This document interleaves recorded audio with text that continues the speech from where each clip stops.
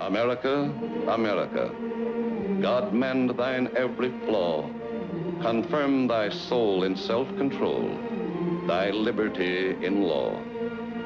O beautiful for patriot dream that sees beyond the years, thine alabaster cities gleam undimmed by human tears.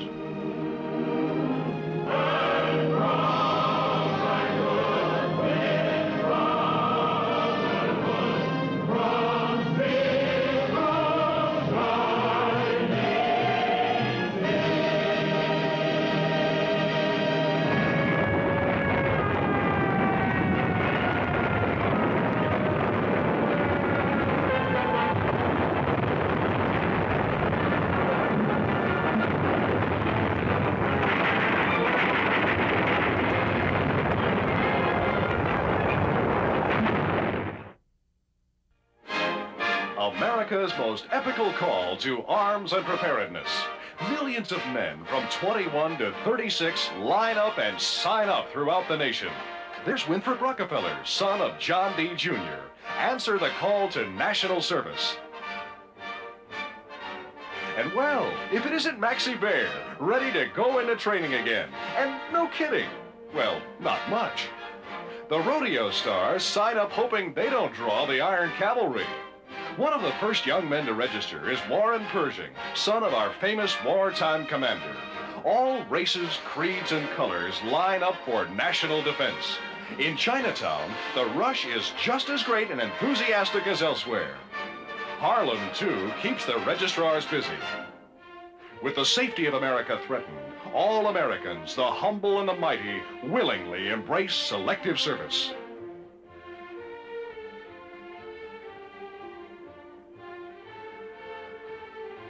From the White House comes a definite promise by the President to those answering their nation's preparedness call. Our present program will train 800,000 additional men this coming year. It is a program, obviously, of defensive preparation, and of defensive preparation only. The 16 million young men who register today, I say that democracy is your cause. The cause of youth. From coast to coast, Americans seem more than willing to say goodbye to 1940. In New York, scenes like these on the gay White Way are duplicated east side, west side, and all around the town. See out the old year and welcome the new, and do it in style. Forget the war, elections, higher taxes, and that last payment on the car. And brother, greet 1941 with new hopes and new resolutions. Resolutions come tomorrow, along with the headaches. Tonight, it's eat, drink, and be merry. And watch out for those bubbles. America is in a gay and festive mood as the old year slips away, greeting the new year with renewed hopes and renewed vigor to face whatever comes. Before a joint session of the new Congress, President Roosevelt gives his 1941 message, asking for increased taxes to finance all-out aid for the democracies fighting aggression. Our most useful and immediate role is to act as an arsenal for them as well as for ourselves.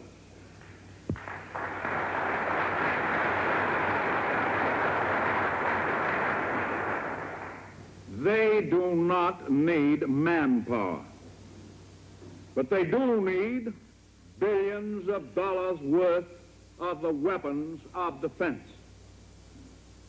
The time is near when they will not be able to pay for them all in ready cash. We cannot and we will not tell them that they must surrender merely because of present inability to pay for the weapons which we know they must have.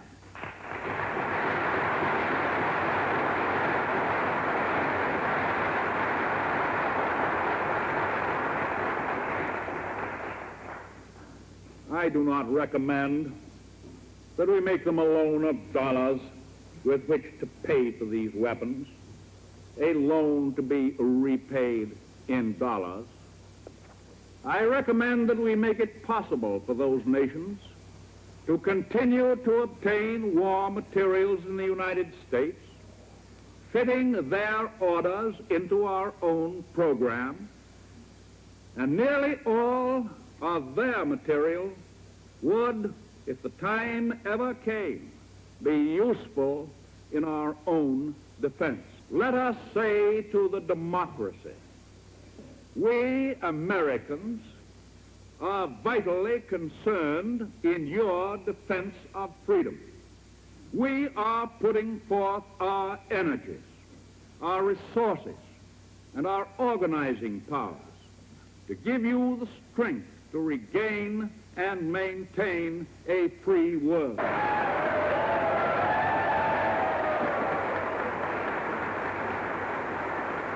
We shall send you in ever-increasing numbers ships, planes, tanks, guns. That is our purpose and our pledge. General de Gaulle, leader of the Free French forces, inspects French naval vessels now in English ports and soon to go into action against the Axis, side by side with British naval forces. Fine, up-to-date craft. Among them, a plane-carrying submarine. Proof that the tricolor still waves. Seattle prepares for the first big city blackout test in America. City officials and Army officers make and announce complete plans. The streets are made ready for pedestrian safety zones during the blackout, and windows are blackened in key plants.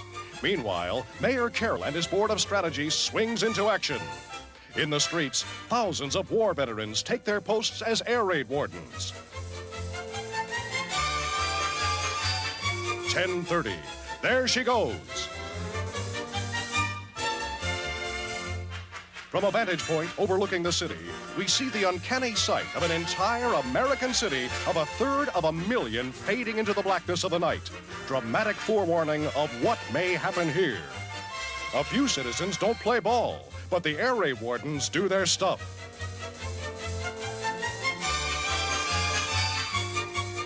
At nearby Fort Lewis, anti-aircraft units go into action to repel the raiders. America is on guard. One of the most reassuring items on the national defense horizon is the Glen Martin plant.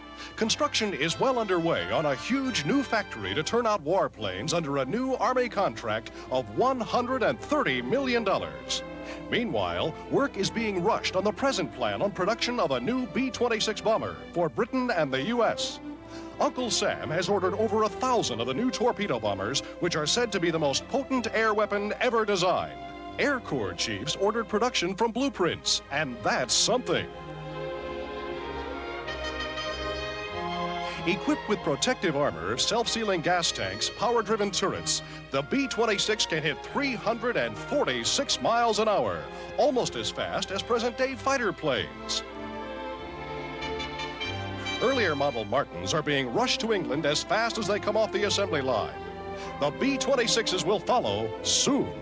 American-built Eagles are spreading their wings fast.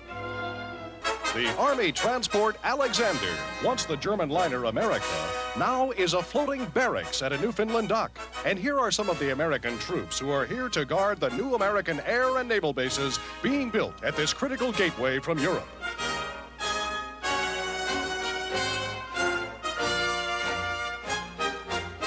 The doughboys up here are getting plenty of winter training, all right.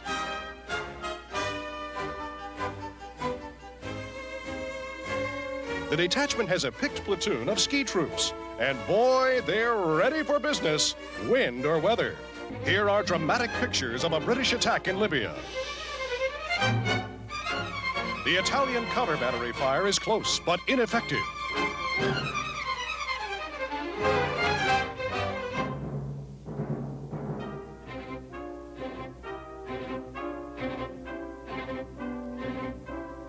Mechanized forces now go into action as planes spot the enemy strongholds. Heavy enemy fire is directed at the tanks, but they plow forward regardless.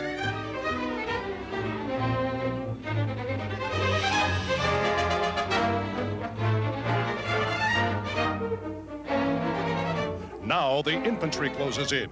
Australians they are, and the battle's in the bag. Another Mediterranean port falls to General Wavell's army, plus plenty of prisoners. The British bombing and artillery fire have set fire to oil and other stores. Alert and ready for action, the Australians occupy the town, but find no signs of resistance. Only a few undersized dogs of war left behind. The doghouse they can save for Il Duce. It's another brilliant victory for Wavell's brave Australians. History was made when Henrik de Kaufmann, minister from Denmark, and the United States government signed an agreement permitting the United States to take over the protection of Greenland and to set up air bases and other fortifications there. The Danish government repudiates the agreement, but the United States says it's okay. This agreement between the United States and Denmark relating to the defense of Greenland is by now known to my countrymen in Denmark. Sitting by their radios under the blackout that covers Denmark now, they will have heard the President's statement.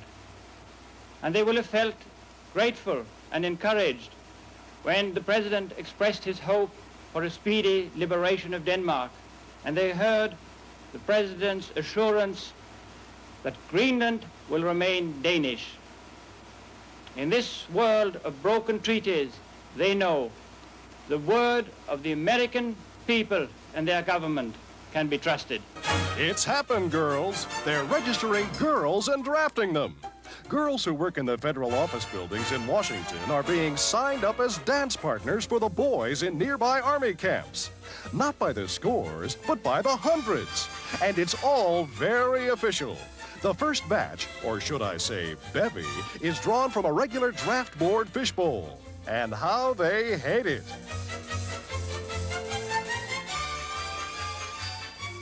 The idea is to make the stay of selectees at camps around Washington a pleasant one. And brother, they certainly are going about it the right way. What a war, what a war. What'll you bet that exemption claims don't drop? Civilian workers at the Washington Navy Yard now carry gas masks. They never know when a gas mask drill alarm will be sounded. That alarm means put on masks, stop machines, and get outside as fast as possible.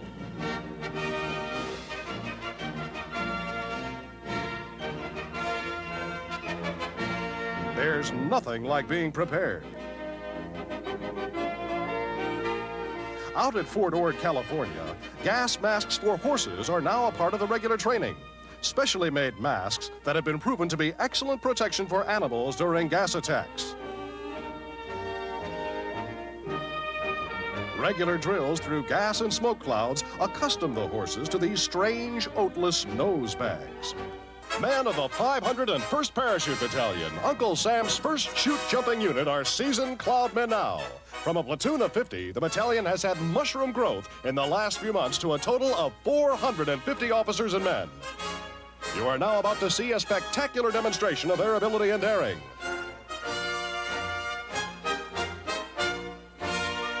This scene in slow motion shows how the first few seconds must drag out to the men jumping.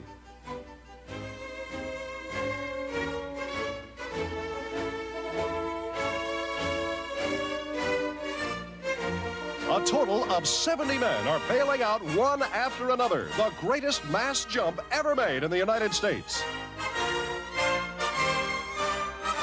The 501st Battalion will soon be divided to form the beginning of 3 or 4 more battalions. It takes nerve and daring, all right, and when the men are well trained, landing is as easy as falling off a log. Malta, Great Britain's island fortress and naval base in the Mediterranean, is a sharp thorn in the side of the Axis partners. They're used to bombing here. They've bombed almost every day. But here's one day they'll long remember.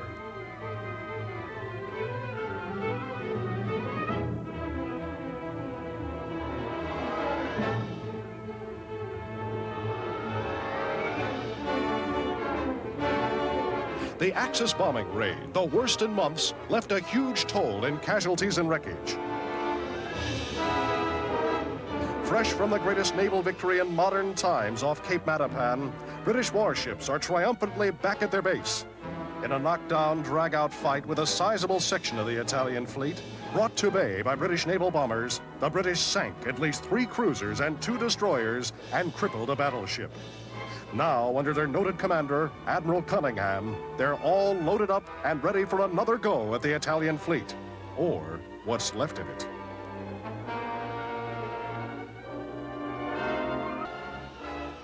This will give you an idea of the tough country the British troops of Wavell's army tackled in their drive.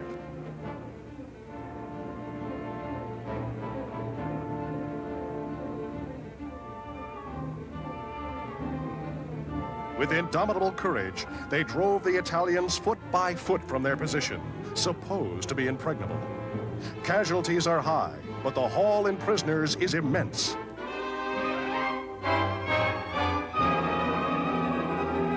The war is over for that bunch, and I'll bet some of them aren't a bit sorry. Once over the hill, Cherin, the goal of the British advance, is quickly taken. It is the key to Asmara and the coast. Few important buildings in the town were damaged. The day's work by the British probably has given the Duce himself a terrific pain in the axis.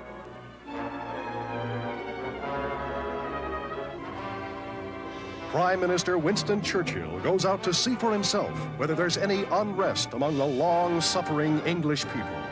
And the reception he gets is ample proof to him that he is even more popular than ever as their war leader. Furthermore, he finds that they are far from downhearted, despite the continual bombings they have undergone.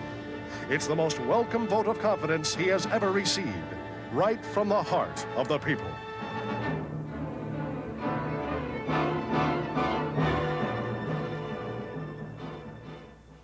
The ill-starred Vichy government of France, yielding to pressure from Germany and Japan, has granted almost complete military control to Japan and French Indochina, and already thousands of Japanese troops have moved in. Thailand, too, is threatened, but the major threat is against Singapore. War in the Pacific looms closer than ever before. President Roosevelt has frozen all Japanese assets in the United States. And as the Emperor of Japan calls 1 million more men to the colors, with the Japanese war party well in the saddle, more economic curbs on Japan by the United States and Britain are daily expected.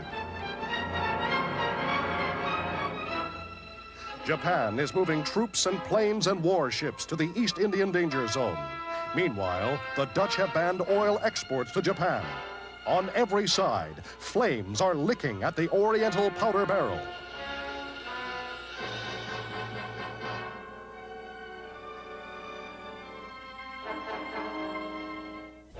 In the most bizarre and astounding event of the war so far, Rudolf Hess, number 3 Nazi, seen here going about his activities as confidant and chief party leader for the Nazi warlord Hitler, is now a prisoner in Scotland after a mysterious solo flight from Germany. Unarmed, he was captured by a farmer after bailing out when his gas supply ran low. A mysterious trip that has the whole world guessing. The Nazi leader took off from Augsburg and headed straight for western Scotland, where an old friend of his, the Duke of Hamilton, has an estate. His mission? Who knows? Perhaps a plan for peace, perhaps an escape from personal enemies or impending events in the Reich. Germany says he has lost his mind. Britons think the fantastic trip may be a Nazi ruse, a Trojan horse of another color. When he was found with his parachute after his plane had crashed, Hess said his trip was made to save humanity.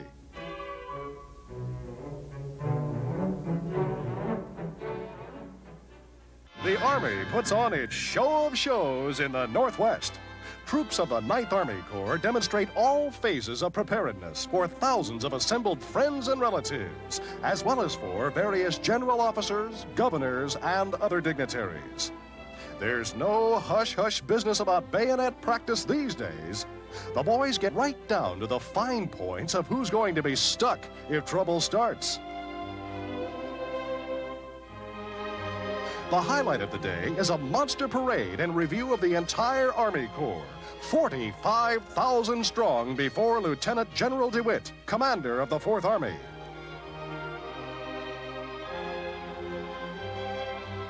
Made up of the famous 3rd and 41st Divisions, the 9th Corps is ready for business. and how. The USS Drum, 35th submarine built at the Portsmouth Naval Yard, slides down the ways after christening by Mrs. Thomas Holcomb, wife of the Marine Corps Commandant. Authorized in 1934, the new undersea craft will soon join our expanding first line of defense, the greatest sea drama of the war. Torpedo planes from the British carrier Ark Royal head for the Nazi raider Bismarck as British warships close in on the fleeing battleship. The chase gets hotter as speedy planes report the enemy's position.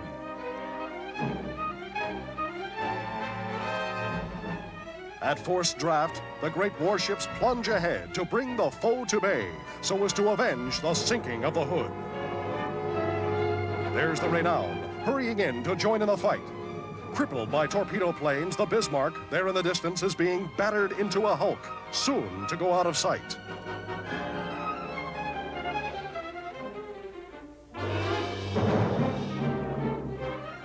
After victory comes celebration on the British ships, including the carrier Victorious, which got in on the fight, and the Norfolk with its lucky mascot.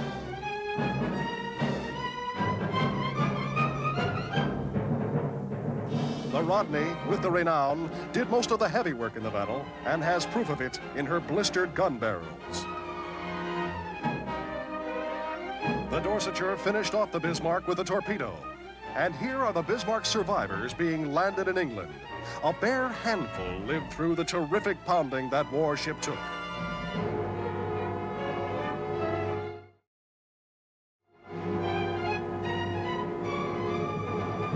Many of those saved came through without a scratch, but not all of them. But for the entire group, the war's over.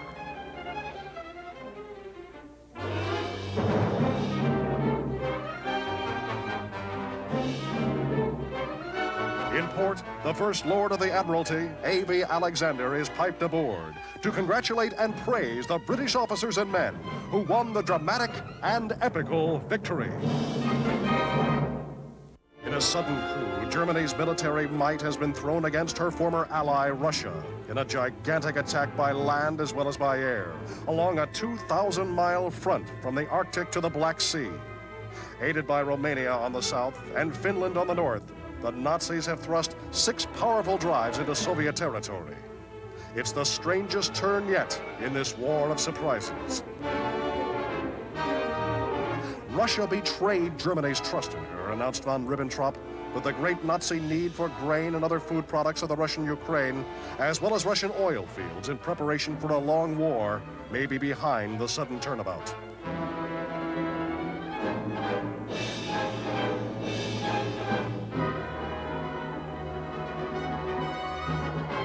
Russia, with its millions under arms, is not a weak and defenseless nation, and is hurling her troops, tanks, and planes to the threatened points. But early reports indicate that the fury of the German attack is carrying deep into Red territory. But the Nazis have perfected this new war terror.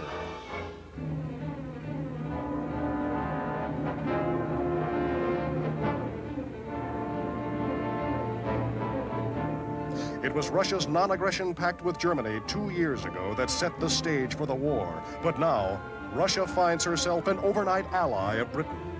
What effect the recent Soviet-Japanese friendship pact will have on the situation is a mystery. 3/4 of the world is now at war.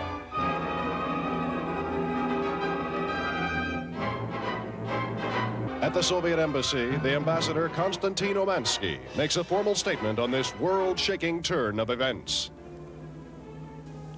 Hitler has miscalculated. Ours is a nation of a moral and political unity and strength unknown in the past.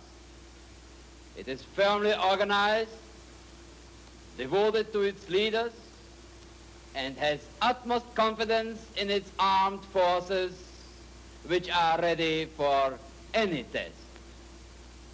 Hitler's attack against my country will be smashed.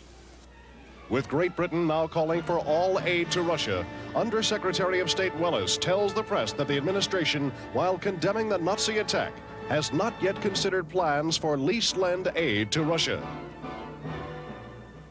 Secretary of Navy, Knox, conducts the ceremonies that mark the second draft drawing. The Secretary chooses a selectee from the previous draft, Staff Sergeant Robert Shackleton of Fort Dix, to pick the first number from the famous Goldfish Bowl. The lottery will determine the order number of 750,000 who have reached their 21st birthday since the last draft. Another step toward the deferment of older selectees.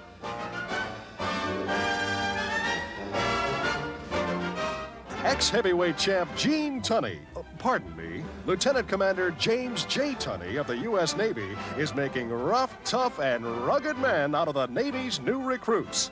A 2-mile run before breakfast? It's just an appetizer.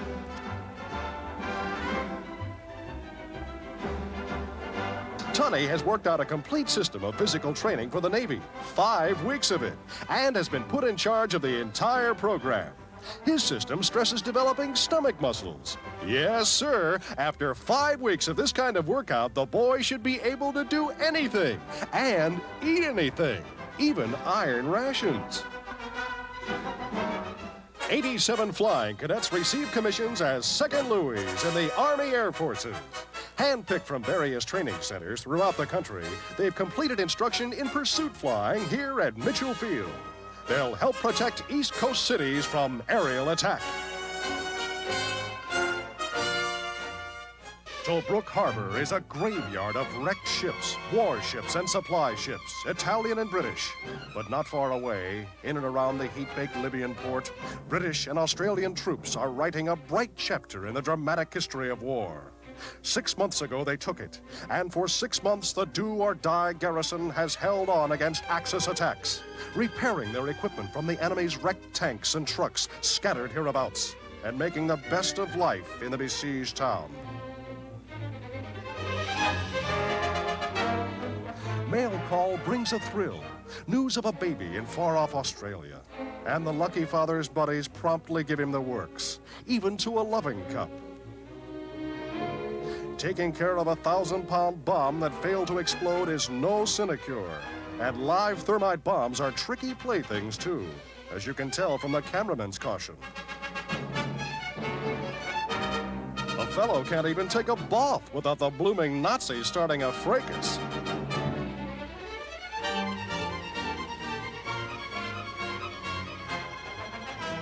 Hundreds of German and Italian tanks and other combat vehicles have been knocked off by British guns and dive bombers in the many attacks on the desert stronghold. British raiding parties also take their toll of enemy lives and equipment. Great numbers of Nazi and Italian prisoners have fallen into the hands of the heroic garrison, including many German tank crew members.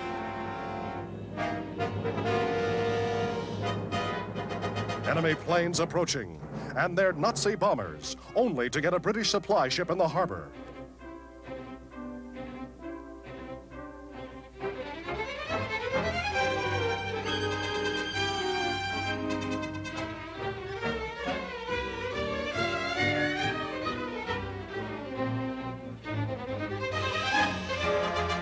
They got her that time.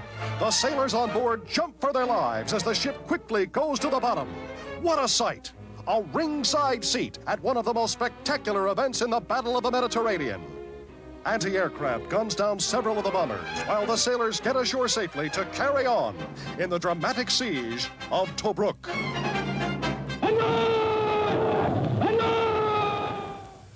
Cordell Hull, American Secretary of State, had used every means at his disposal to check Japanese aggression.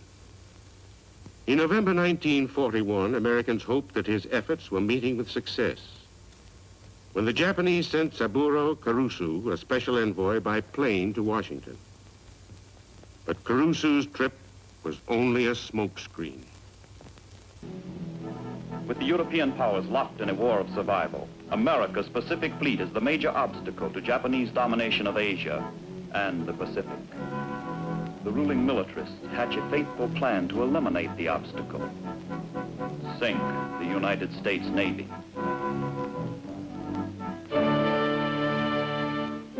Guns are sighted on Pearl Harbor, the key to America's defense in the Pacific, the headquarters of the United States Pacific Fleet. Japan knows the attack she is planning means war. But if she sinks the principal striking force of the United States Navy, the prize is worth the risk. Such bold designs demand hard study and exact intelligence.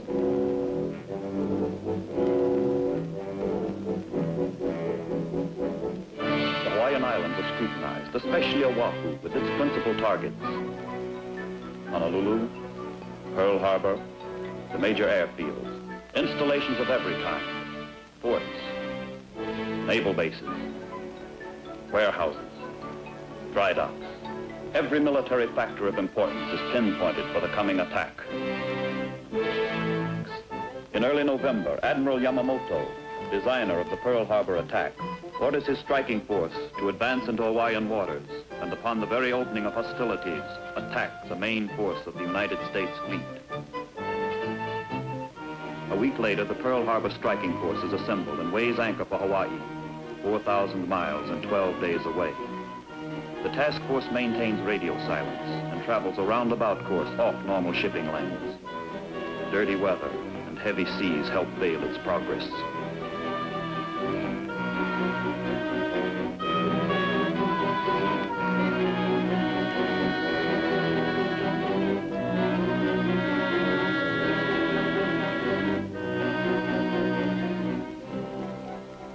There has never before been so powerful a striking force in the Pacific. 2 fast battleships, 6 of Japan's newest and finest carriers, a screen of 8 destroyers, 3 cruisers and 3 submarines. Aboard the carriers are 40 torpedo bombers, 135 dive bombers, 104 horizontal bombers, and 81 strafing planes. A total of 360 aircraft.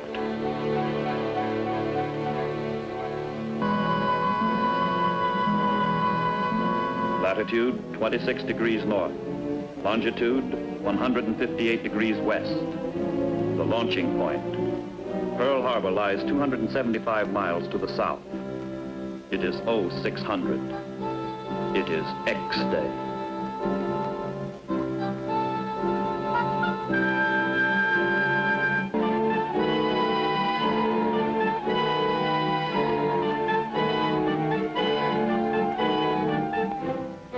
Five 5,000 miles away in Washington, it is almost noon.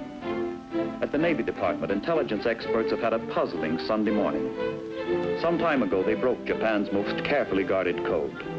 They've deciphered a dispatch from Tokyo to the Japanese embassy. Secret instructions reject America's request for mediation in the Far Eastern crisis. Order negotiations broken off. Exactly what this means, no one knows.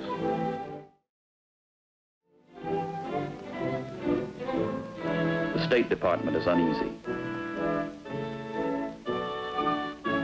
Secretary Cordell Hull awaits another crucial conference with the Japanese ambassador and a special envoy from Tokyo, scheduled for 1 o'clock. The Japanese ask for a 45-minute postponement, but there is no delay in the flight of their warplanes toward Hawaii.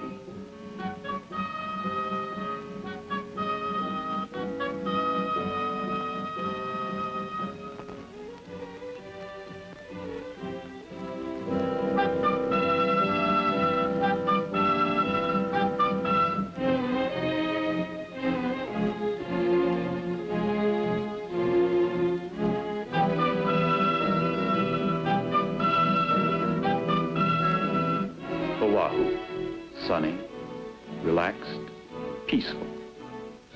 Flying weather good, visibility clear. Slowly life begins to stir on the island.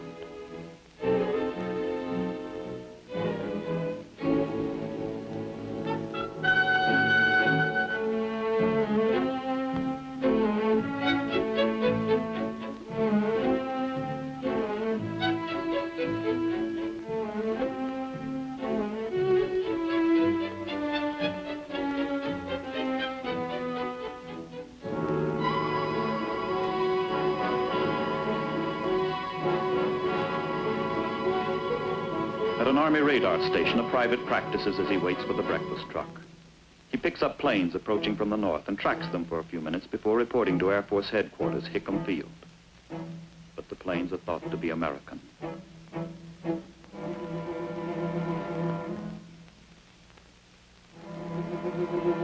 minutes to 8. December 7th, 1941.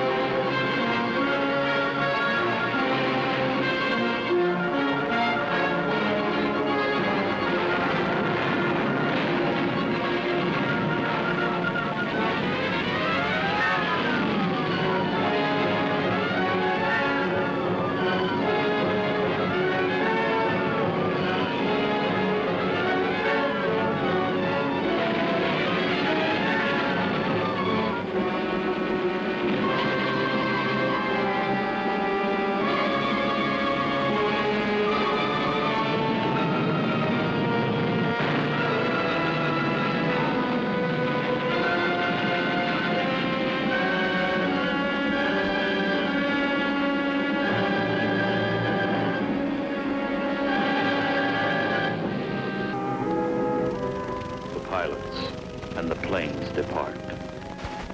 Never in modern history has a war begun with so smashing a victory. In 1 hour and 50 minutes, the Japanese have sunk or shattered 8 battleships.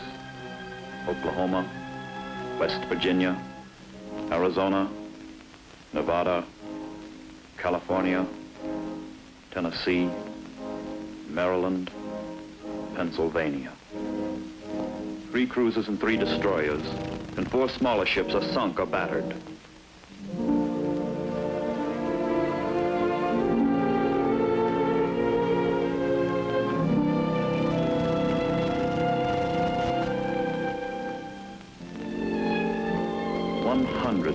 Planes and most of their hangars demolished. America has been attacked without warning. That's the dramatic, the almost fantastic news that Presidential Secretary Early tells the press. And throughout the nation, the news is flashed. It's war. American lives lost, American property destroyed. With growing resentment, Americans learn of the treacherous assault. We didn't start this war, but we can finish it.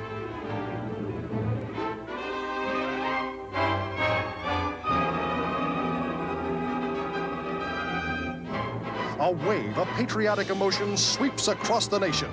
In our greatest hour of peril, a new unity and resolve binds us together. All leaves canceled, troops called back into uniform. But meanwhile, in the far-off Pacific, Guam has been attacked by Jap ships and planes. It's reported almost destroyed.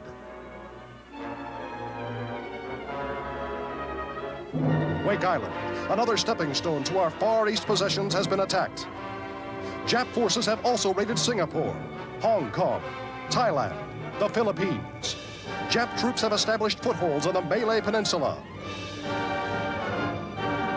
American sailors return to battle stations. Men for our great Navy, now facing the long-awaited test in the Pacific. They're ready for action in the fighting tradition of our great Navy.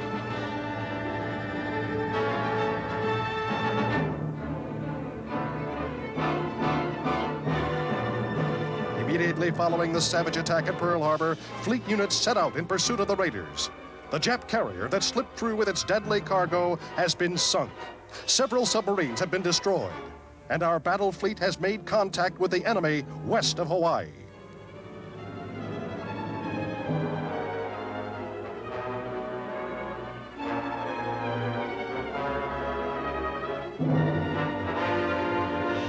There's work ahead. A grim job for men and ships of our Navy, and a job for all of us at home. Now is the time for Americans to forget past differences, to work with renewed strength for the victory that will surely be ours. Yesterday, December 7th, 1941, a date which will live in infamy. The United States of America was suddenly and deliberately attacked by naval and air forces of the Empire of Japan. The facts of yesterday and today speak for themselves. With confidence in our armed forces, with the unbounding determination of our people, we will gain the inevitable triumph, so help us God. Here's a sight you never saw before. Times Square being literally cleared in a few moments on a busy day. The answer, of course, is that there's an air raid warning test.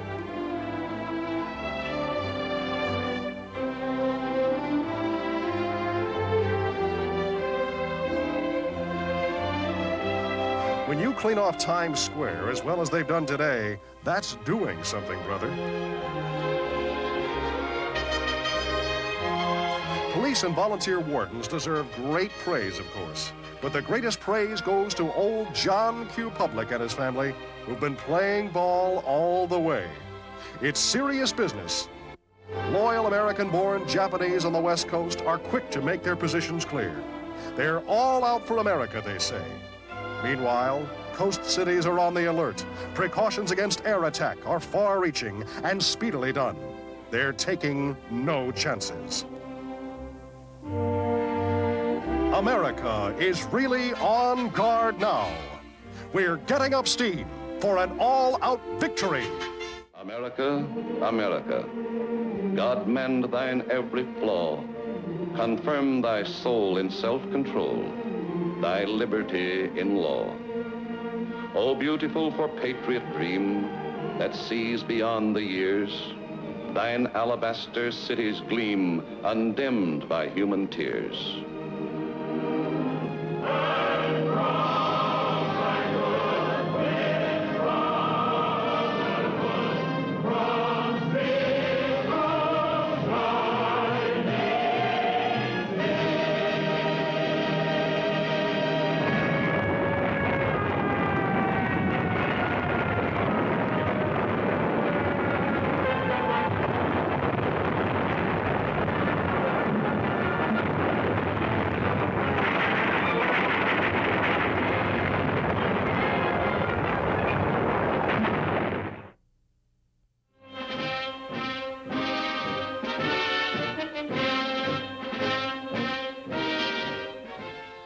This was the Europe of 1941.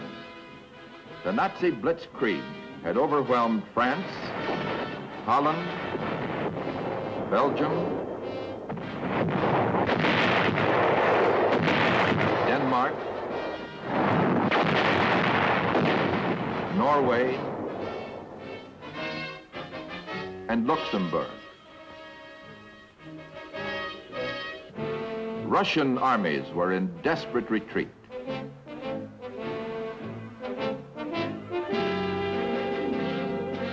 The German Air Force was raining death and destruction on England.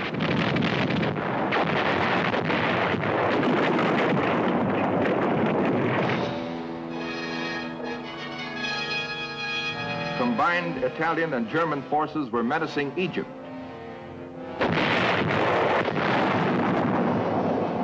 Their objective, to defeat an opposing British army and dominate all North Africa.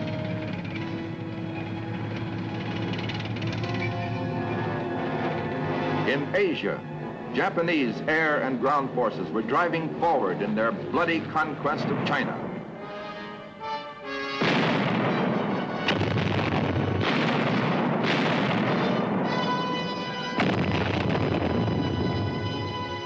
Only one of the world's major powers was still not at war, the United States. It was a Sunday afternoon in December 1941.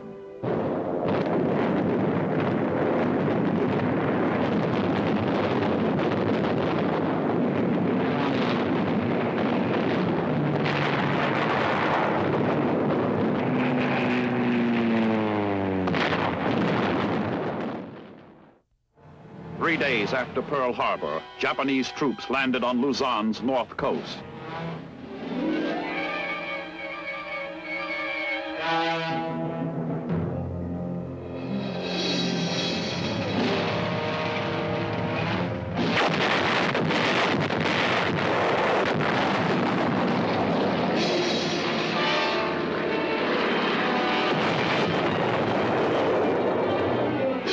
The following day, still another Japanese landing was made on Luzon's east coast. On the 21st of December, the main Japanese invasion force hit the eastern shore of the Lingayen Gulf. Troops came pouring ashore from 80 transports.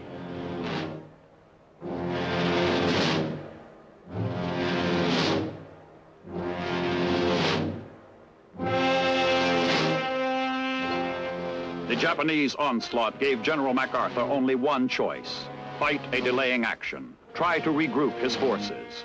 It was a monumental task. The Japanese had struck swiftly, suddenly, devastatingly. They pressed forward unchecked.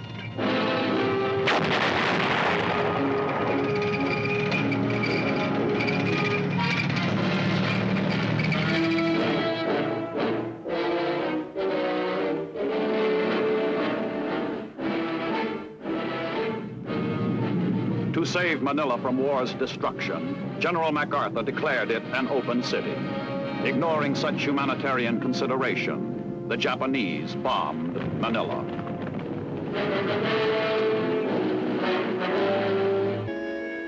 On the last day of 1941, MacArthur withdrew to the mountainous terrain of the Bataan Peninsula, for Bataan and Corregidor commanded Manila Bay.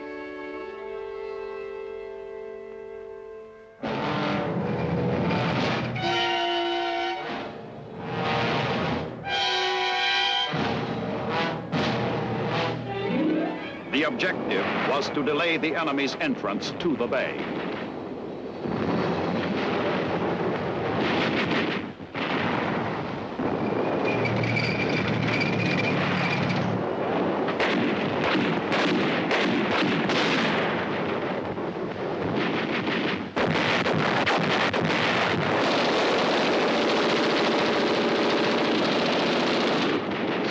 MacArthur and his battling bastards of Bataan, as the troops in grim humor called themselves, knew they were fighting a losing battle.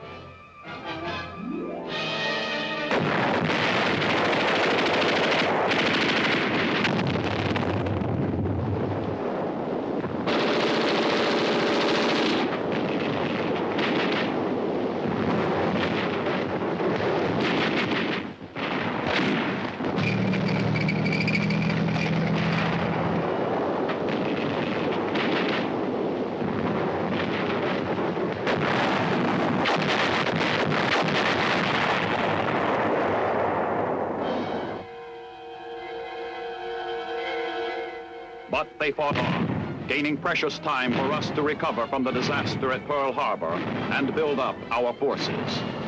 Hollywood's most famous movie stars leave the film capital to help the government sell war bonds. Irene Dunn, Ronald Colman, Hedy Lamarr, Greer Garson, all part of a contingent of some 50 screen celebrities giving their time and talents to aid the national war effort.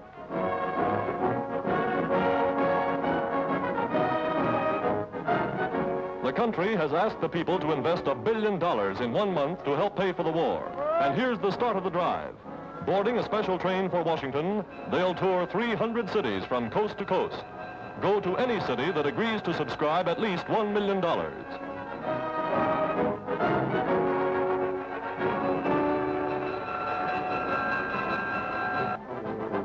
Yes, in democratic America, everybody is doing his bit. There goes Jimmy Stewart on his way to enlist. One of the most popular stars on the screen.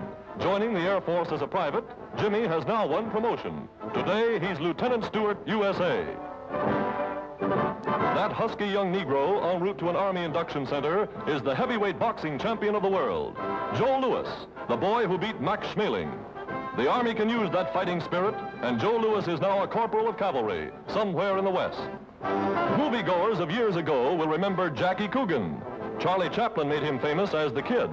Well, Jackie's in the Air Force now, a staff sergeant and qualified glider pilot. A movie star of modern times is sworn into service.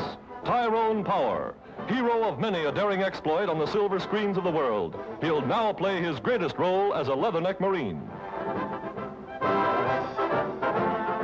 Somewhere in Egypt, President Roosevelt's eldest son, James, sees war as a major of Marines. Today, that experience stands him in good stead.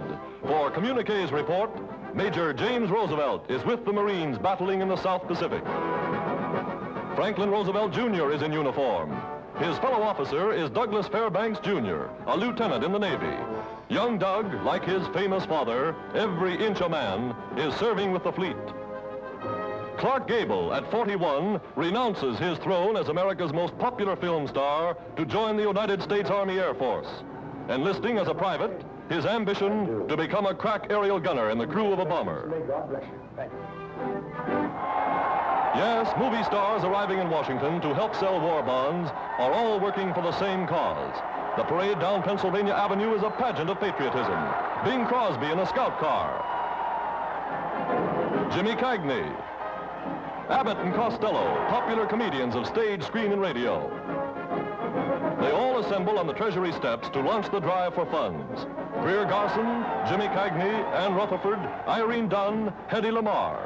And how that crowd lines up to buy bonds from their favorites. They buy knowing that every dollar invested helps send more planes, tanks, and ships to the United Nations. This is the people's way of saying, from the home front to the battlefront, From movie stars to sales clerks, America's 130 million citizens are in the war. There were other prime targets marked by the Japanese. They bombed British Singapore and its great naval base. The British fought back, but it was the same losing fight that our troops were waging in Bataan.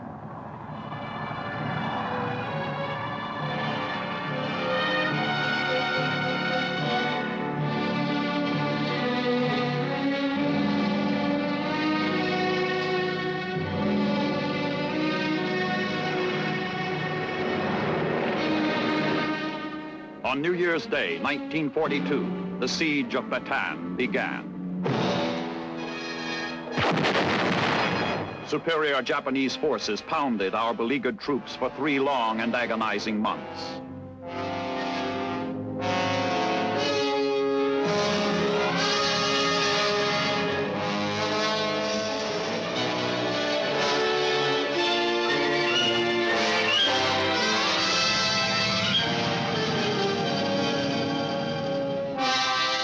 On February 22nd, 1942, President Roosevelt ordered General MacArthur to leave the Philippines and proceed to Australia as Supreme Allied Commander in the Southwest Pacific. MacArthur turned over his command to General Jonathan Wainwright.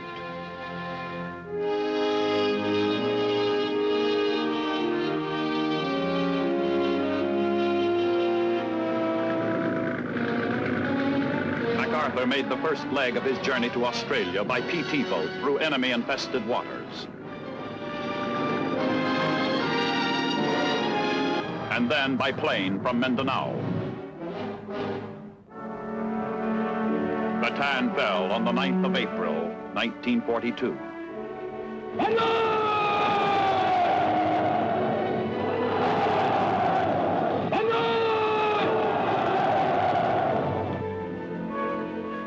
Thousands of captured American and Filipino prisoners of war began their infamous death march. Hundreds were to die, felled by exhaustion and by the bayonets of their captors. To those self-designated battling bastards of Bataan who starved and fought on, the nation owes a debt it can never repay. Corregidor remained our last foothold. What once had seemed an impregnable rock fortress now awaited its inevitable doom.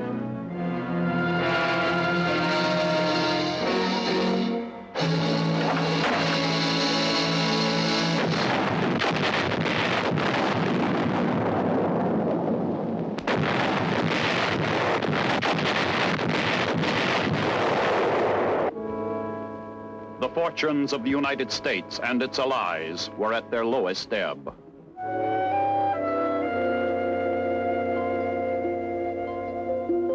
But the Japanese were soon to learn that their homeland was vulnerable to surprise attack. April 18, 1942, 16 B-25 bombers led by Lieutenant Colonel James Doolittle prepared to take off from the deck of the aircraft carrier Hornet. Their target, Tokyo, and 4 other major Japanese cities with carefully selected military targets. It was only 9 days after the fall of Bataan.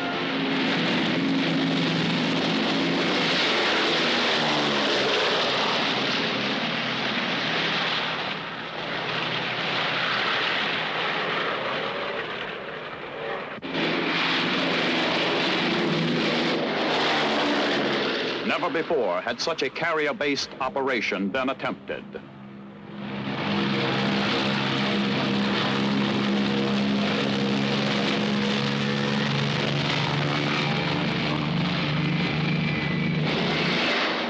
The psychological effects of the raid on Tokyo were even greater than the material damage inflicted. It raised the morale of all Americans. It shocked the enemy into realization that we had the will and the wherewithal to carry the war to the heart of his own homeland. The world's mightiest bomber plant is rolling. Henry Ford welcomes British and U.S. war supply heads Oliver Littleton and Donald Nelson. The schedule, 1 bomber every hour. Second stop on their tour of inspection is the assembly line of a huge tank plant. 6 months ago, sleek, shiny automobiles were rolling through the grounds. Today, grim, heavy weapons of war are being readied for service at the front. On the Pacific coast, workers in a bomber plant get a visit from America's hero of the hour, General James Doolittle, the man who led the first United States bombing raid on Tokyo. Addressing the men who built the ships that rained bombs on Japan, the general said, "Thanks for some great airplanes."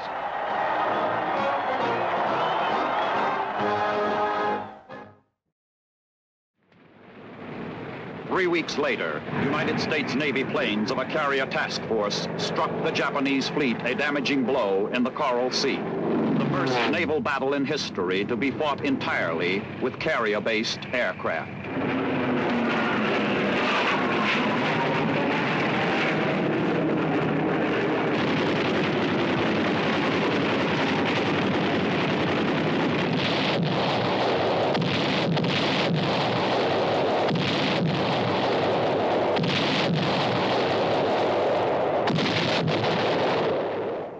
While the Navy was starting to make a comeback, General Wainwright surrendered Corregidor.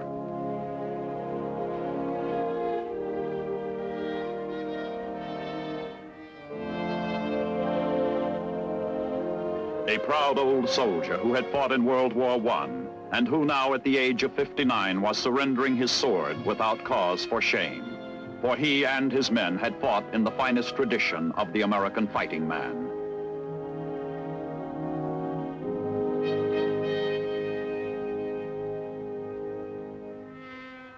Our stubborn defense of Corregidor had put the Japanese conquest 4 months behind schedule and sent General Hama back to Japan, relieved of his command. In January of 1942, President Roosevelt had addressed Congress and the nation to set new and immediate production goals. First, to increase our production rate of airplanes so rapidly that in this year, 1942, we shall produce 60,000 planes, 10,000.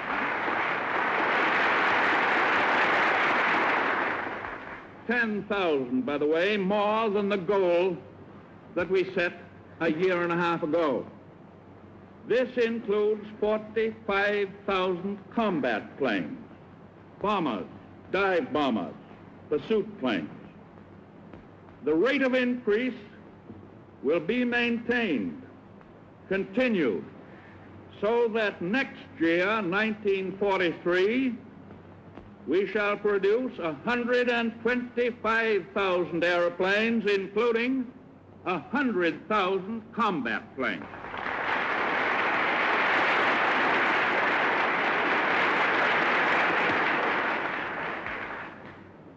Second, to increase our production rate of tanks so rapidly that in this year, 1942, we shall produce 45,000 tanks, and to continue that increase so that next year, 1943, we shall produce 75,000 tanks. Third, to increase our production rate of anti-aircraft guns so rapidly that in this year, 1942, we shall produce 20,000 of them, and to continue that increase so that next year, 1943, we shall produce 35,000 anti-aircraft guns. And fourth, to increase our production rate of merchant ships so rapidly that in this year, 1942, we shall build 8 million deadweight tons as compared with a 1941 completed production of 1,100,000. Immense forces were mobilizing.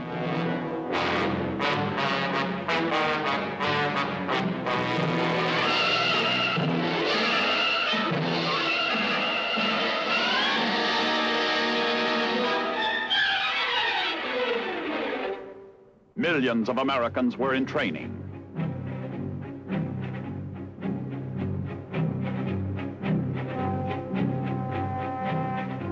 The infantry. Airborne infantry. Field artillery. Anti-aircraft artillery.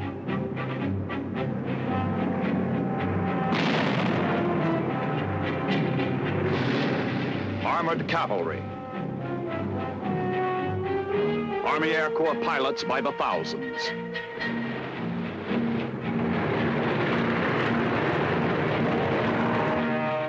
Woman power as well as manpower.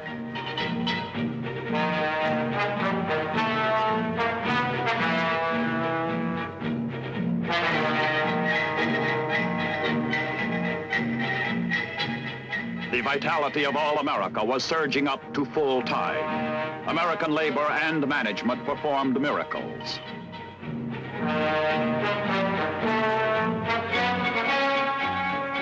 Planes, tanks, guns, ammunition. Tens of thousands of items rolled off the lines to supply not only ourselves, but our fighting allies.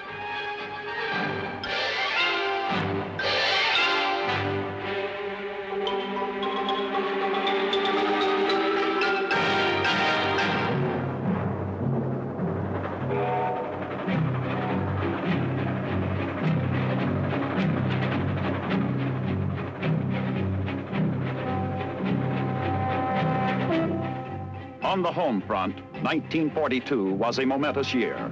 Great plans and stratagems were being laid and coordinated.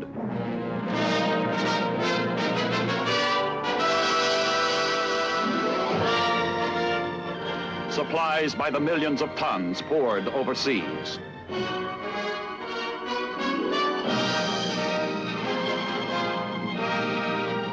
Nazi submarines took a heavy toll.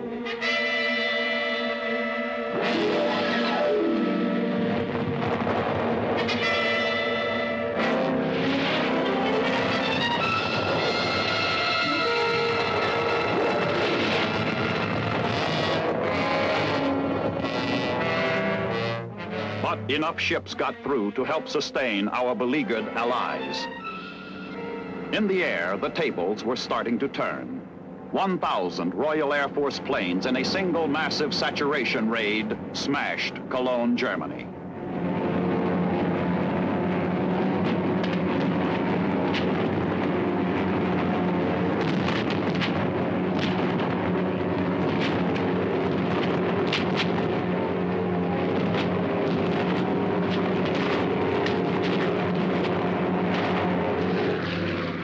In the Pacific, our naval aircraft inflicted the first decisive defeat on a large Japanese fleet, winning the Battle of Midway. Filmed under fire. These are the first pictures of America's great naval victory in the Pacific. Army, Navy, and Marine planes, cooperating with the fleet, surprise a Jap invasion force sent to capture strategic Midway Island, stepping stone to Hawaii and the North American continent. U.S. planes roaring to the attack amid a rain of anti-aircraft fire.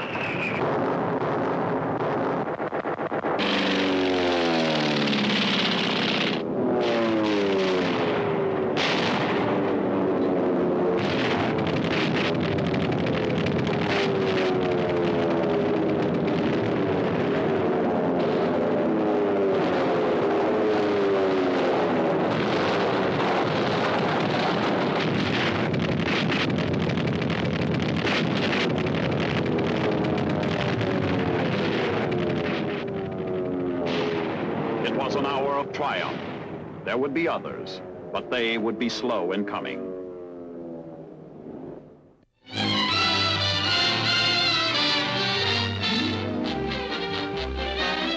Listen, gents, I've been pushing the hack around New York for quite a couple of years, namely 22. It is my personal experience that there is more automobiles in Set City than there is people.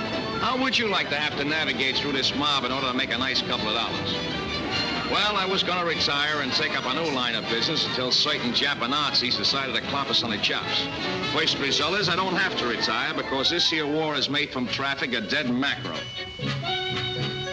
Right away, mobs decide they can put away the Buicks and use the feet. And I'm telling you, getting Dead Story's face is worse than getting into the World Series. This, of course, has now eliminated the Sunday drivers. The way it is now, a person who wants to go from Greenpoint to Harlem has got to use the subways. So everybody is very happy with the possible exception of the street cleaning department, because a lot of people from Brooklyn had forces hidden under rocks from which they now have come out of retirement. Now I got something else in my mind. This is the old village after dark with the masses lighting up the double crossroads of the world, the main stem, the hardened artery. You're right, brother, good old Broadway. It was a kind of a pretty sight with the neons twinkle like little stars in sections like Flatbush and even Staten Island. Well, this here practice is now a memory. We got ourselves a dim on account of the way the ships stand out against our lights. So, come 6 o'clock, Fifth Avenue looks like it was in Hackensack, and I wouldn't have believed it. I also wouldn't have believed it if you said you couldn't go to Louis the grocer and buy all the tomato and pea soup you wanted, like, for instance, this dollar's doing in the good old days before this war, on which you gents is an expert. A lot of you also had to have the Mizuma to pay for that hardtack. But that's not the problem now. You can have a zillion bucks, but the way it is now, you got to be a certified public accountant to buy a can of pork and beans. This improvement is what is known as rationing, which I will now explain to you. First, you got to add up what you got, like these ladies are doing.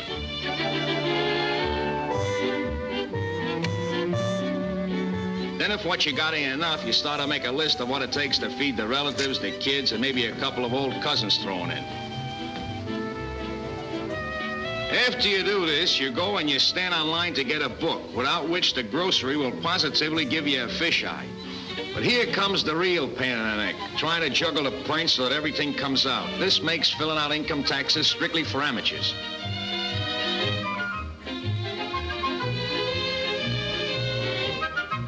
And there are lots of people who now wish they hadn't played hooky when a teacher was giving out with addition and subtraction. Because if you don't figure right, you have nothing to chew on but fresh vegetables, which is hay strictly for citizens that chew their cuds, or maybe rabbits.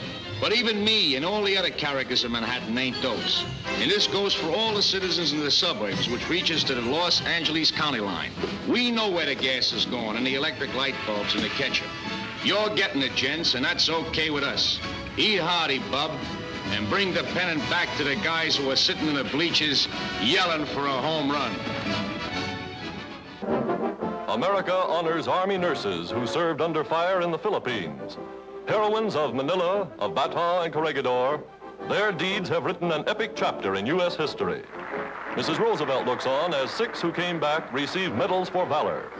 To student nurses, their courage is an inspiration. Caring for the wounded until told to go, they were the last to leave. On the home front, women enlist for less glamorous, less hazardous, but equally important work in industry. Replacing men who are called to the colors, these girls are operating one of the nation's biggest lumber mills.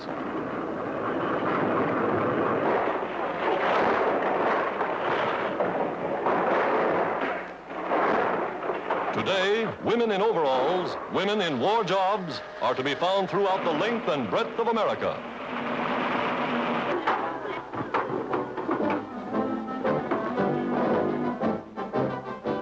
Even at Army proving grounds, the so-called weaker sex is doing a man-sized job. Testing tanks is just daily routine for this all-girl crew.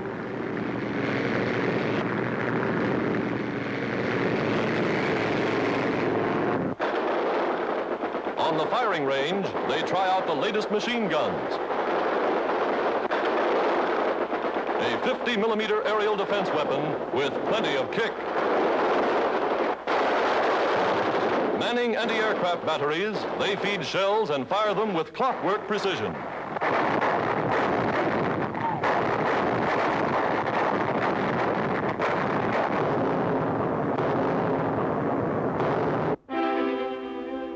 Our top military leaders were now taking the high places reserved for them by destiny. General Douglas MacArthur, commander in the Southwest Pacific, and Admiral Chester Nimitz.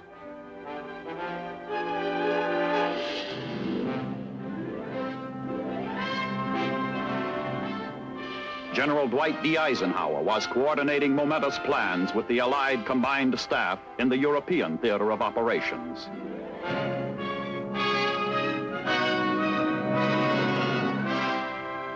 General Leslie McNair, commanding general of all American ground forces.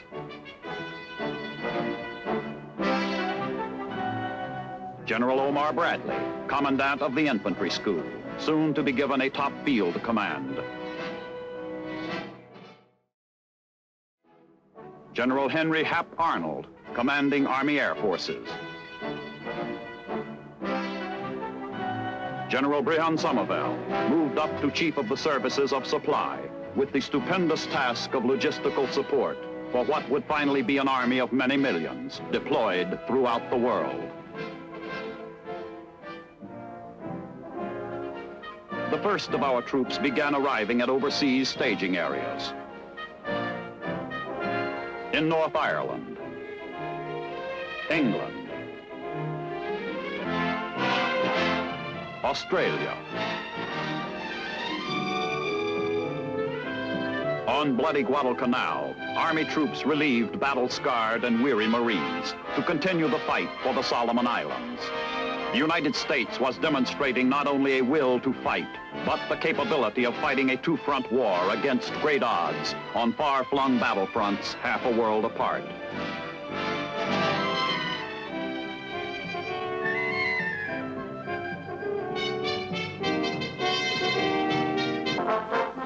Guadalcanal Airport, the tiny patch of land for which Japan has sacrificed a fleet of warships and thousands of fighting men, still bristles with United States bombers. For the forces that control Guadalcanal command the approaches to Australia, hold mastery of the skies over the vitally important Solomon Islands.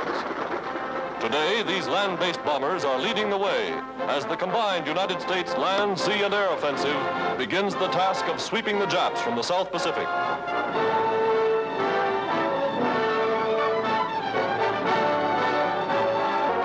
Plunging into malaria-infested jungles, the Marines steadily, doggedly enlarge their hold on the island. At an advanced base, they enjoy their first rest in weeks. They have the advantage of an uninterrupted supply line, and they get nothing but the best.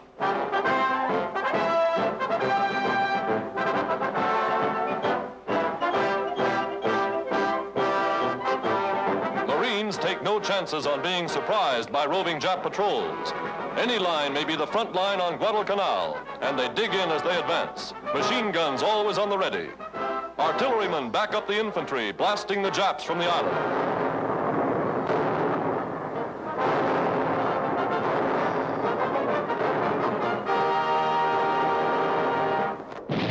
On the 8th of November, 1942, American amphibious forces struck the shores of North Africa.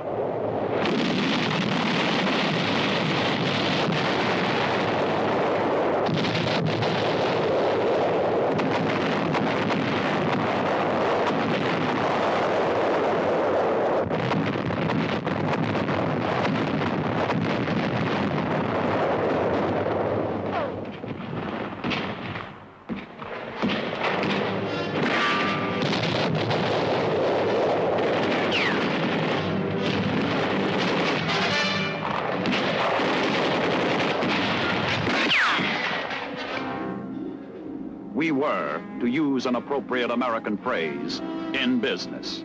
The business of an all-out fight against powerful aggressors who had reached out to conquer the world. We had come thousands of miles, but not for conquest.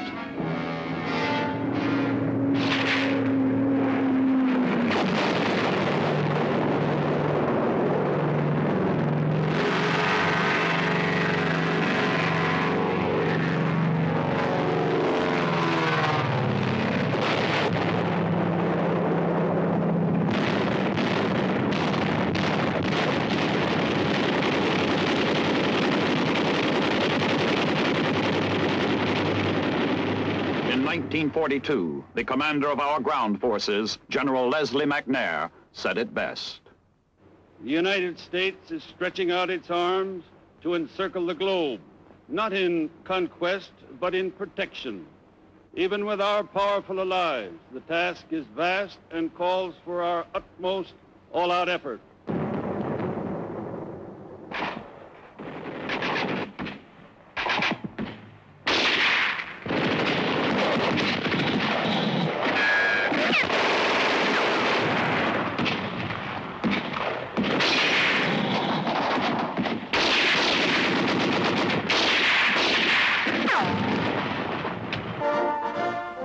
Behind the scenes in a U.S. war plant, rushing the manufacture of Army Scout cars. Here is a vivid example of how the famous American auto assembly line has been converted to speed equipment for war. American engineering genius for mass production, getting things done in a hurry.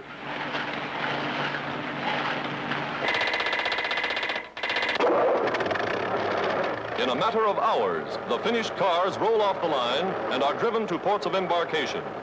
Yankee soldiers called them Jeeps, and the world will be seeing a lot of them. New to this war, they're the legs of America's motorized infantry.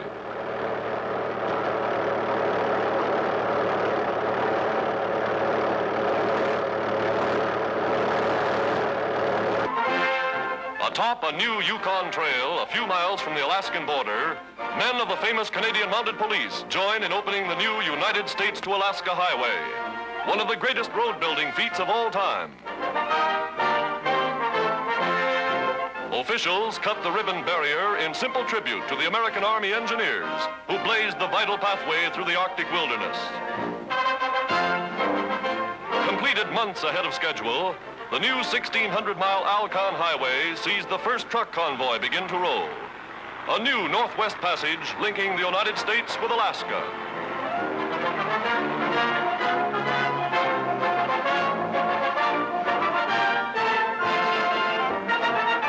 One year after entering the war, United States gains in naval tonnage shatter all records. Here, the Belleau Wood, laid down as a cruiser, goes down the ways. The third aircraft carrier launched within 3 months.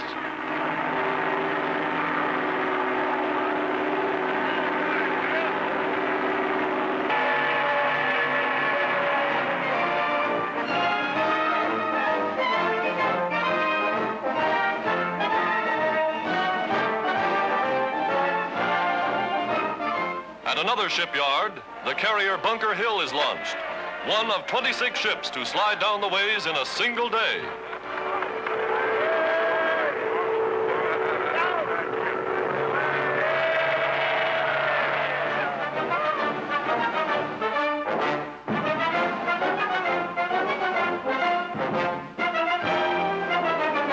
Queen of them all, the giant new USS New Jersey, mightiest battleship ever built. 5 stories high, she's the fastest afloat. Armament and guns, naval secrets. The New Jersey will soon be in action with the fleet.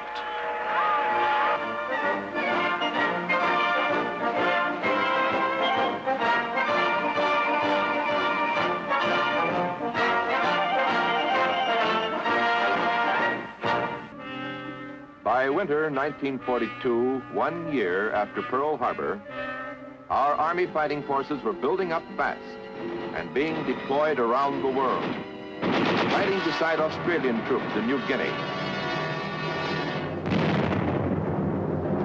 on Guadalcanal, where they had taken over from the long embattled Marines.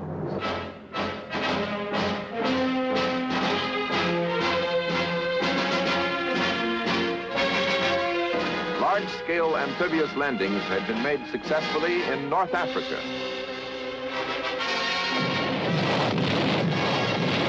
Joining up with the British and the fighting French.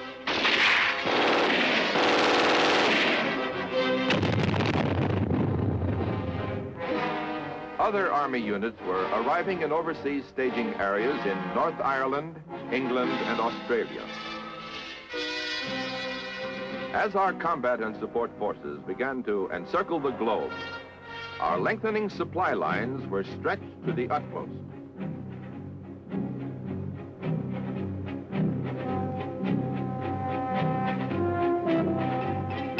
An army cannot fight without food, clothing, weapons, ammunition, medical supplies and services, transportation, armor, and aircraft that must be constantly supplied with fuel and as constantly serviced, repaired, or replaced.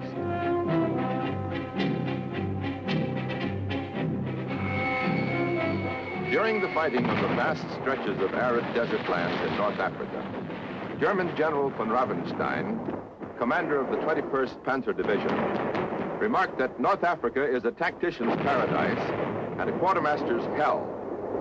An American or Allied commander could very well have made the same statement.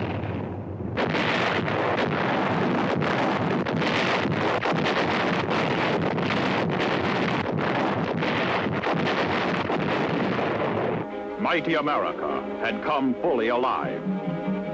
A revitalized agriculture reached the largest food production goals in the history of mankind. Food not only for ourselves and our allies, but for the hungry populations of the countries our armies would liberate and occupy.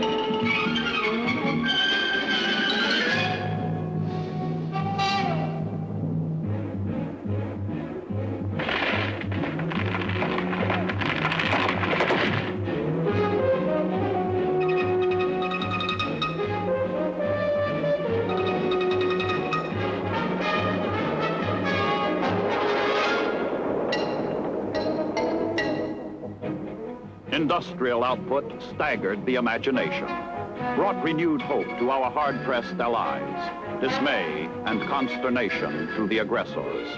It amazed even ourselves.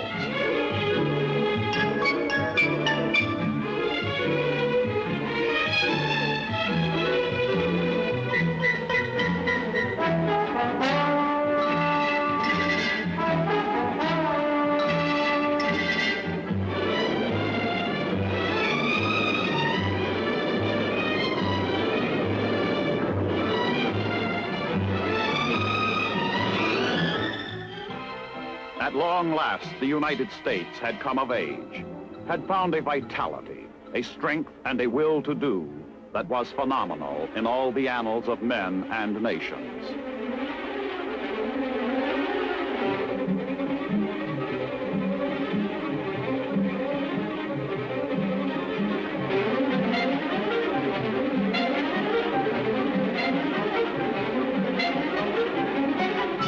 Great convoys of ships stretched out as far as the eye could see, carrying the millions of tons of cargo we kept pouring overseas.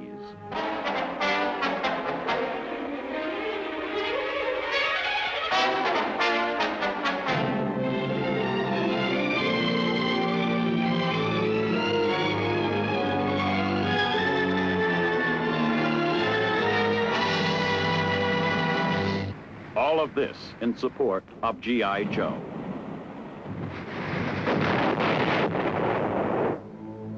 And who was G.I. Joe?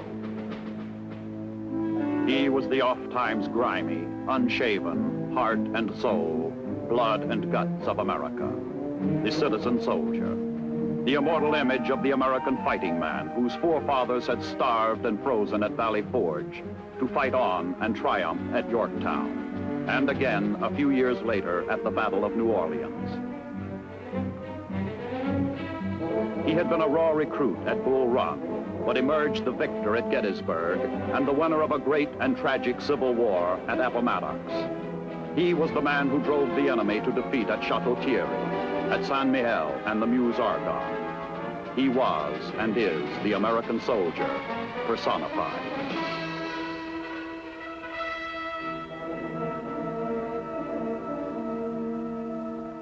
And who were his leaders? Marshall, Eisenhower, MacArthur, McNair, Bradley, Devers, Patton, Clark, Hodges, Kruger, Eichelberger, Patch, men like McCulloch, men who possessed the indomitable spirit and genius of Washington. Winfield Scott, Andrew Jackson, Grant, Sherman, Sheridan, George G. Meade, Robert E. Lee, John J. Pershing. This was the heritage of American military leadership in World War II, a heritage they could not and would not fail. Their one and only goal, victory. From buck privates to four-star generals, these were the priceless outpouring of America's greatest resource, the product of more than a century and a half of freedom, of democracy in action, of a great dream that their forefathers had fought for and made a reality, and which these, their sons, were fighting to preserve. America, America, God mend thine every flaw, confirm thy soul in self-control, thy liberty in law. O beautiful for patriot dream that sees beyond the years, thine alabaster cities gleam undimmed by human tears.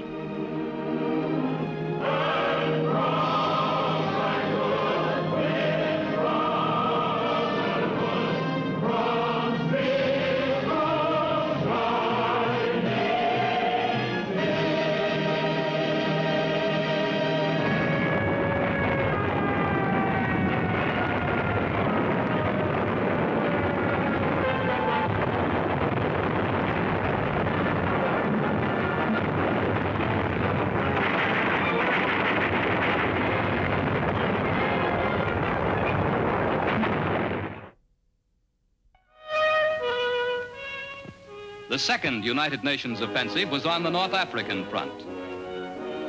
British General Alexander had taken over the supreme command in this theater. General Montgomery led the British 8th Army. At El Alamein, on the night of October 23rd, 1942, the Allies started their drive against the German Afrika Korps.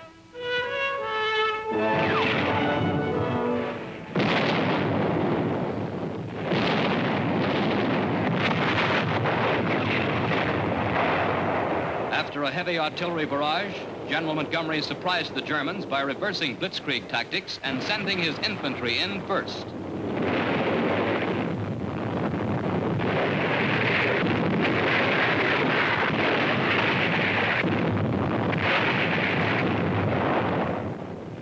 A week later, British tanks were pouring through a gap in the enemy's lines.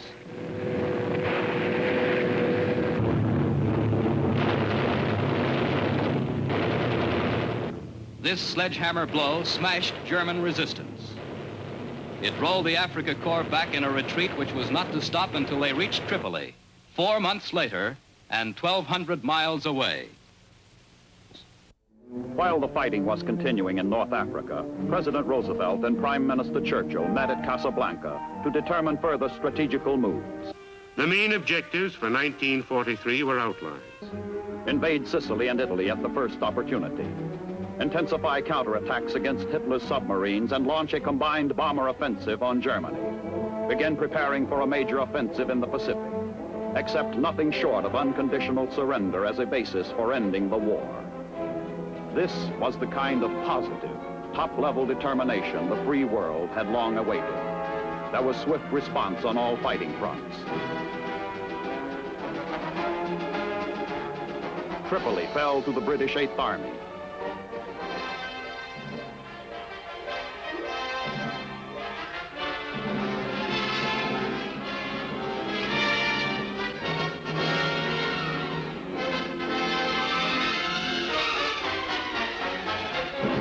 In bitter fighting, Nazi tanks hurled back Allied forces to the Algerian border.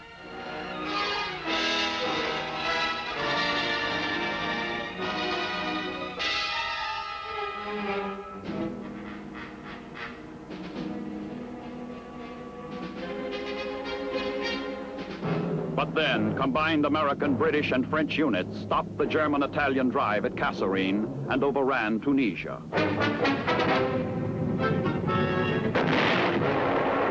On the Tunisian front, British engineers render harmless landmines left to cover the German retreat. From the south, the British drive is on in force as Americans push through the central sector.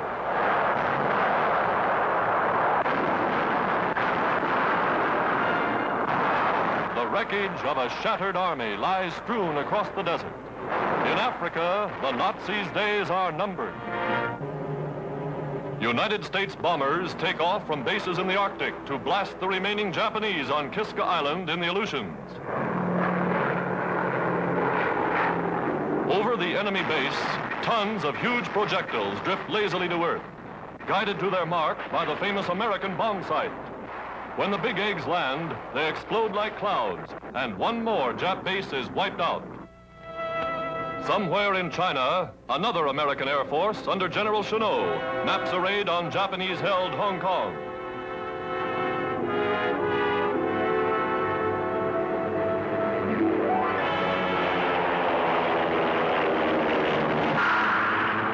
Fighter planes escort the bombers as the squadron flies high over Asia. Hong Kong, and thereafter the Kowloon Naval Base. The Chinese cameraman who made these pictures knows it well. Hong Kong is his native city. Now he returns to help rid it of the Japs.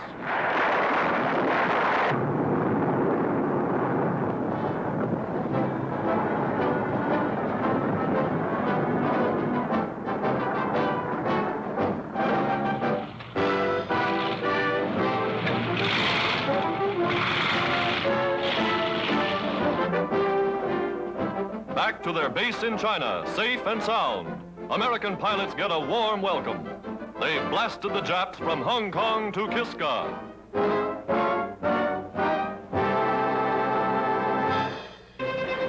In the Pacific, on bloody Guadalcanal, fighting an entirely different kind of warfare, United States troops overcame the last fanatical Japanese resistance and won complete control of the island and its airfields.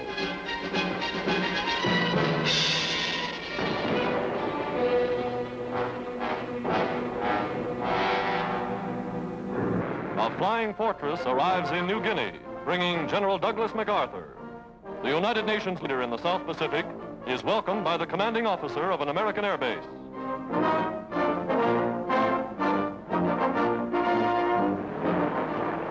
Riding over roads that were literally hacked from the jungle, General MacArthur drives to the front. Inland, he sees friendly native carriers, protected by Australian troops, keeping open supply lines, bringing food, oil, and ammunition for Allied fighters driving against Japanese positions on New Guinea. At an advanced air base, the general meets some of the flyers who are constantly harassing enemy shipping.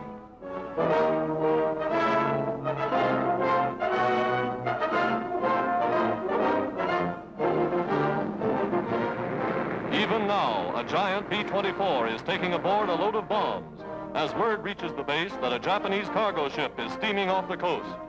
The crew is anxious to be off. Target sighted. Machine gunners ready. The big bomber roars down and rakes the ship from stem to stern.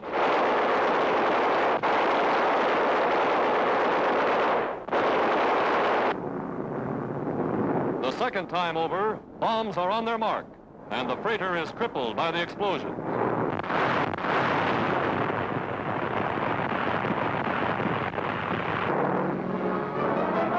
Now, bound for home, the crew flashes the message, mission accomplished. In the Battle of the Bismarck Sea, Allied bombers sank 8 transports and 4 destroyers of a Japanese convoy of 16 ships.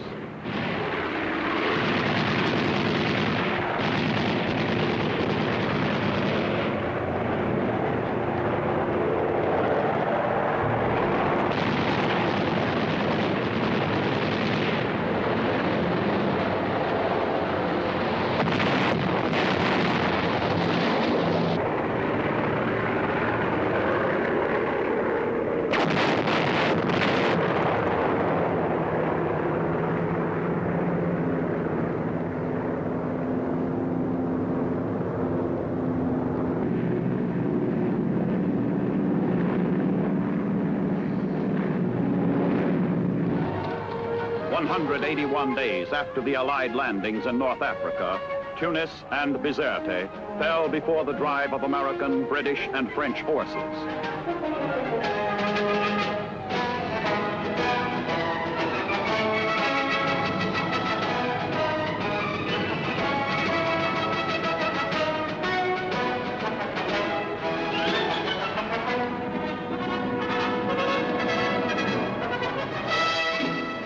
The drive reached its full fury with lightning speed, in the air and on the ground. The enemy was hit, harder and harder, crushed in a vice from which there was no escape.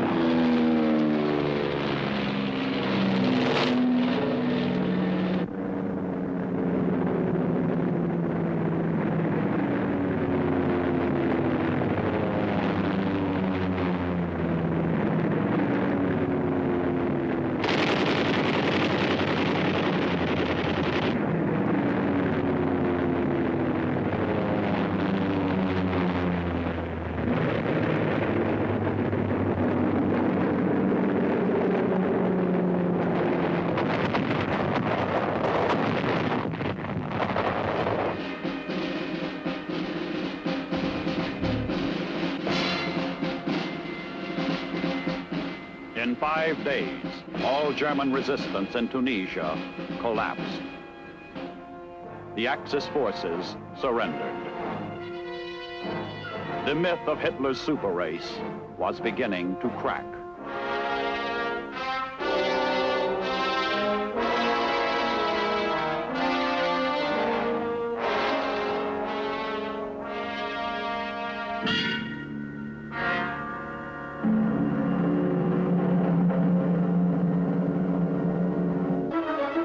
The heroic defense of Stalingrad.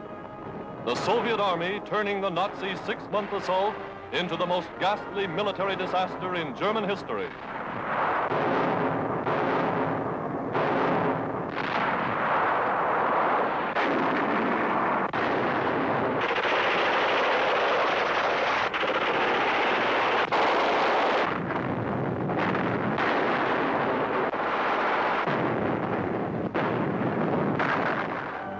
Held high, the beaten Nazis pour from house after house in abject surrender.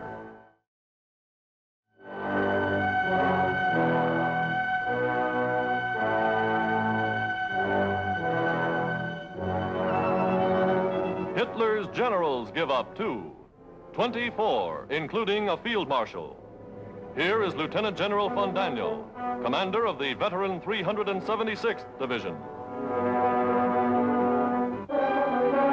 Biggest catch of all, Field Marshal Frederick von Paulus, Commander-in-Chief of all Axis armies at Stalingrad.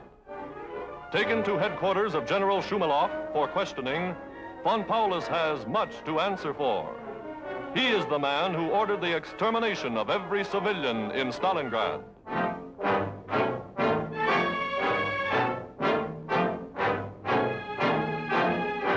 Calmly, quietly, General Shumilov reviews von Paulus' record.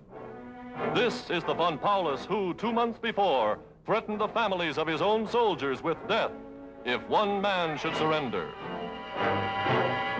Berlin claimed he was captured only because he was gravely wounded.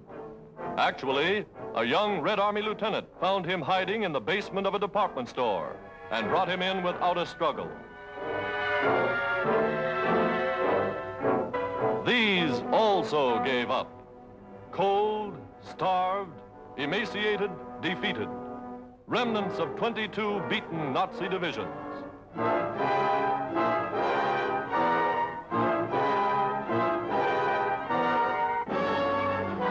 Now, they plod toward a Russian prison.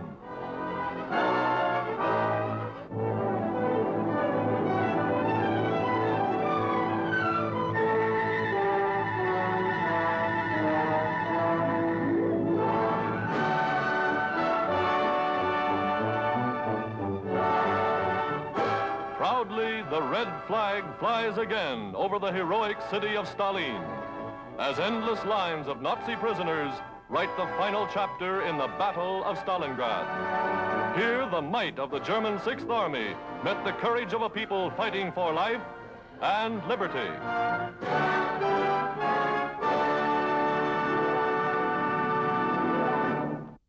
In the faraway Aleutian Islands, American troops had landed on Attu.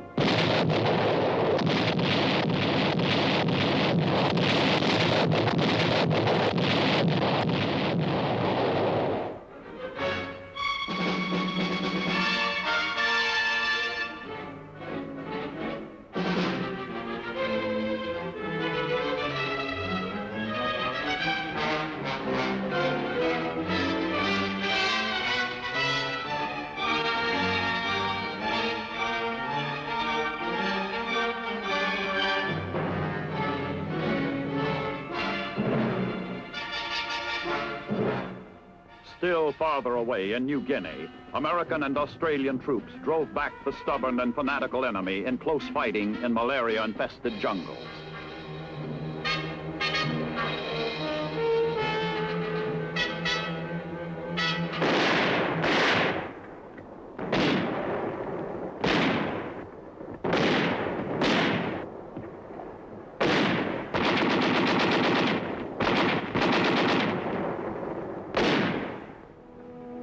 Among the battle casualties we had suffered while fighting in the Buna area were 3 of our general officers, shot in action within less than 100 yards of the Japanese lines.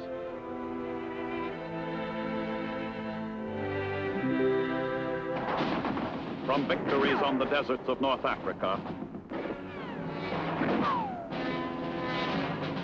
the fog-bound Aleutians,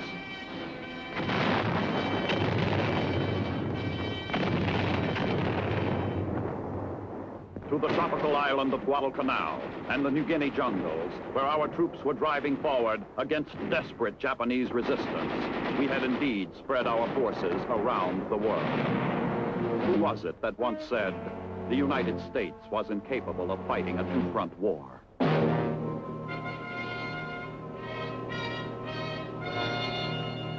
Within less than 16 months, the United States Navy had performed a miracle of salvage. Of all the ships sunk or damaged on December 7th, 1941 at Pearl Harbor, all but 3 were back in service and in fighting trim by May 1943. An achievement on a scale unequaled in naval history.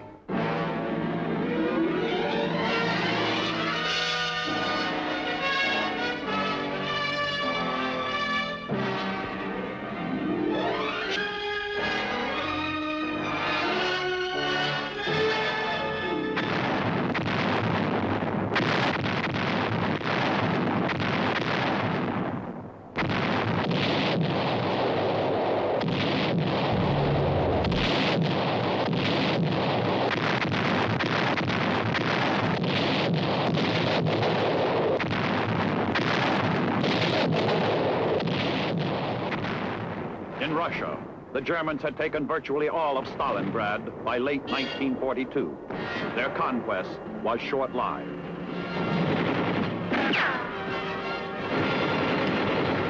Early in 1943, the Russians launched a massive counterattack.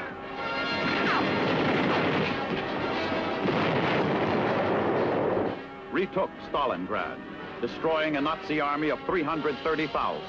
Capturing 17 of Hitler's generals.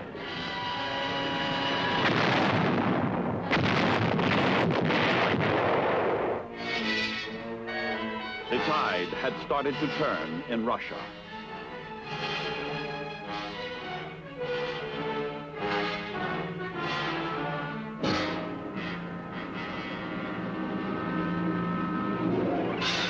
In In June of 1943, hundreds of Royal Air Force planes engaged in a non-stop aerial offensive over occupied Europe that continued unremittingly for 10 days.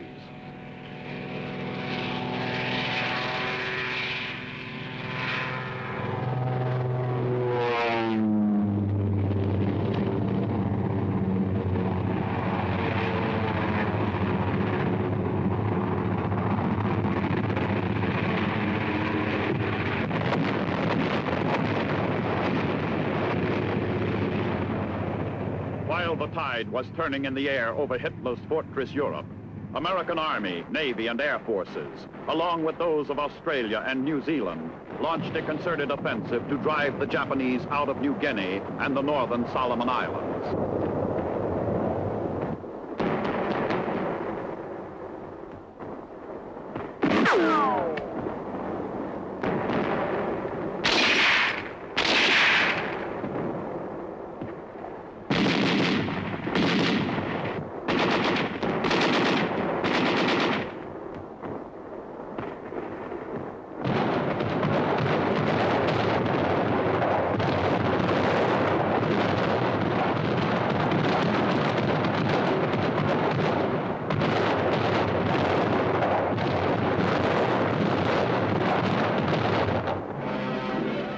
Enemy forces on Rendova Island were wiped out. Our troops drove for the Munda airfield on New Georgia Island.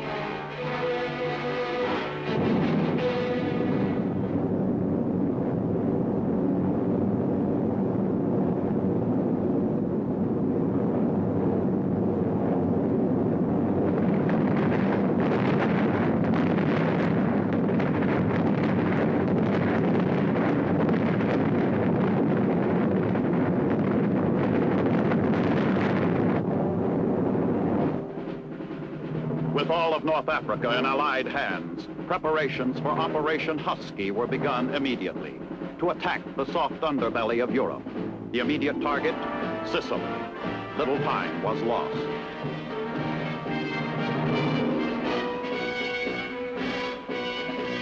Only 60 days after the surrender of Axis forces in North Africa, Patton's 7th Army invaded Sicily simultaneously with British and Canadian troops under Montgomery.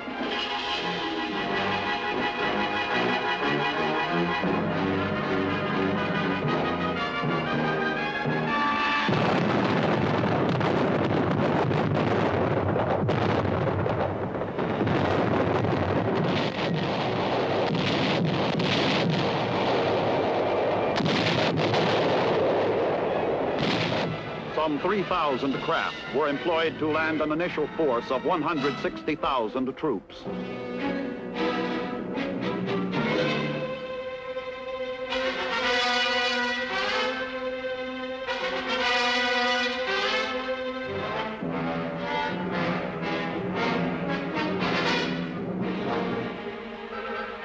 Almost 14,000 vehicles, about 600 tanks, nearly 2,000 guns.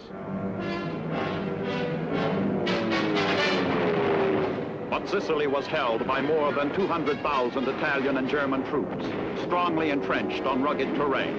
It was to be a tough, hard-fought campaign.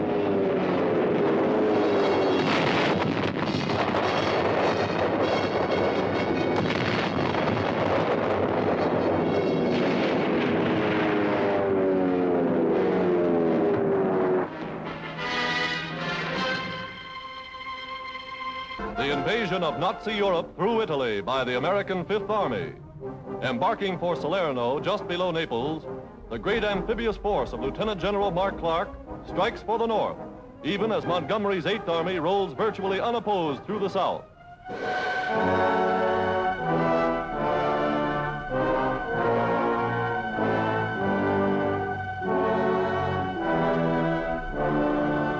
At sunset, the huge convoy gets underway. Ships extending over 1,000 square miles of the Tyrrhenian Sea.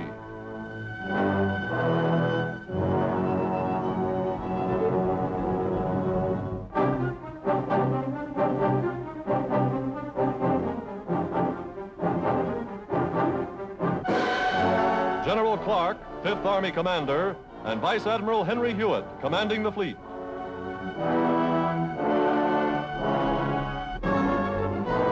Salerno, then Naples is their objective. Already the British 8th occupies the boot of Italy. As Montgomery plunges northward to join the Americans, Clark's forces strike for Salerno.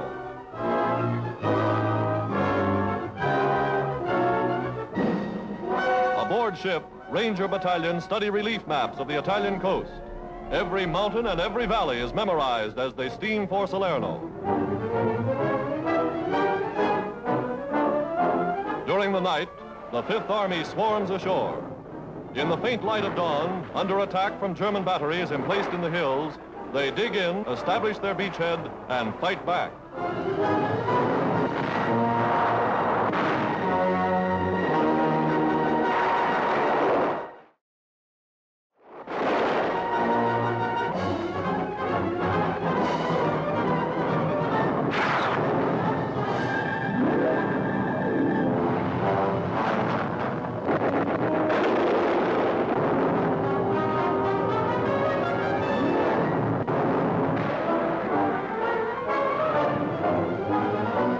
Sunrise, ships and supplies are still pouring in.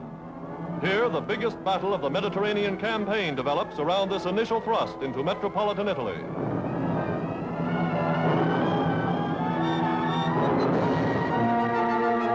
Pushed back time and again by superior Nazi forces, the Fighting Fifth is reinforced on schedule.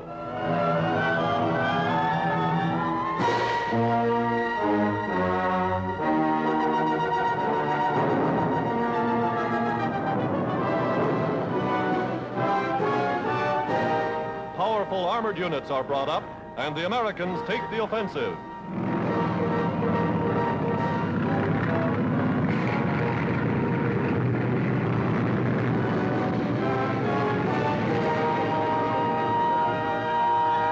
General Clark directs the attack from the beach itself.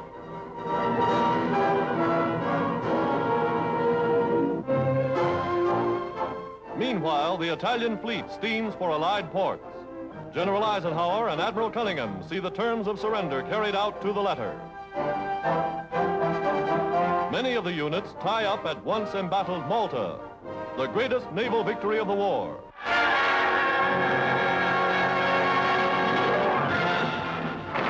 We'd been where it was hot, plenty hot.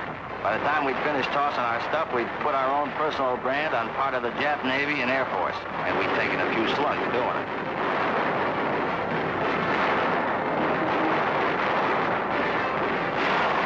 So here we were in dry dock getting a patch job. There were workers all over the deck. What they weren't fixing, we were polishing up for our next session with the boys from Tokyo. While all this is going on, word is passed to the Hollywood Victory Committee that a damaged flat top is home for repairs. So up from the film town comes a double load of names that give us a show on the spot. Danny Kaye, Dick Powell, Dale Evans, Yvonne DiCarlo, and a flock of others. For most of them, this was their first time on a flat top, and they were like a small-town gang taking their first look at the big city. The commander shows them around, including a gander at our scoreboard that proved that we hadn't been out trolling for barracuda. Motion picture stars arrive in Washington to aid in the nation's campaign to sell war bonds. Riding in army cars, the celebrities parade through the streets of the capital. Stars known to cinema fans all over the world.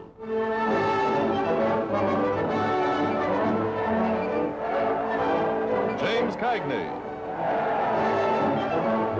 Lucille Ball, Fred Astaire,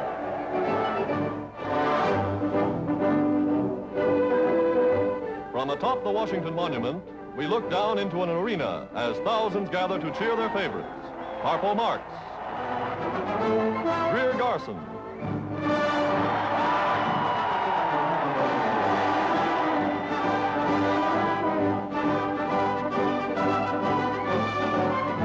a parade of the Army's famous Jeeps, and the slogan is, "Back the Attack." Little Mickey Rooney and Judy Garland, all aiding the cause as the people of America invest in government bonds to win the war.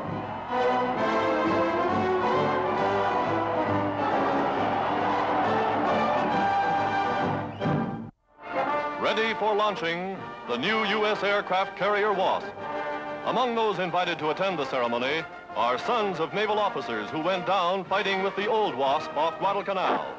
and the sponsor almost misses the boat. Now it's official, and the 7th warship in the history of the United States to bear the name Wasp slides down the ways to join the fleet. America's newest flat top will soon be in action against the Axis.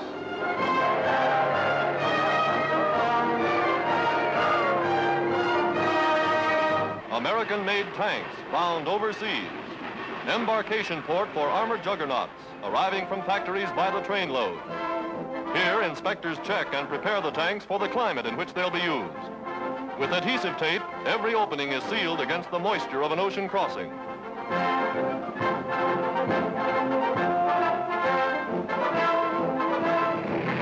Expert women drivers give the tanks a final test before running them onto long flat cars which transport them to ships waiting in the harbor.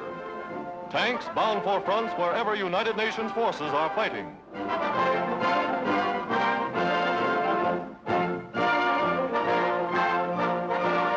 In American shipyards, every day new keels are being laid to swell the tide of United Nations shipping. Workers have long since voluntarily changed from peacetime jobs to war jobs. Plants operate in 3 shifts, hum at top speed into the night, around the clock, 24 hours a day.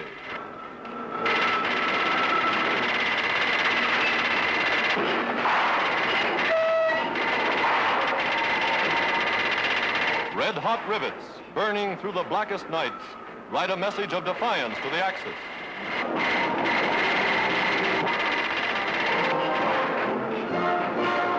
American workers are building the ships, and the ships are delivering the goods.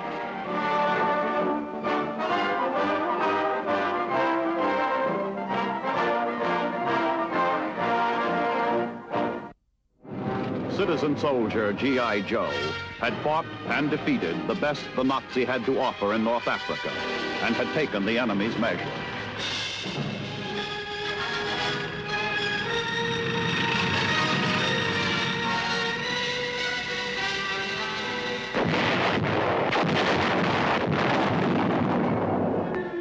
Now he was a veteran who had growing confidence in himself and in his leadership.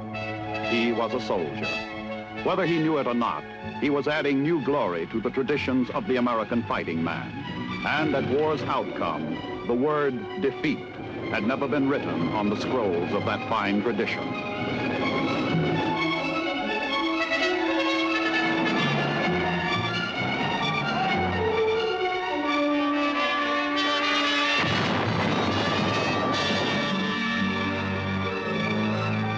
In many areas, there was nothing more than a rut or a road.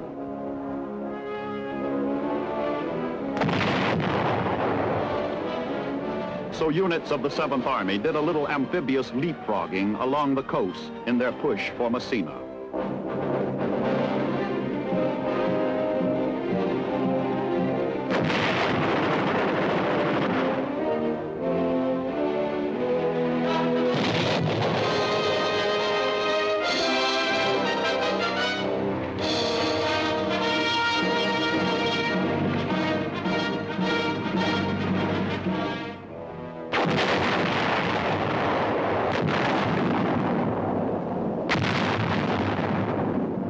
While our 7th Army pushed the Nazis across Sicily, in faraway New Guinea, the 503rd Parachute Infantry Regiment made an airdrop at Nadzab, while American and Australian ground forces continued to press forward.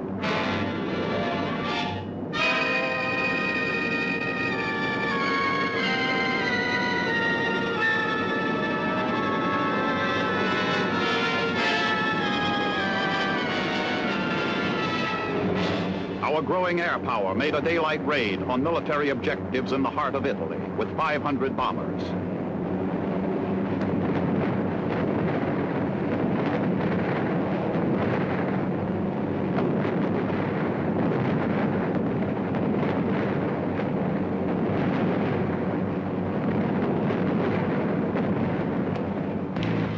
On Sicily's north coast, Patton's 7th captured Palermo and drove on eastward toward Messina.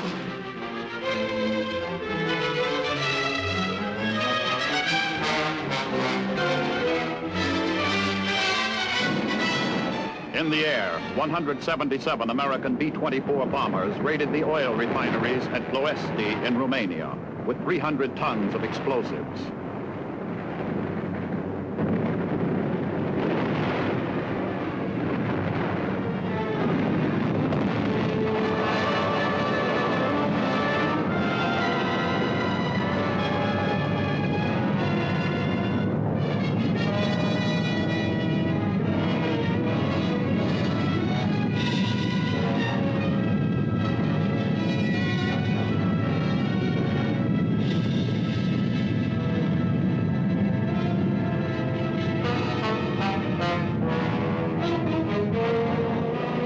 Initiative no longer belonged to the Nazi fascist axis, in the air or on the ground.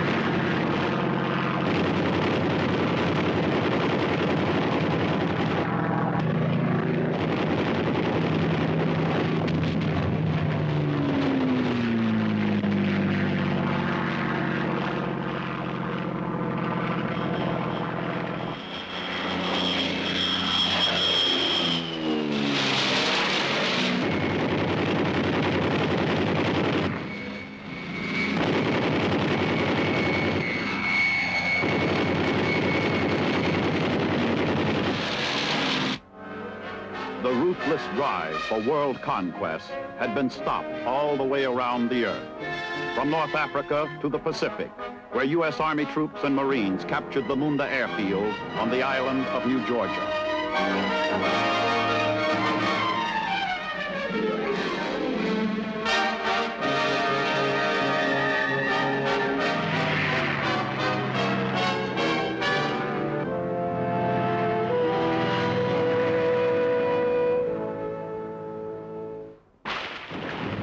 On the same day our troops took Munda, Soviet forces smashed German defenses in central Russia.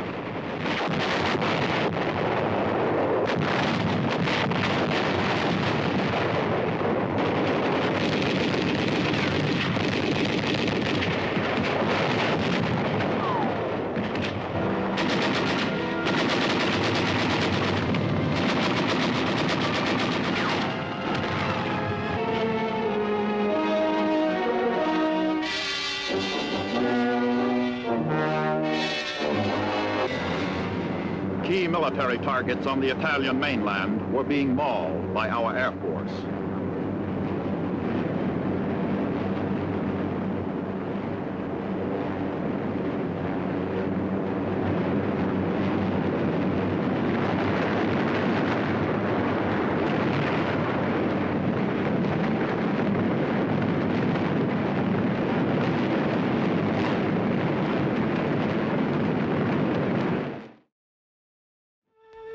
Our ground forces were also hitting the enemy with devastating power.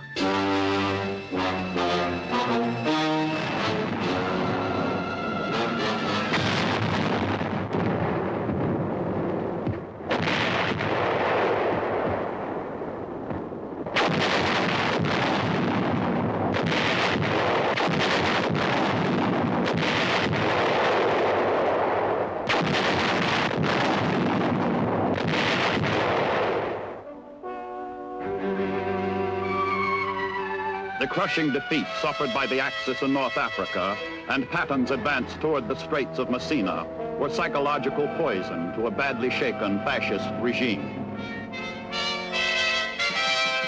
The once triumphant Caesar God, who had looked like this at the height of his power, when his fascist legions had slaughtered and conquered Ethiopian tribesmen who fought with spears and ancient guns, now looked like this. Mussolini had led his people through a nightmare of military disasters. His arrogant dictatorship had come to an end. Retributive justice was close at hand.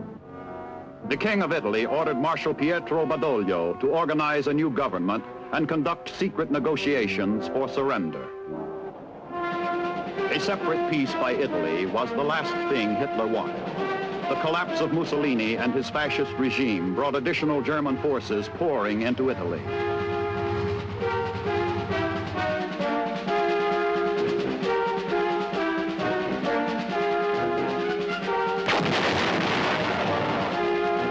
lacking ally, the Nazi was now the unwelcome intruder who would wage his battles of fierce resistance on Italian soil, bringing further ruin and suffering to an exhausted and war-sick people.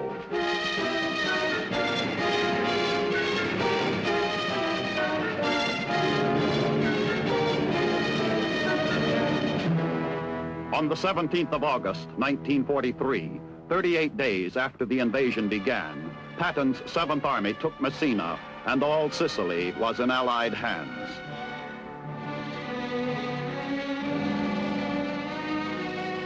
As well as 100,000 Italian prisoners.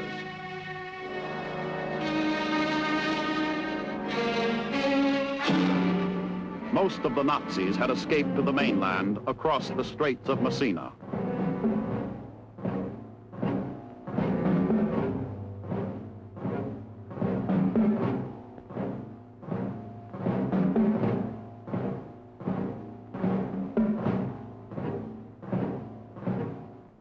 "11 days after the fall of Sicily, Allied headquarters in the Pacific announced the end of all Japanese resistance on New Georgia Island.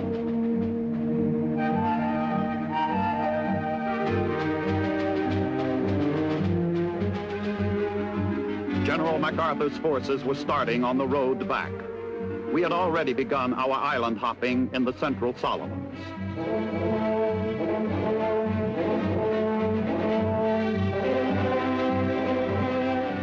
But the battle for Nazi-held Italy was only beginning.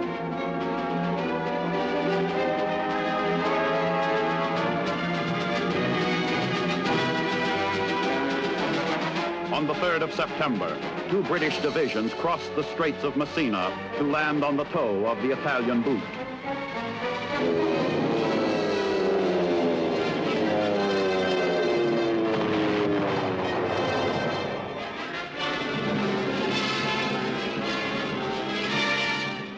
Six days later, American forces struck the beach at Salerno, 30 miles south of Naples. They met stiff enemy resistance.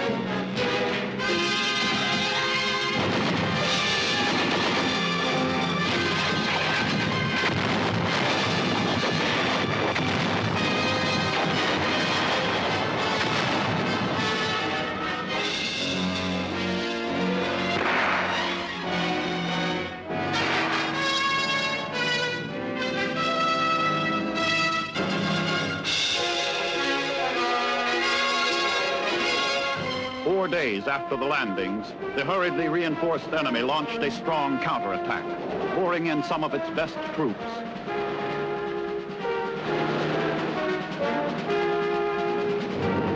For a time, our foothold was precarious. But supported by a concentration of combined firepower from aircraft, naval guns, and artillery, the Allies held the beachhead.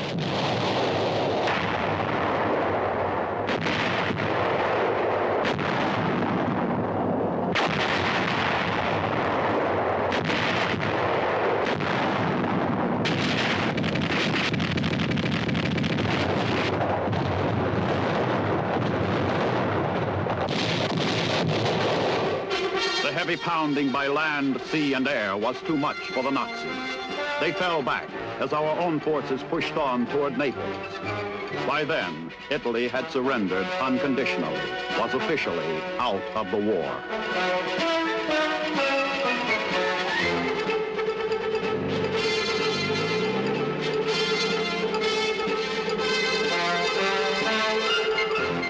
October 1st, 1943.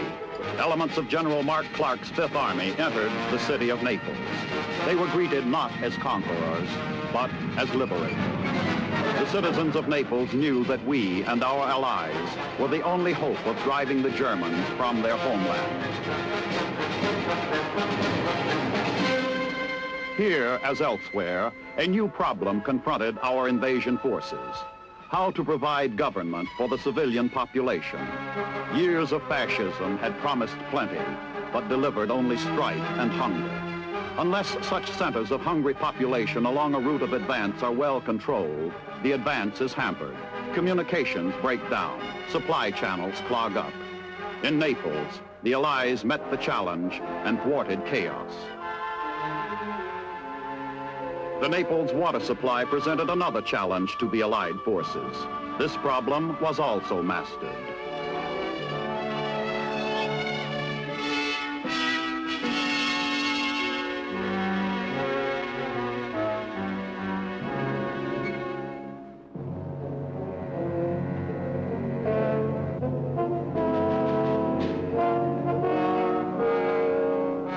Military government was a necessity, one which also had a direct influence on post-war rehabilitation throughout Europe. Following the fall of Naples, we expected our advance to continue. It did, but only for a brief period.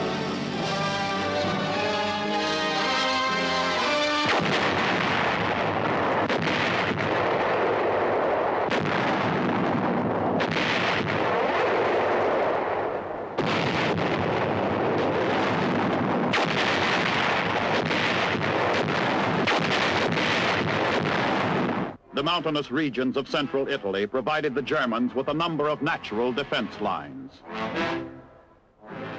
These, together with the closing in of the Italian winter, virtually stopped our forces in their tracks, scarcely 80 miles from Rome.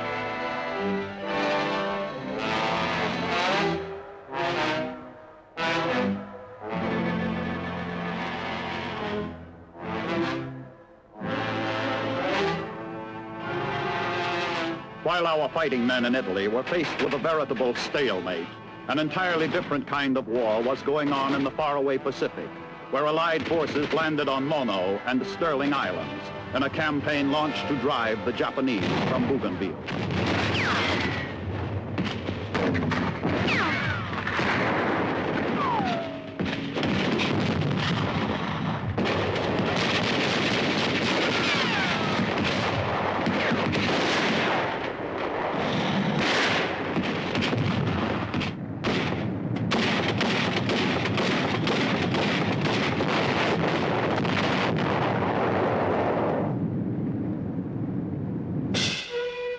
We invaded the Gilbert Islands.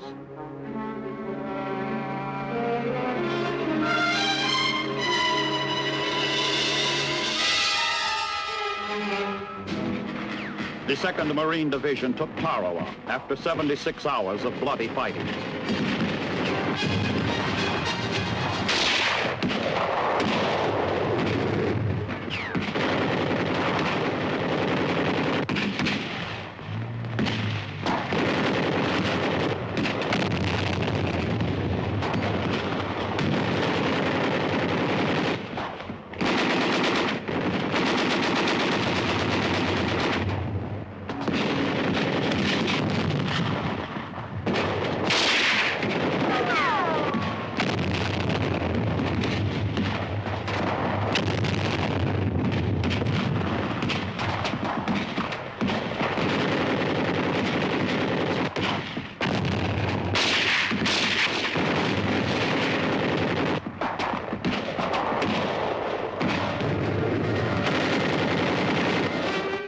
Heavy casualties were suffered.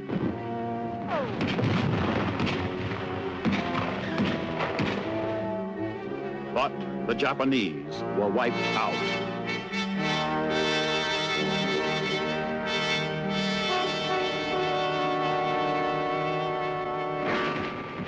Elements of the Army's 27th Infantry Division took Macon and the neighboring atoll.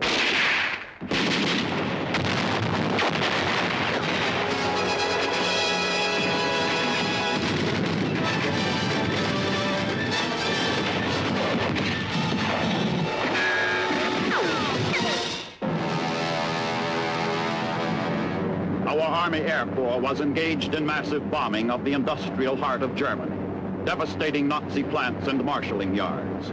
But the Nazis' Götterdämmerung, the twilight of the gods, had yet to come.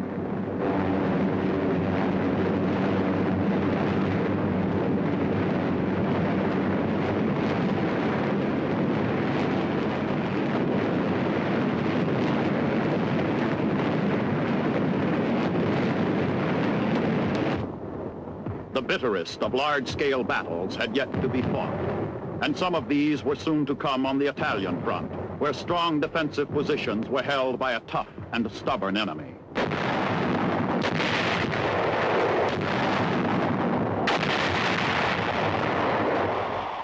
That and the weather had bogged down our advance.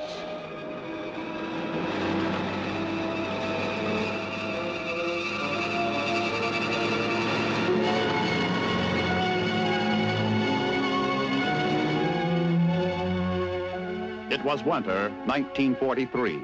The stage was set for the Cairo-Tehran talks.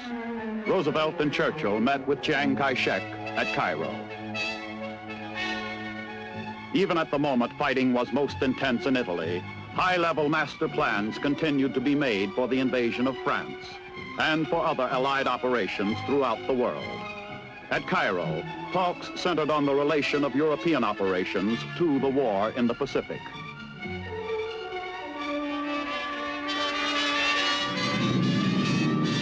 From Cairo, Roosevelt and Churchill flew to Tehran, where for the first time during the war, they met with Marshal Stalin, dictator of Soviet Russia. The Allied leaders failed to agree on everything, but one thing they did agree upon was that the invasion of Normandy in southern France must and would take place sometime during the following summer of 1944.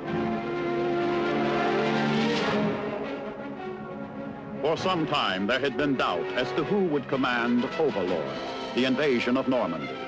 Roosevelt, en route home from Tehran, stopped off at Tunis to see General Eisenhower and to tell him that he was to command Overlord. The grand design for victory in Europe was now completed.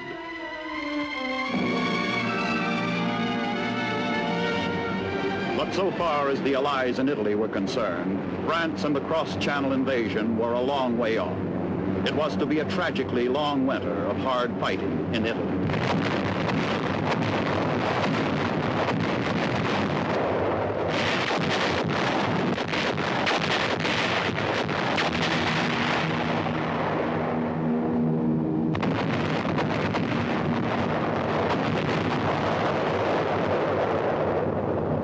There was the battle for Monte Cassino.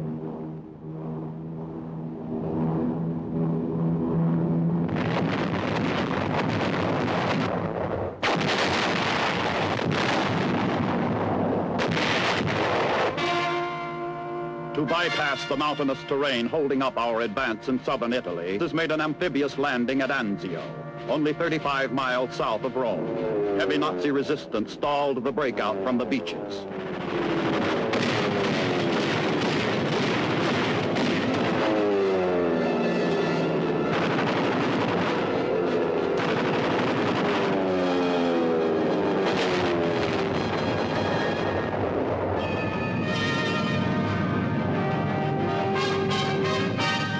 Finally, we blasted our way out of the pocket.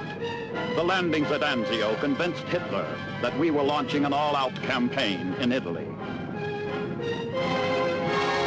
He rushed 8 more divisions to reinforce his army in Italy, and the stalemate was resumed.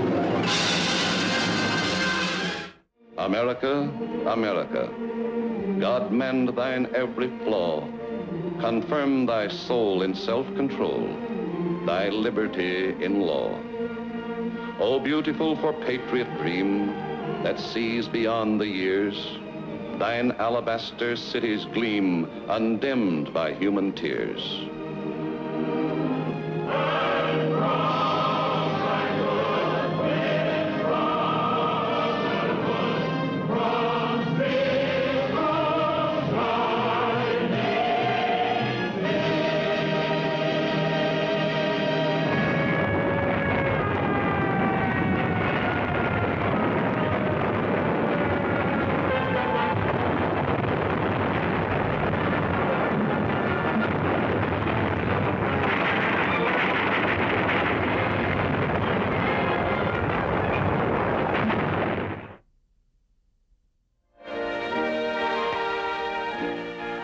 With the coming of spring, 1944, the winter stalemate in Italy was broken.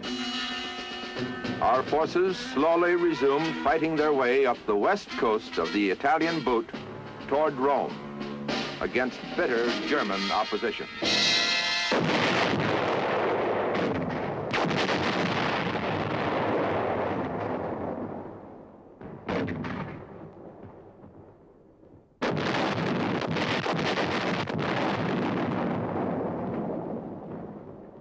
The British advanced up the east coast in the face of equally bitter opposition.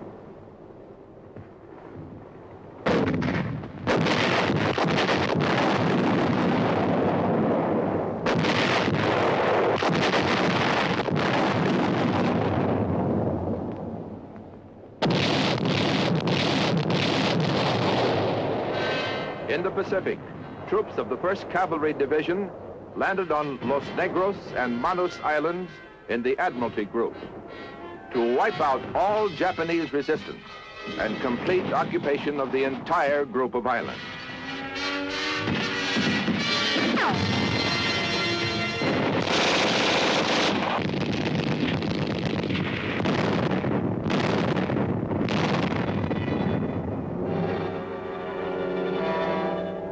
We landed large forces at Hollandia and Aitape on the north coast of New Guinea. General Stilwell and his troops were fighting the Japanese in Burma.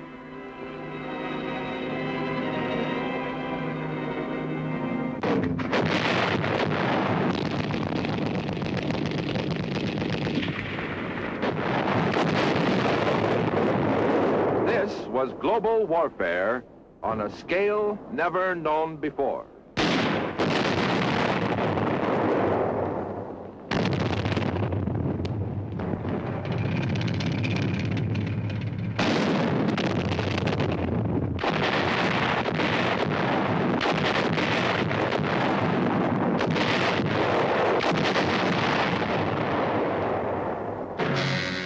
Less than 3 years before, Hitler had addressed the Reichstag.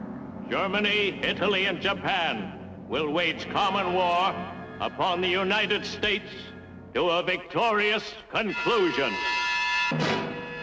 In Rome, his fascist partner had declared, Fascist Italy and National Socialist Germany, ever closely linked, participate from today on the side of heroic Japan against the United States. A Japanese militarist joined the derisive chorus. Americans have radios, automobiles, big beefsteaks. When a people has those things, they don't want to fight. Americans won't sleep in hammocks or lie in trenches. They are like a tiger whose stomach is full. They are sleepy. The American is no soldier.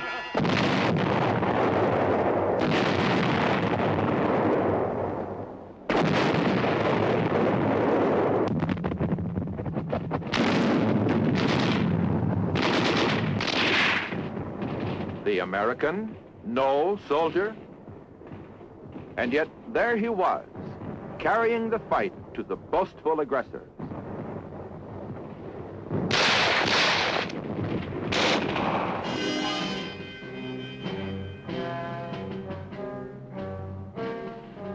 The self-acclaimed Superman was learning to his bitter surprise and sorrow the fighting qualities of the American soldier. It seems the aggressors had made a slight miscalculation.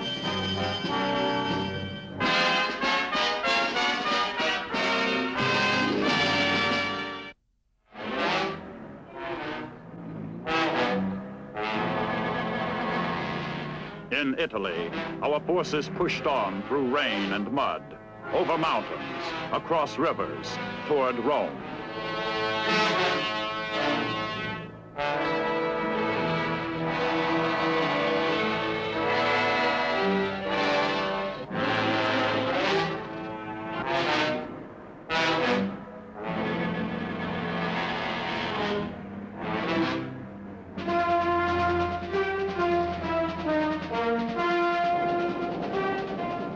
Our power drive up the Italian boot forced the enemy to divert 30 of his divisions from France and the Low Countries, weakening his defenses along the English Channel coast, where our invasion of France was soon to come.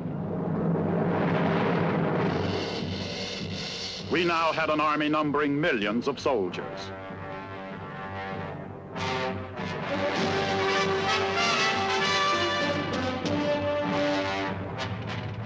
We now had 150,000 armored vehicles as compared to the 29 tanks the Army had in 1940. 400,000 artillery pieces were now engaged in the war effort compared to the 235 available in 1940.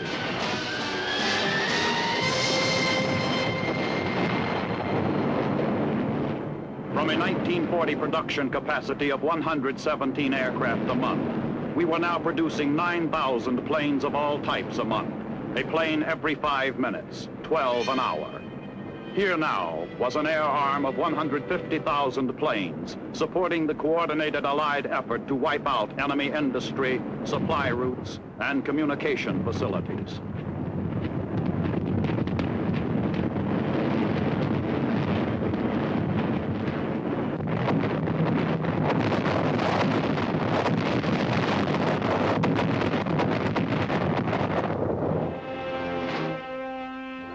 The American tiger, grown sleepy on a full stomach, or so the Japanese had thought, was now fully awake, lean, and fighting in the jungles.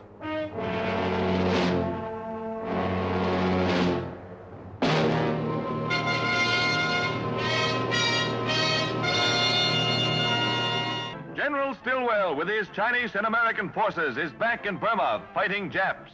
And the Army's 10th Air Force is keeping them well supplied with an aerial freight line.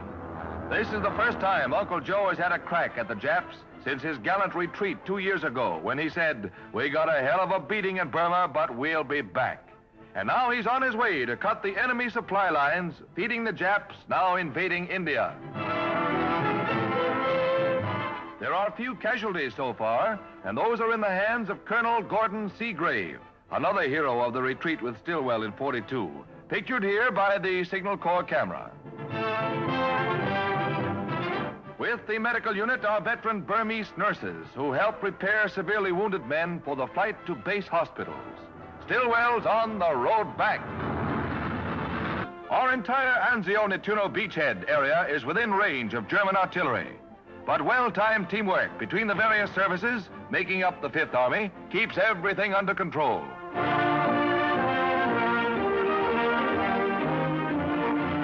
In the battle for air supremacy, we lose one now and then. And our losses are not counted in planes alone. A crew member is put out of the running temporarily. But our losses are small compared to the number of German planes shot down from the skies.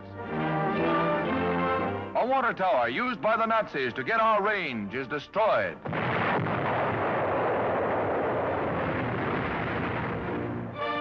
Signal Corps pictures show a communications post, the nerve center of modern attack.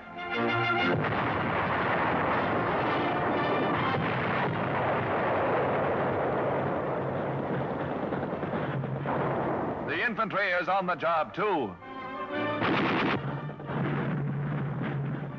In dead and wounded, the Nazi figures top our losses by a wide margin.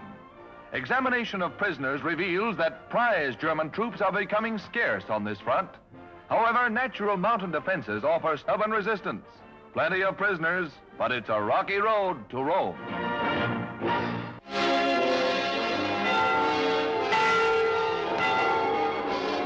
On the 4th of June, 1944, our Fifth Army captured Rome. It was a military victory, yes, but its psychological effect carried the greater impact throughout the world. For it was the first Axis capital to fall into our hands, bringing consternation and foreboding to the enemy, and fresh heart and rejoicing to the free world and its fighting forces.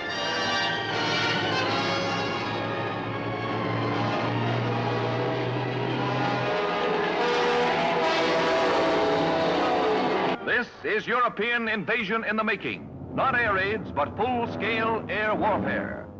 These marauders are leaving their British base in one of the hundreds of Allied operations which have just one objective: to obliterate the Luftwaffe. Classed as a medium bomber, the Marauder packs a formidable bomb load and mounts 11 guns. Flak is coming.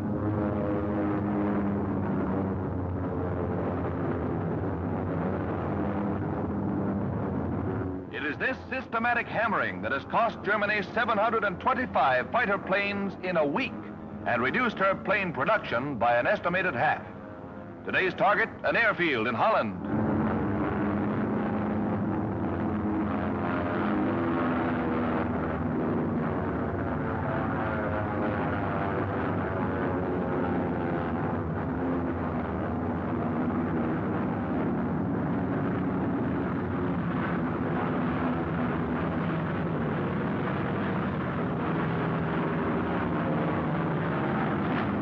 Another Nazi air base is being neutralized. Hangars and installations are blasted.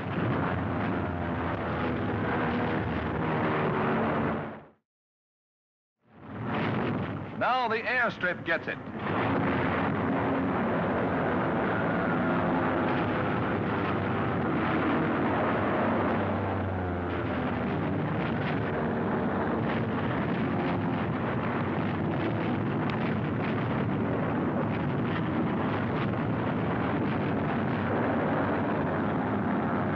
A beautiful job, but flak has taken its toll. These Air Force pictures show a bomber, one motor shot out, limping home.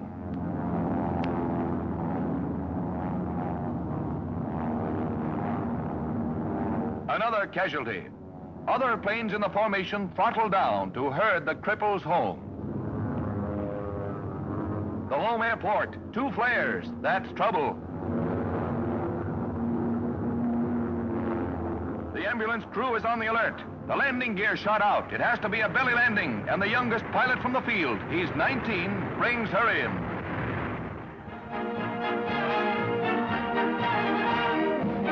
Slowly, surely, operations like these are squeezing the life from the Luftwaffe.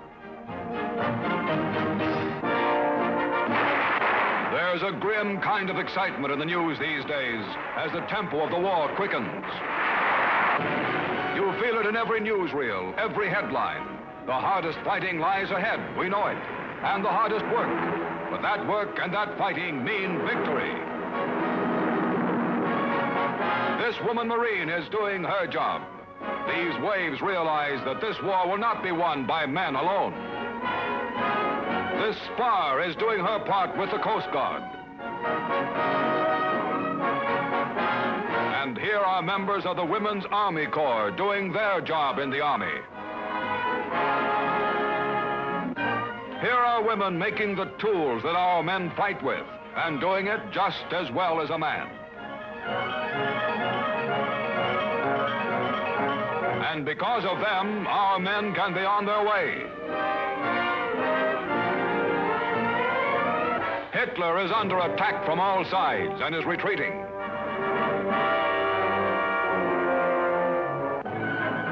Tojo is retreating, but the Nazis and the Japs still fight back. This is the critical moment that military men mean when they say, victory goes to the side that can throw in the most reserves. American woman power is a reserve that can win this war.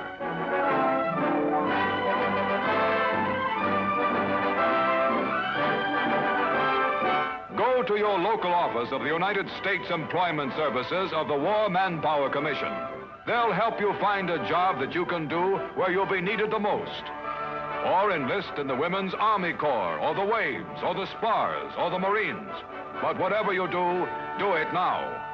Do it now and you'll be taking part in the push toward victory. You'll make possible with the strength of your reserves a total victory in this total war for total freedom. The outpouring of America, industrial giant. New York Harbor teems with the cargoes of war bound for invasion.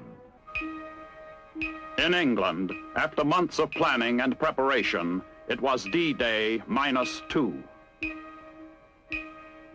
General Eisenhower was about to unleash the most massive amphibious invasion in history. During the big buildup, England had become a vast staging area for troops and the materiel of war.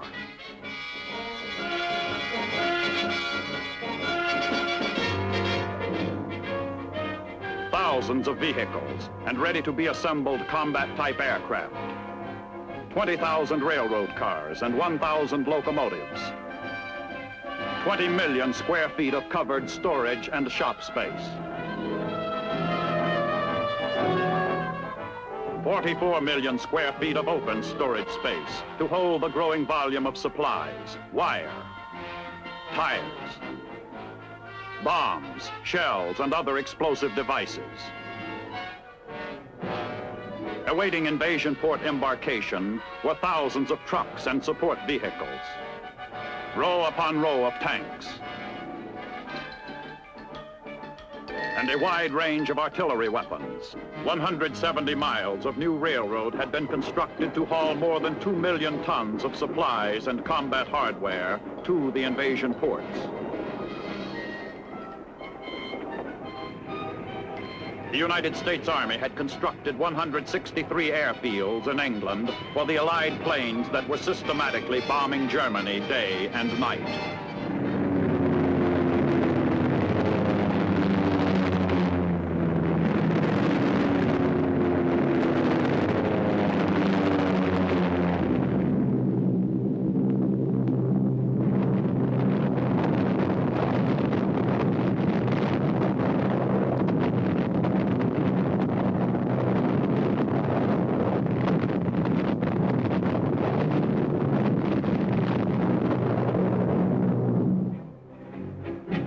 The invasion directive issued by the combined chiefs of staff was concise. General Eisenhower had his orders. You will enter the continent of Europe and, in conjunction with the other Allied nations, undertake operations aimed at the heart of Germany and the destruction of her armed forces. Another American general was to have a central role in complying with that monumental order. General Omar N. Bradley, Field Commander of American Forces.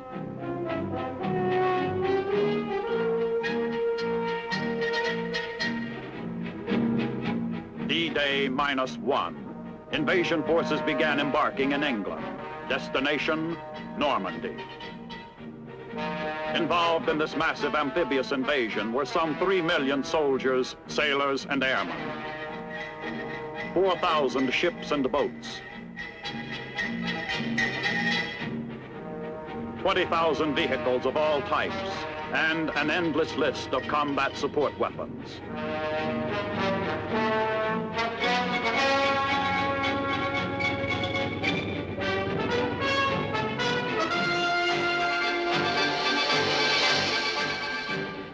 Operation Overlord, the code name for the invasion, was close at hand. Now, as D-Day and H-Hour approached, the final logistical operation was underway.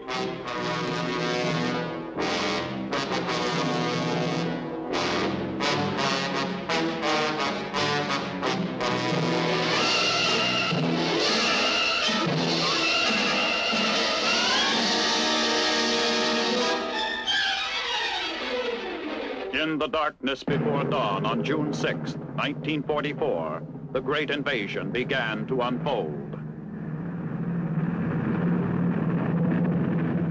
17,000 men of the 82nd and 101st Airborne Divisions, with over 2 million pounds of combat equipment and supplies, were airlifted to carefully selected drop zones behind the invasion beaches, where they were dropped to secure key road junctions and other strategic terrain objectives.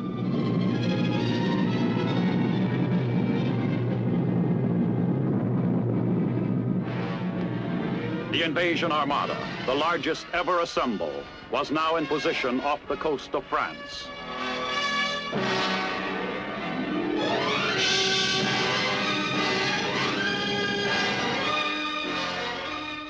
While our assault forces prepared for H-Hour, Allied naval power began their concentrated shore bombardment.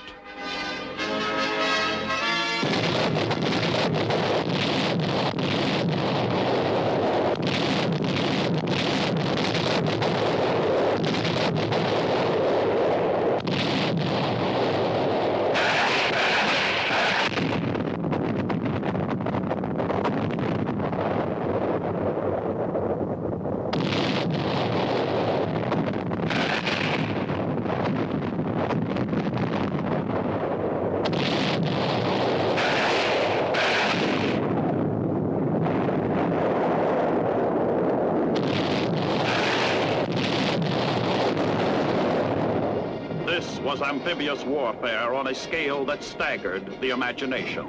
Nothing like it had ever been seen.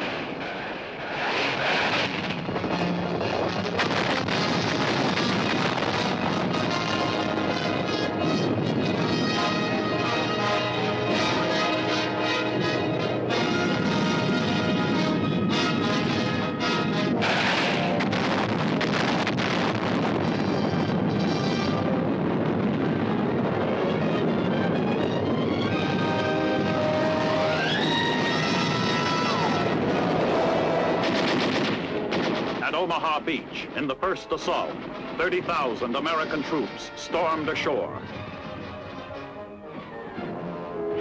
British and Canadian forces struck at 3 different beach sectors.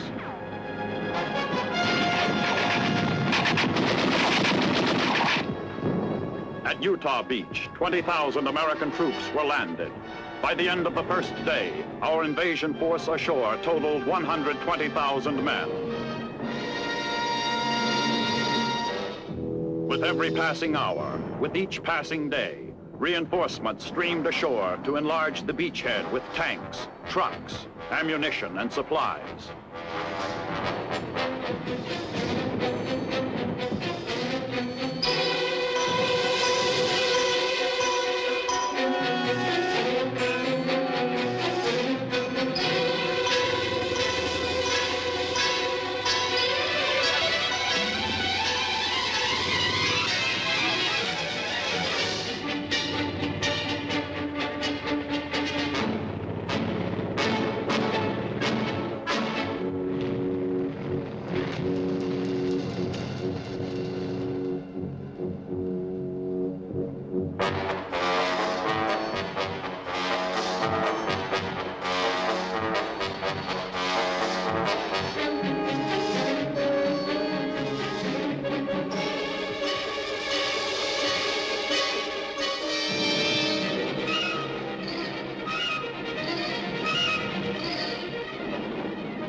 Hundreds of our attack bombers and fighters were now over Europe carrying payloads of destruction aimed at the vital centers of Hitler's fortress Europe.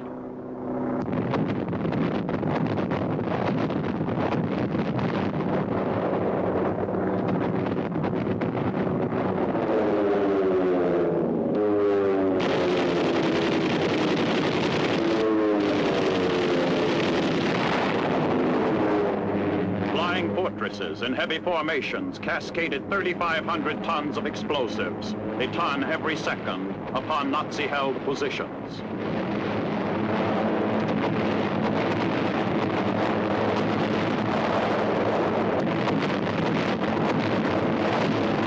Our mass bomber formations were now given a canopy of protective air support by P-38 Lightnings.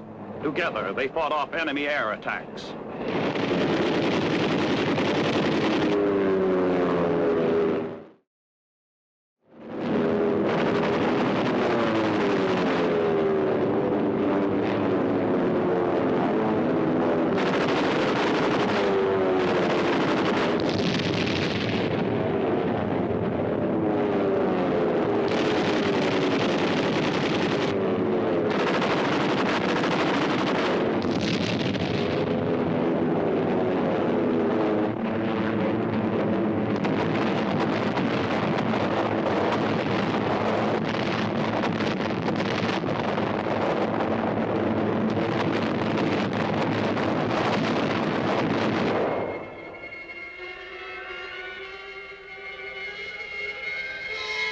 As the roar of engines and concussion of the bombs were still ringing in the ears of a dazed and battered enemy, our ground artillery opened up.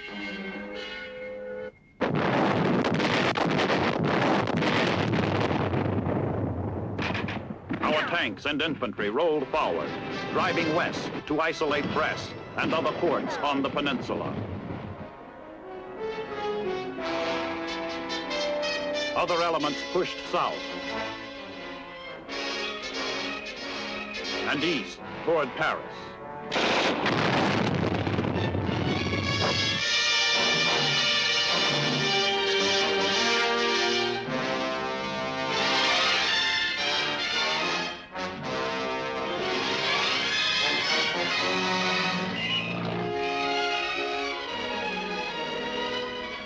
What was left of 10 German divisions was mopped up by the very men their Fuhrer had told them were not soldiers and would not fight.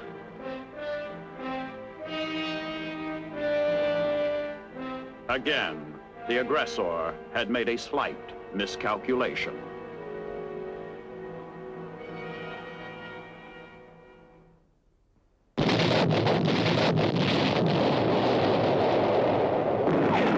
As the Germans were meeting disaster in northwestern France, the United States 7th Army, combat-hardened veterans of the fighting in Italy, hit the beaches in southern France on the morning of August 15th.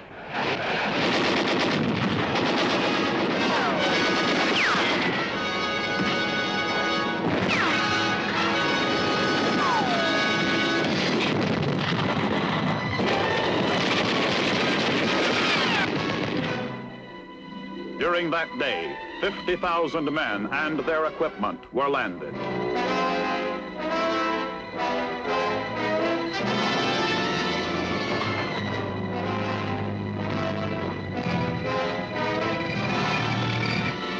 The American 6th Army Corps pushed north along the Rhone River Valley. And other troops moved eastward toward the Italian border. The drive into the heart of France was deeper now. Patton's 3rd Army angled toward points just east and south of Paris. The 1st Army flanking the 3rd. The 7th now was moving up swiftly from the south.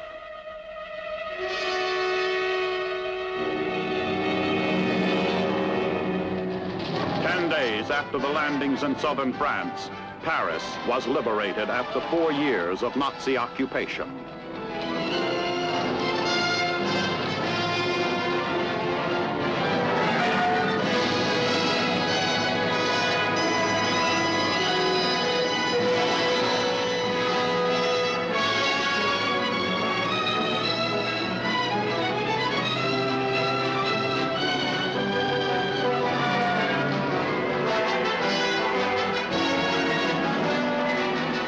The liberation of Paris, like the liberation of Rome less than 3 months before, was a cause for rejoicing, and its psychological effect was reflected throughout the free world. Canadian troops slug it out with the Nazis in western France. Watch enemy sniper bullets ricochet off that wall.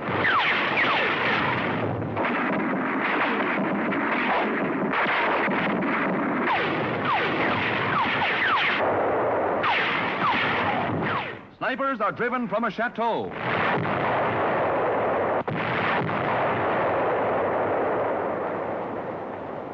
Thousands of Nazis surrender. Trapped in a pocket south of the river, the remnants of von Kluge's 7th and 15th armies are driven across the Seine. There, another trap threatens Rouen and Le Havre, and robot bomb bases along the coast. For the Allies, it's a big cleanup. Farther east, Yanks are welcomed by Russian women from Leningrad. Brought to France as slave labor, their ages run from 15 to 60. Free from the beatings they received when they refused to work, they await transportation home. In historic Chartres, everybody takes to cover when snipers fire from the cathedral tower.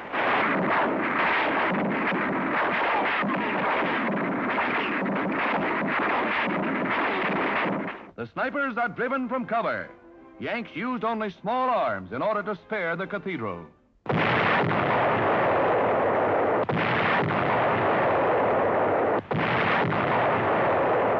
The island seaport has been doggedly defended by a fanatic Nazi, Colonel Andreas von Auloch, called the Madman of Saint-Malo.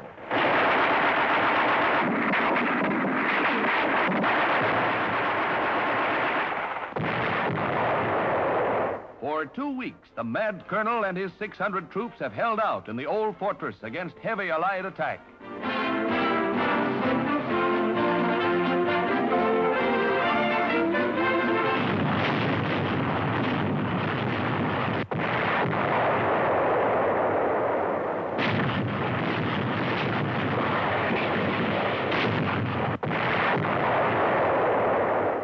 heavy bombing and shelling finally ends the siege.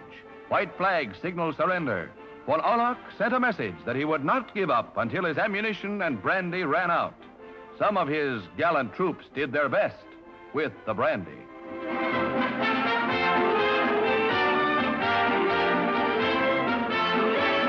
The Allies bagged thousands of prisoners in their swift drives to the battlefields of World War I.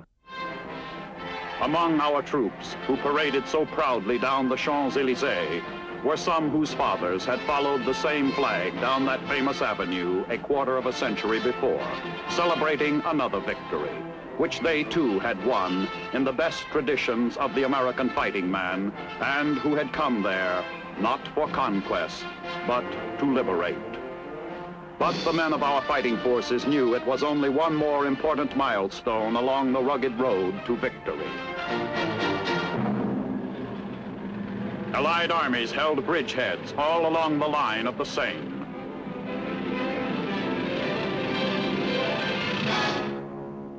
In the south of France, they captured Toulon and Marseille. The British and Canadians took Brussels and the great port of Antwerp.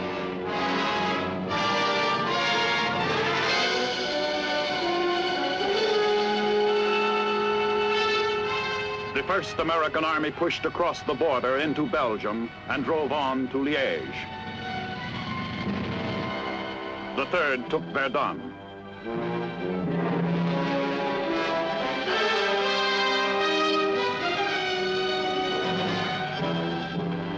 The third, having crossed the Meuse River, reached the Moselle. Now the Allied front ran on a line all the way from the Swiss border to the North Sea.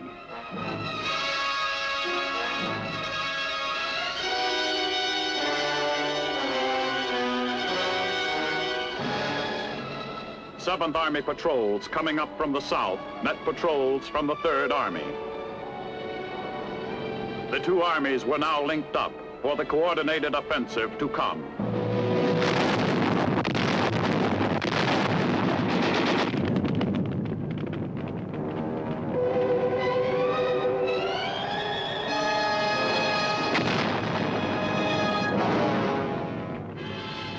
Retreat for Nazi forces caught on the wrong side of the line was cut off.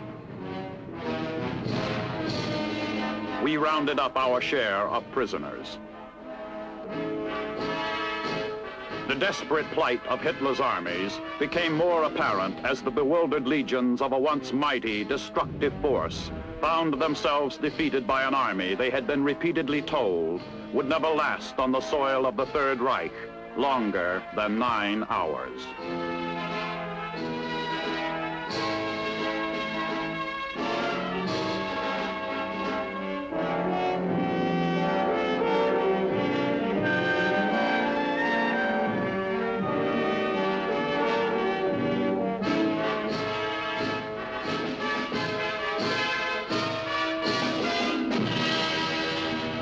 In the 97 days since the 5th Corps had led the assault on Omaha Beach, it had come nearly 500 miles and now drove across the German border and stood on the soil of Hitler's Germany.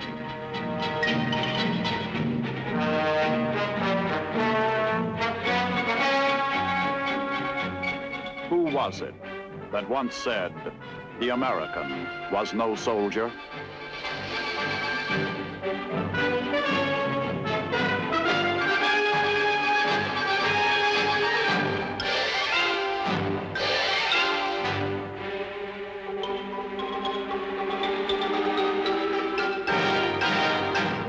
War Mobilization Director Burns warns America against overconfidence. The war is going well. We have the enemy on the ropes. He is dazed. His knees are buckling. This is the time to finish the job. The battle for France was nearing its end. The battle for Germany was about to begin. The Nazi Reich was soon to reap full measure of the dragon's teeth it had sown. Our armies were battering at the gates of the Nazi homeland. General Hodge's First Army drove through the vaunted Siegfried Line. mile upon mile of concrete fortification and anti-tank emplacements through the city of Aachen.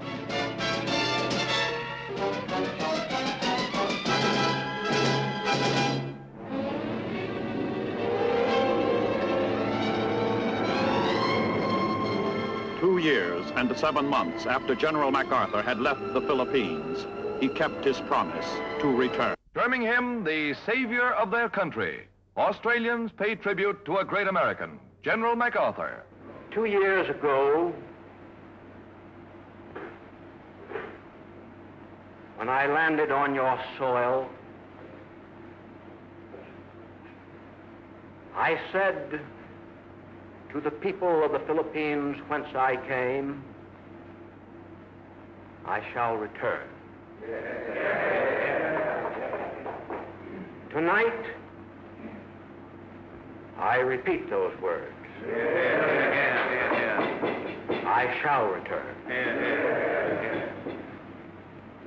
Nothing is more certain than the ultimate reconquest and liberation from the enemy of those and adjacent lands.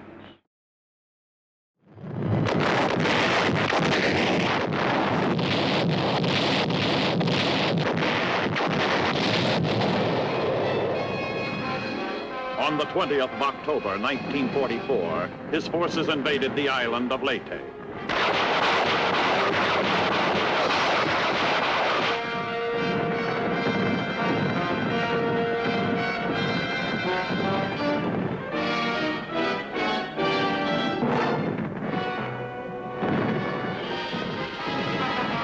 This, too, was to be no easy parade to victory. Our soldiers were to face an enemy who would fight as their leaders ordered them to fight, to the death. They wanted it that way. They were to get what they asked for.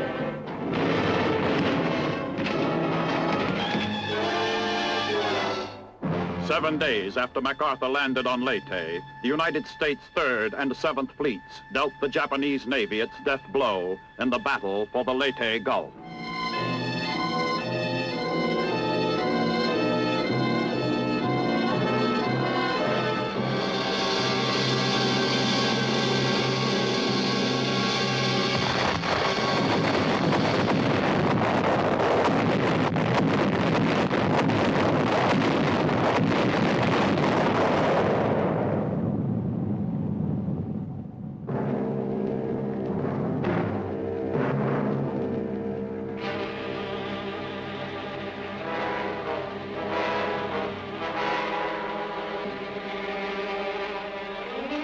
A mighty carrier, part of the great U.S. naval fleet protecting the landings of MacArthur's men in the Philippines, prepares to loose its power on the attacking Japs.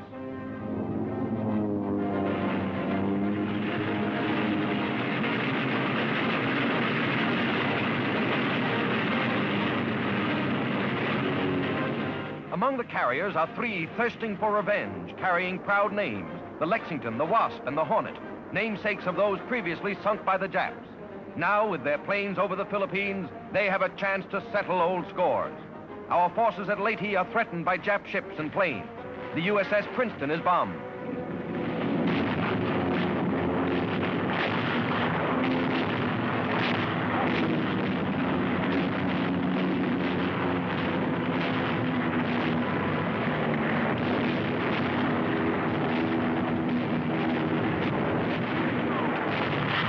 The Japs damaged the Princeton so badly she had to be sunk by her sister ships after her magazine blew up.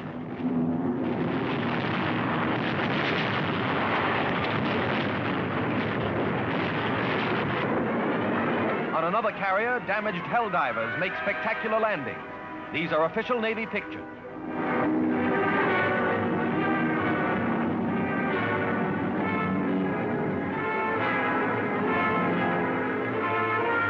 Watch the prop bite the deck.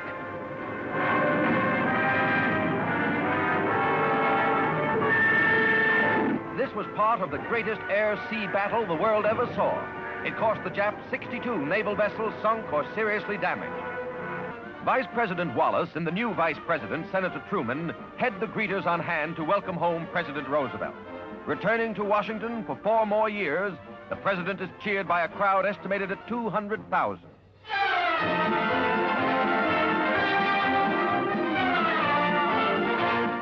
A victory emblem is formed by motorcycles.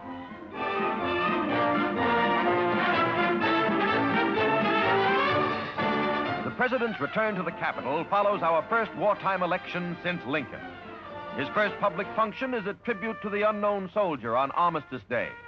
At Arlington National Cemetery, he and other dignitaries pay homage to those who died in our First World War.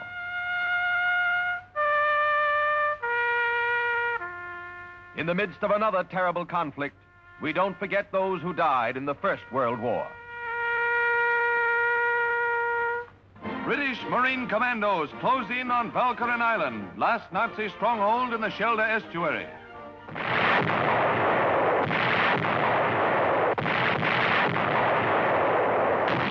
Typhoons dive bomb German batteries.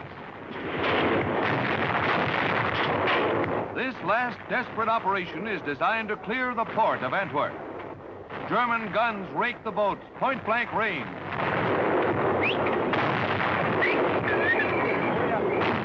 The attack, which has been compared to Dieppe and Tarawa, took a toll of 20 out of every 25 landing craft.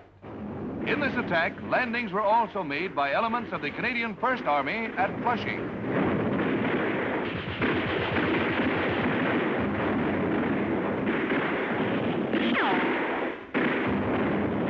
Landings complete, the battery opens up on retreating Nazis. Westkapelle is captured, and Antwerp, supply key to the attack on Germany, is open. One of the first small countries to fall into Nazi hands was the German border Duchy of Luxembourg. With the Nazis driven out, the capital city turns out to welcome the Allied liberators.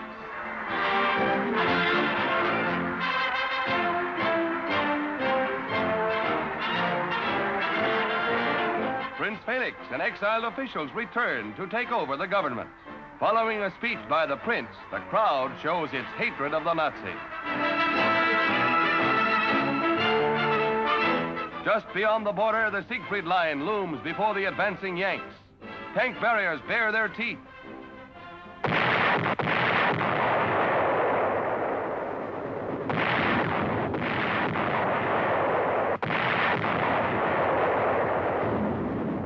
Though the Siegfried Line is a tough nut to crack, the Yanks discover the secret and move on through the first defenses.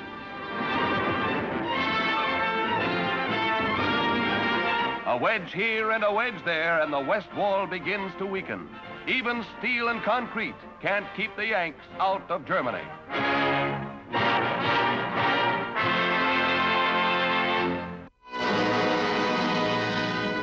The curtain was rising on the last fast-moving act of the drama of World War II. General Patton's Third Army took Metz. Ahead was the nearby Saar Basin, Germany's second most important industrial district.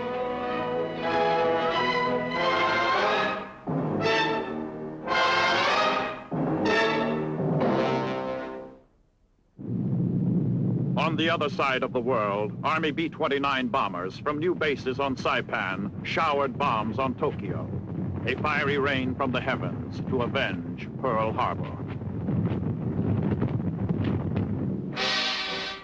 The campaign on Leyte was going well as our forces moved on, capturing the Japanese base at Ormoc along the west coast.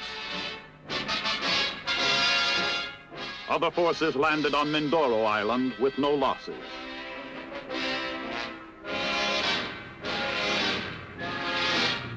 While General MacArthur's forces were driving forward in the Philippines, Patton's Third Army penetrated the Saar and drove on across the Saar River.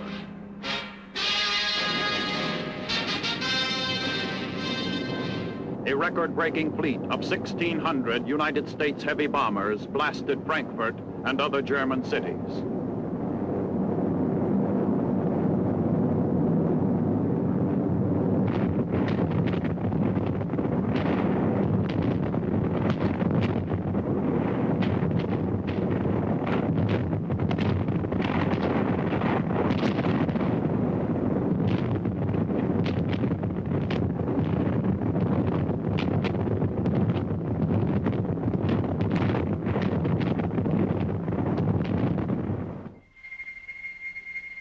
The Nazis were reaping a bitter and devastating harvest from the seeds they had once sown from the air. Now the very perpetrators of aerial Blitzkrieg saw their own cities reduced to rubble. To the millions of Nazi war victims, here at last was a measure of retribution against their merciless executioners.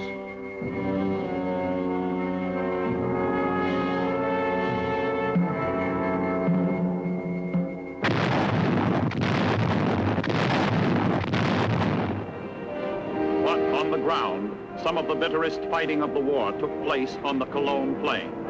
Our push toward the industrial Ruhr was resisted every step of the way.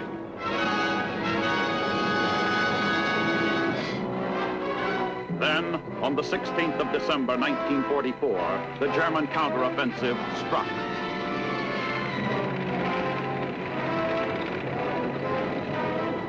German Field Marshal von Rundstedt suddenly sent a dozen elite divisions smashing into the Ardennes sector.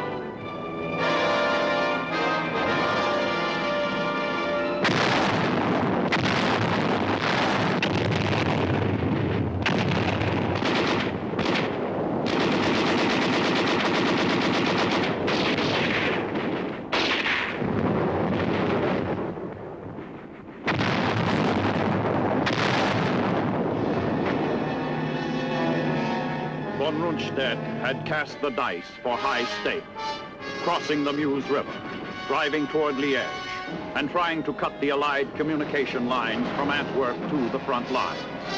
If our lines of communication could be cut, the fate of our armies might be in the balance. This was the Battle of the Bulge.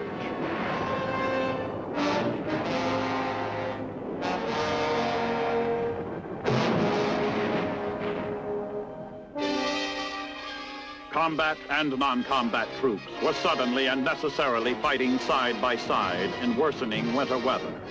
Grabbing their weapons, they dug in and responded to the old military axiom of hanging on to buy time until reinforcements would come.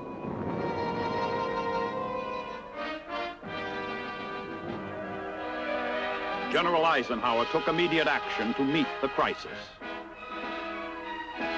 He put the 1st and 9th Armies north of the Bulge under command of Field Marshal Montgomery's 21st Army Group, with orders to attack from the north.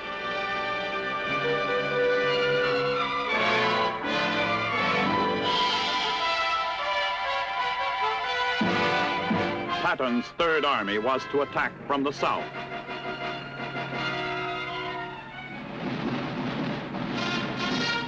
Two airborne divisions were rushed in. The 101st was ordered to hold the vital communication center at Bastogne. It was during this action in besieged Bastogne that General McAuliffe, who was then commanding the 101st, made his famous reply to the German demand that he surrender. That reply was reportedly one word long: nuts. If the enemy did not immediately understand the meaning of McAuliffe's typical American reply, the action which followed undoubtedly convinced him that it meant that the Americans had no intention of surrendering.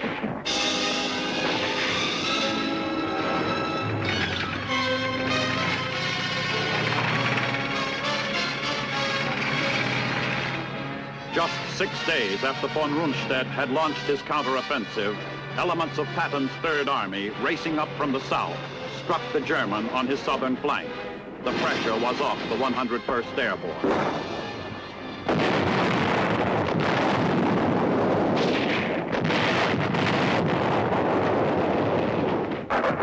The 1st American Army attacked from the north.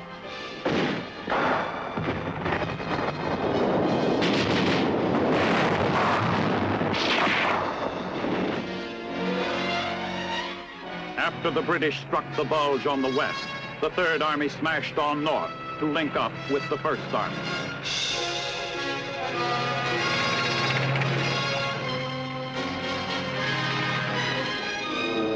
Then the weather cleared, and our planes took to the air, blasting von Rundstedt's forces.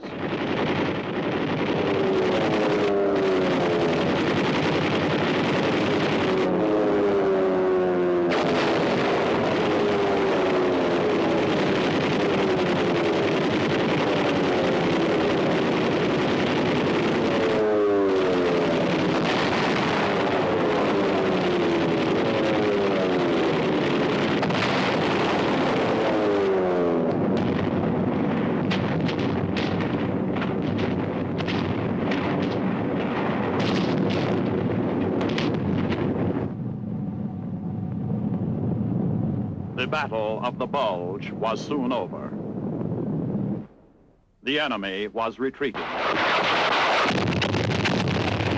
The Germans had thrown their last big Sunday punch of the war.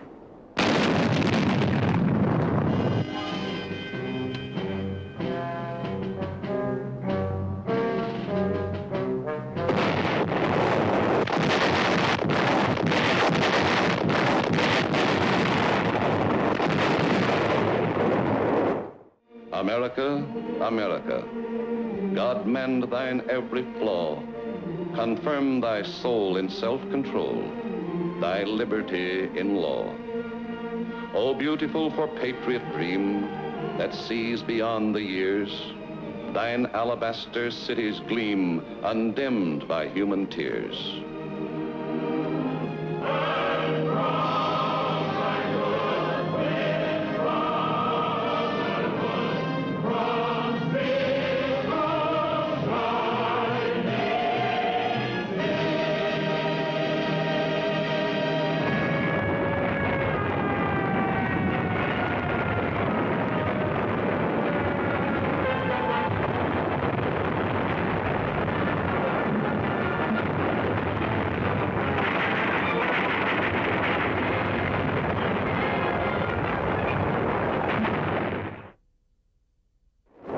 While the Battle of the Bulge was going on in Europe, the 8th Army, commanded by General Robert L. Eichelberger, was battling stiff Japanese resistance on Leyte in the Pacific.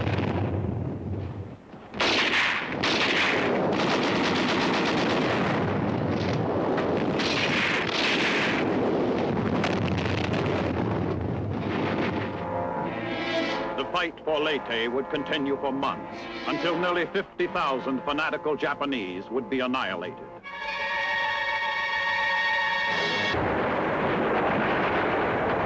It isn't easy knocking those Japs out of their positions.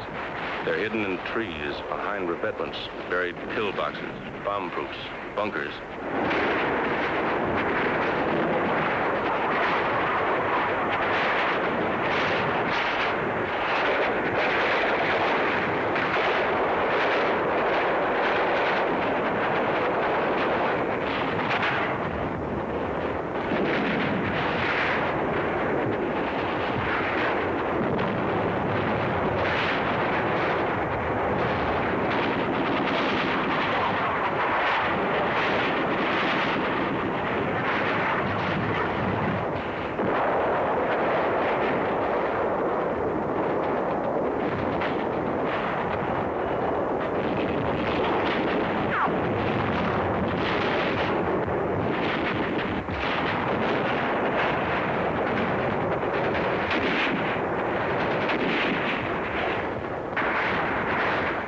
Hand grenades.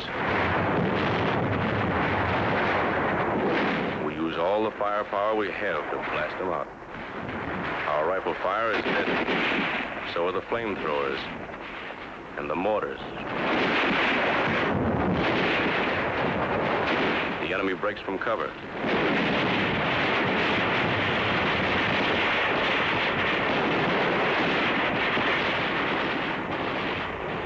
It's tough getting them out of places like this. We can never be sure where their snipers are placed. We take it slow, easy.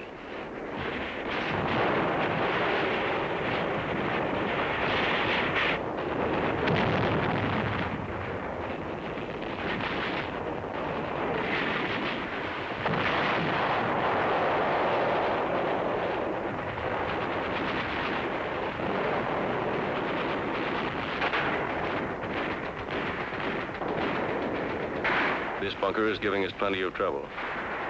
We have orders to clean it out.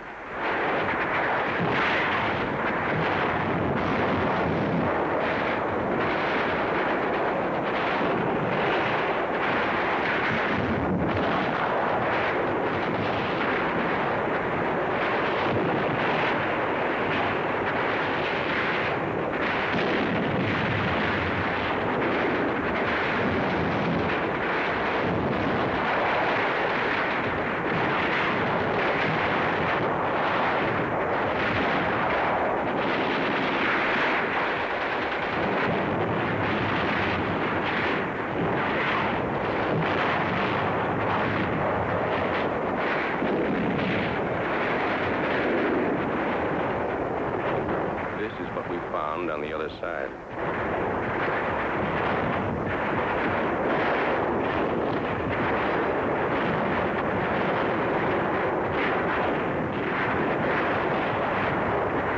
They're savage fighters. Their lives mean nothing to them.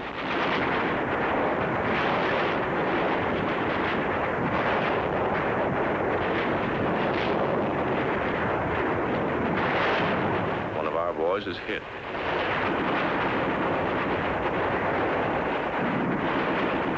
At night, the Japs would swim out to our wrecked amphibians and set up machine guns. They got a few of us before we got them.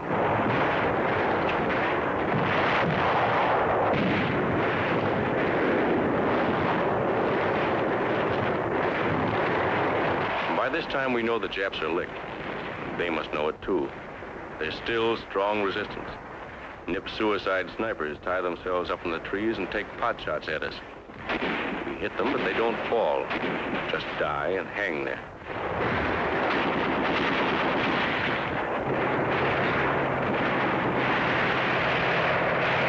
A light tank moves up the airstrip.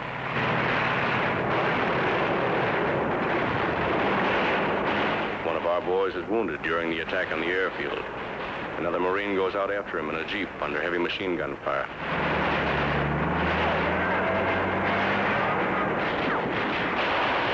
The chaplain's assistants tend the dead, removing the lower identification tag and leaving the duplicate on each Marine so there'll be no mistake later on. Sometimes we actually have to dig the Japs out of their holes. The island is infested with buried pillboxes, many of them still crawling with Japs. These bunkers were so constructed that heavy shelling and demolition charges failed to crumble them. Many of them were over 20 feet deep.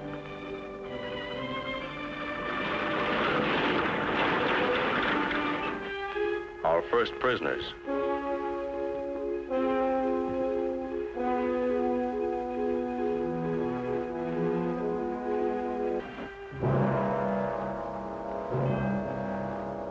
These are Marine dead. This is the price we have to pay for a war we didn't want.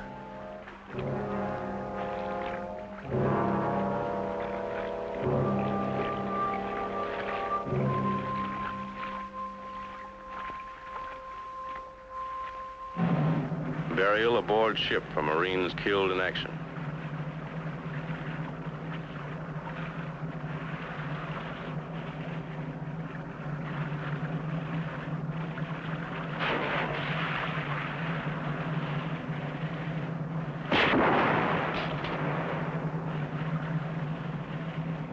As I stand here today, having taken the solemn oath of office, in the presence of my fellow countrymen, in the presence of our God, I know that it is America's purpose that we shall not fail.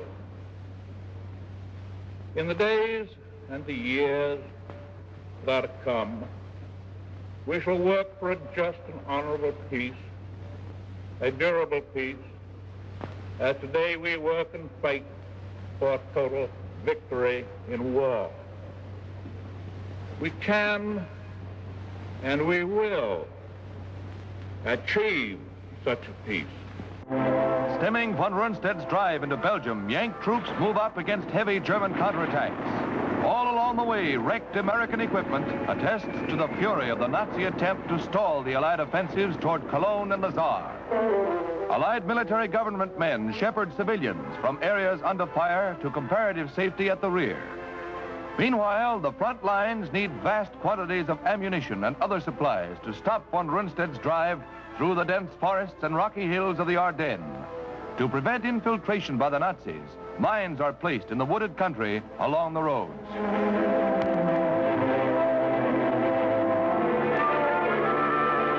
Roadblocks are set up. One light tank is camouflaged as a haystack. Troops scatter through the field searching for Nazi paratroopers, dropped behind our lines to disrupt communications. An abandoned parachute equipment container and a white snow cape are picked up. The Nazis tried every trick, even dressing their troops in captured American uniforms it was necessary for MPs to halt our own troops and check their credentials. The first few days found the weather perfect for von Rundstedt's thrust. Allied planes were grounded, and the infantry had to fight it out alone.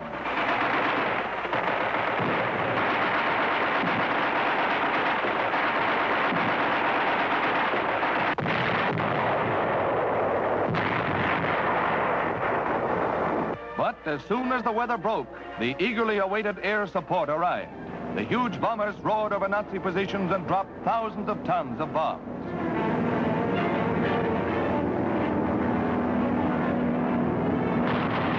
Bombardiers attack an important road junction choked with enemy supply trains.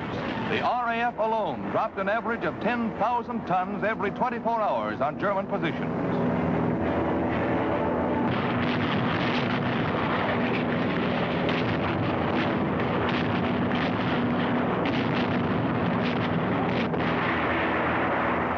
Patton's armor races madly to the relief of Bastogne, where parts of the 9th and 10th Armored Divisions and the 101st Airborne, tough paratroopers and glider men, were surrounded by the enemy.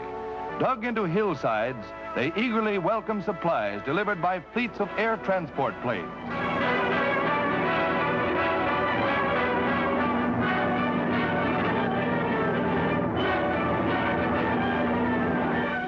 1,500 tons of supplies were parachuted to the besieged defenders.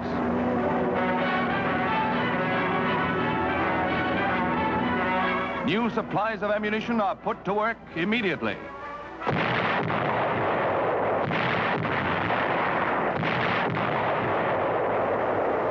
And now the Nazis begin to feel the renewed might of Bastogne's defenders. Enemy equipment is shattered and many prisoners are taken.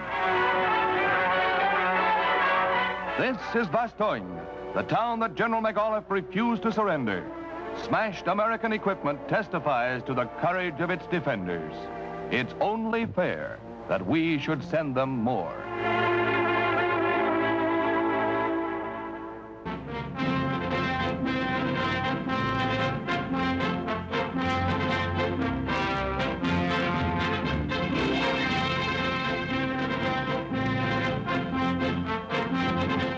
Iwo Jima, 750 miles south of Tokyo.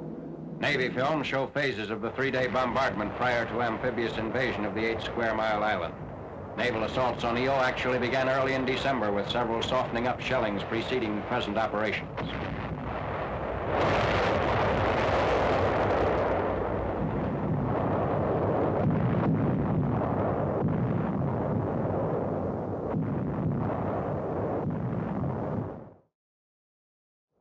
Carrier-based aircraft also give strong support. They attack in the area of Mount Suribachi, 550-foot volcanic cone at the island's southern end, a natural fortress honeycombed with pillboxes and caves containing formidable gun emplacements.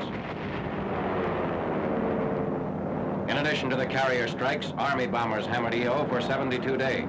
On 16th February, carrier planes pounded targets at Tokyo and Yokohama, partly as a diversion for the Iwo landings 3 days later.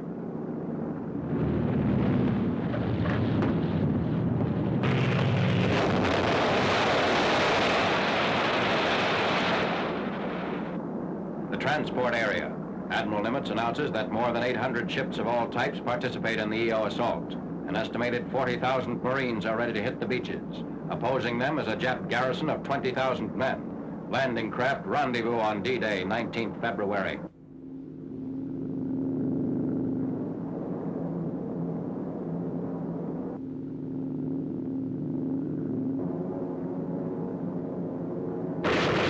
Naval bombardment of the beach area continues, augmented by an intensive close-in cover barrage delivered by LCIs.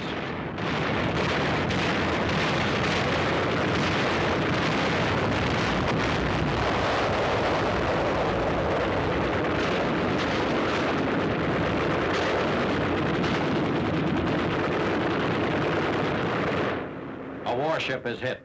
The enemy is employing dual-purpose guns, 120-millimeter mortars, and his new 1,100-pound rockets.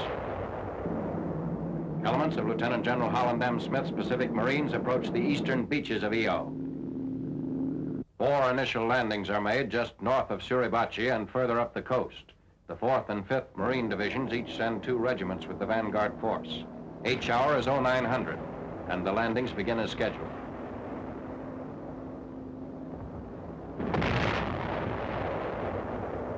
Treacherous volcanic sands bog down our equipment. From the ridges, a Jap barrage hampers unloading operations.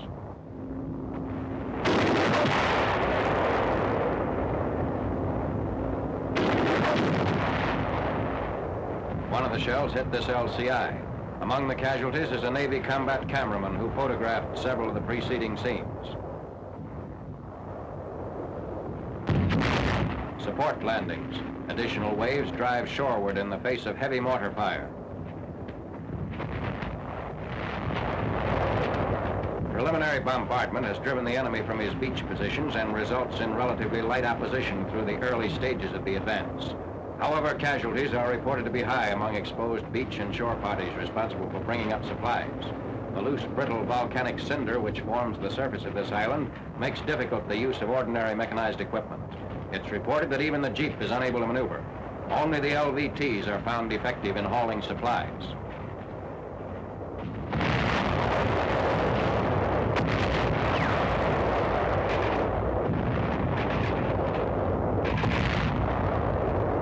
Resistance grows as the Marines push across the narrow isthmus with the objective of isolating the Mount Suribachi area at its southern tip.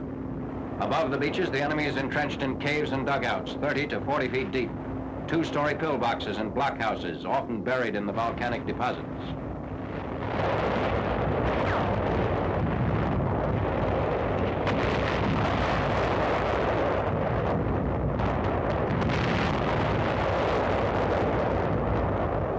Jap resistance is described by the Navy as the most fanatical yet encountered in Pacific warfare. Foot by foot is the bitter and bloody story of the advance on Iwo Jima, whose 8 square miles cost 4,100 American lives and total casualties of 20,000, half as many as all previous Marine operations in the Pacific combined. Navy and Marine Corps pictures show alligators grinding their way forward for the first assault on Mount Suribachi, whose guns command most of the island. Its capture is vital, and Navy planes roar into the attack.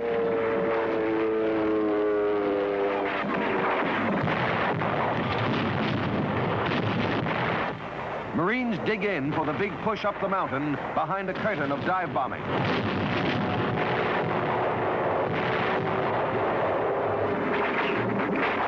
Big guns of the fleet offshore join the pulverizing barrage. On shore, howitzers hammer the Japs holed up in Suribachi's countless caves.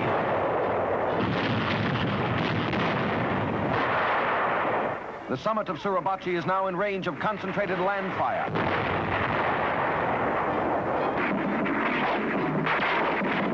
The slow, agonizing crawl begins under merciless Jap fire, and pockets must be cleaned out with grenades.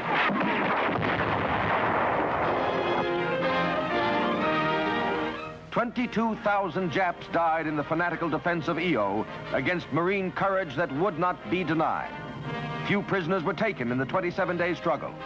Literally thousands of foxholes and pillboxes had to be taken before Iwo was ours. The fortifications of the Jap bastion make even more incredible the epic of Marine achievement. But take it they did, to their everlasting glory. The blood-soaked volcanic ash will live forever as their monument."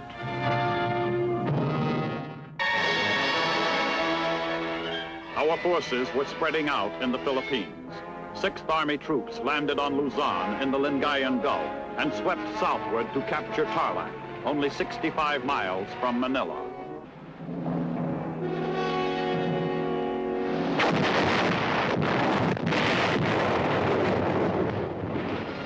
"15 days later, men of the 1st Cavalry Division fought their way into Manila.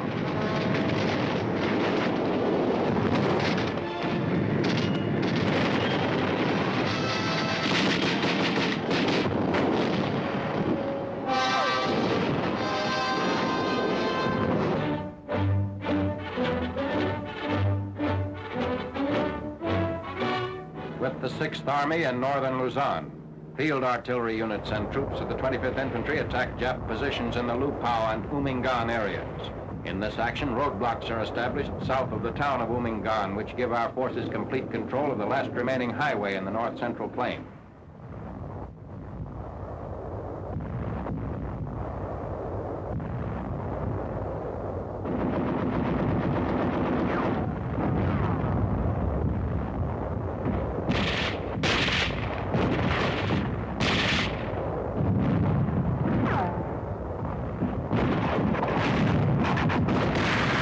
Bazookas fired point blank reduced Japanese pillboxes.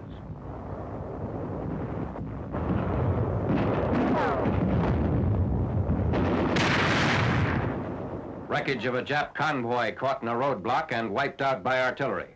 8 tanks, 20 trucks, and 8 105mm guns were destroyed, and 54 enemy troops killed. Tank units and troops of Major General Vern D. Mudge's 1st Cavalry Division dismounted, crossed the Angat River at Bustos.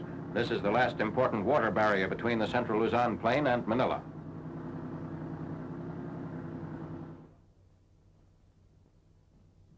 General MacArthur watches crossing operations. The Angat River is a wide stream that winds down from the hills northeast of Manila and flows into the Pampanga River near Kalumpit, where a bridgehead had previously been established by elements of the 37th Division, also advancing southward on Manila. Units of the 1st Cavalry Division, after overcoming sporadic Jap resistance in the Floridel and Malolos areas, run into an enemy roadblock in the hills about 12 miles north of Manila. Despite this delaying action, our troops push ahead.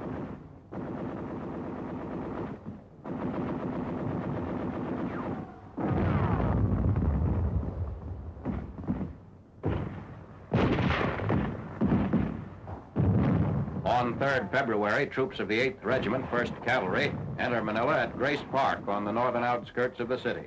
Spearhead columns turn into the Avenida Rizal and move swiftly on the concentration camp at Santa Toma University and the Malacañan Palace on the north bank of the Pasig River. Filipinos turn out to give our troops an enthusiastic welcome.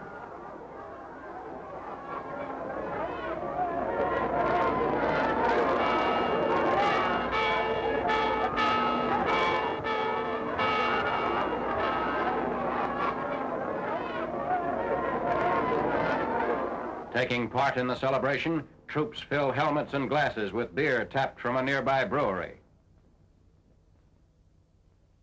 The American flag is raised at Santa Toma University in the city of Manila.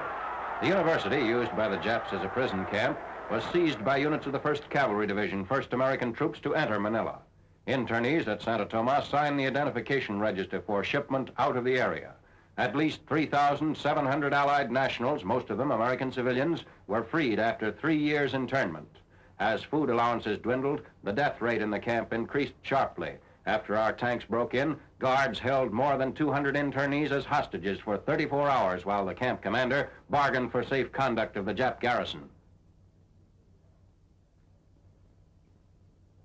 Shells from Jap heavy mortars and 3-inch guns blast the grounds and buildings of the university, which was under artillery attack for several days after its liberation.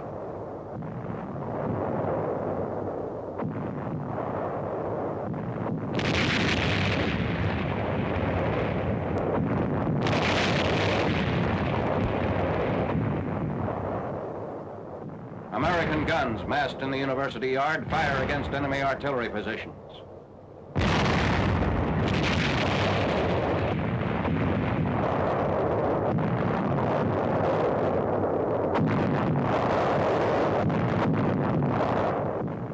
Both soldier and civilian casualties are suffered from the Jap shelling. Block-to-block street fighting rages in the Rosario suburb of Manila as troops of the 1st Cavalry Division and the 37th Infantry Division join to mop up Jap snipers and small resistance groups in the northern sections of the city. The enemy uses mortars, rockets, and artillery to hinder our advance. Riflemen and machine gunners cover patrols, ferreting out Jap snipers.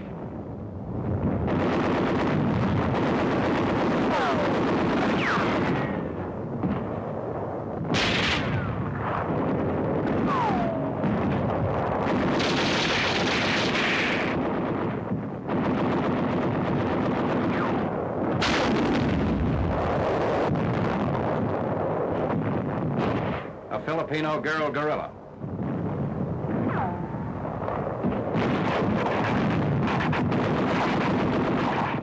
Buildings are mined and fires started by the retreating Japs.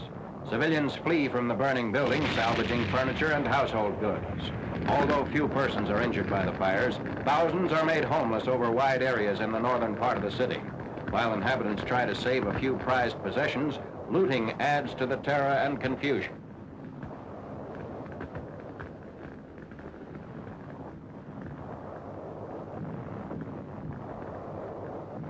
Jap atrocities in Manila. Men, women, and children suspected by the Japs of being relatives or aiding Filipino guerrillas are tortured, killed, and burned, their bodies thrown into this concrete culvert near a railroad station.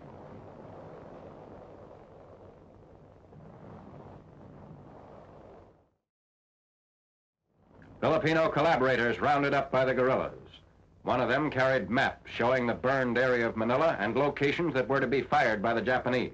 The collaborator is led through the streets of downtown Manila. Bilibid prison in the heart of Manila. Liberated American servicemen dig in the prison courtyard to find the regimental colors which they buried in the first days of their imprisonment, shortly after their capture at Bataan. General MacArthur visits Bilibid prison. He assured internees that every facility of the armed forces is being devoted to the care and attention of those who've been rescued. Fires in Manila's ruined dock area.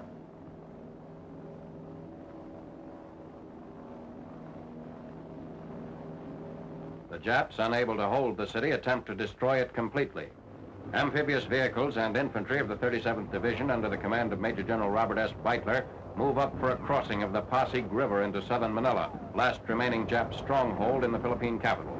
Entry into the southern part of Manila is delayed by Jap demolition of all 4 bridges across the Pasig River.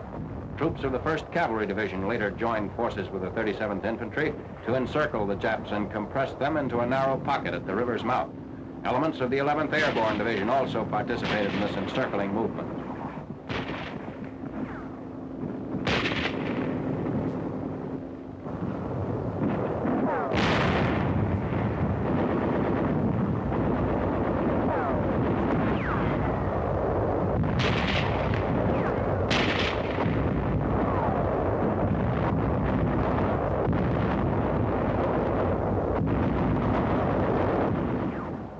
The enemy is pushed back toward a last stand at Intramuros, the ancient walled part of the city of Manila on the south bank of the Pasig River.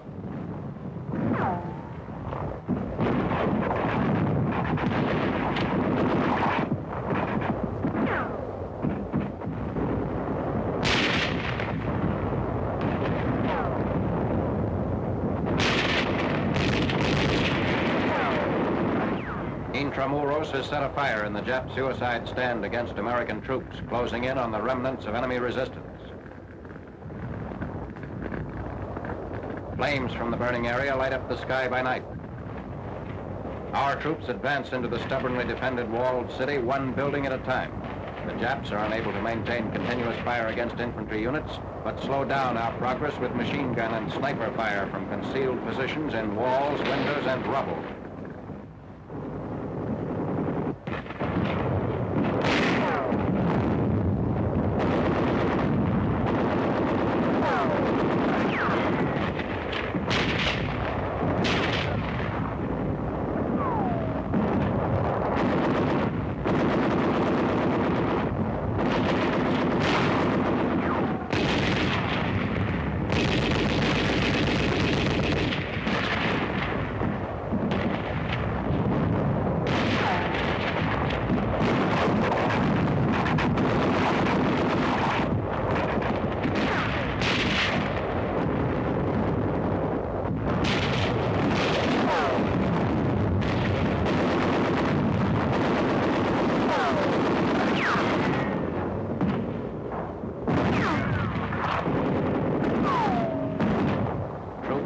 Escape a fire trap set by the Japs in Intramuros. The men withdraw along the Avenida Rizal under heavy machine gun fire and grenade attacks.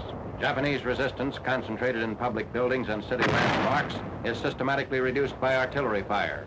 Dozens of enemy guns ranging from 20mm anti-aircraft guns to 155mm pieces are knocked out in counterfire against Jap artillery positions.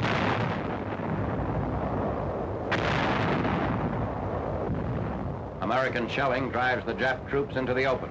They dash for shelter across an open plaza. Burning Manila, free after 3 years of Japanese control.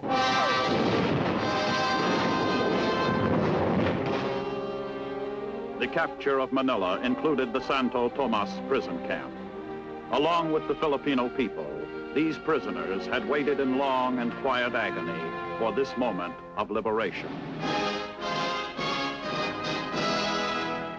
Of all the liberated peoples in the world, none showed more gratitude than did the Filipinos. They well knew we had come not for conquest, but to keep a solemn promise to return and destroy the aggressor, who had taken over their homeland in a war of conquest.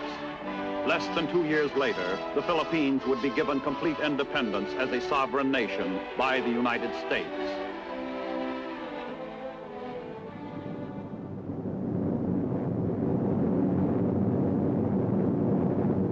"13 days after the fall of Manila, our airborne troops landed on Corregidor. 2 years and 9 months after the Japanese had hauled down our flag. It had been a long and bloody road, but we had returned.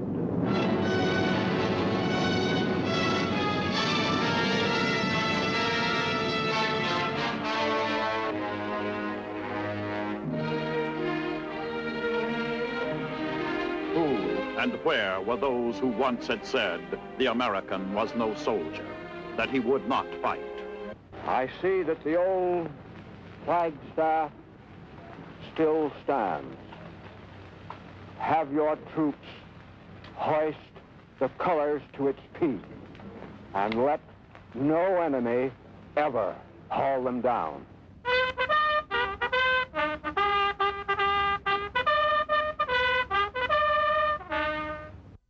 Driving through terrific storms, task forces of the Pacific Fleet roam the seas about Japan's homeland, steadily cutting down her remaining power to wage war. Sure of their superior strength, carrier forces boldly attack Tokyo and run down Jap convoys along the sea route between Nipponese supply bases and enemy troops in Borneo, Singapore, and other isolated garrisons. It's dirty going in these winter gales, but through storm or calm, they're out to cut the enemy's lifeline. Planes warm up for a hazardous takeoff through wind and rain.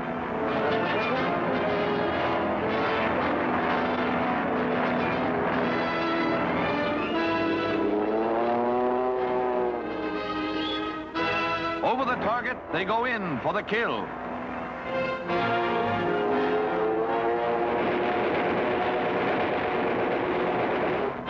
But the main target is Tokyo itself. Here, the supply lifeline is cut at its source.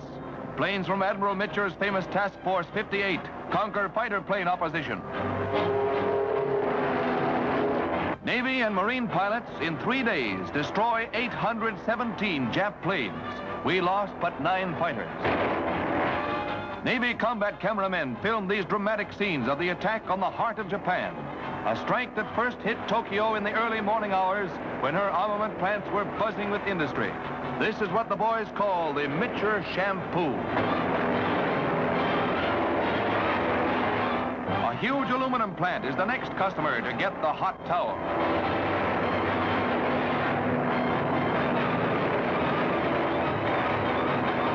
Daring attacks such as this cripple Japan's entire war industry.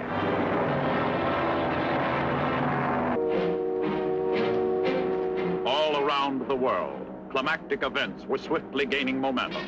Our Ninth Army, under General Simpson, crossed the Rhine on the 2nd of March. 4 days later, General Hodge's First Army occupied Cologne. 4 days after that, 300 of our super fortresses blasted Tokyo.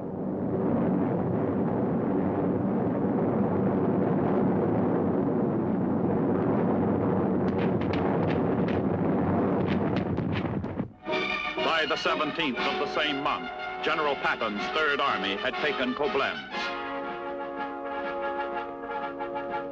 The next day, and half a world away, our troops invaded Panay Island in the central Philippines. 3 days after that, Patton's Third Army crossed the Rhine.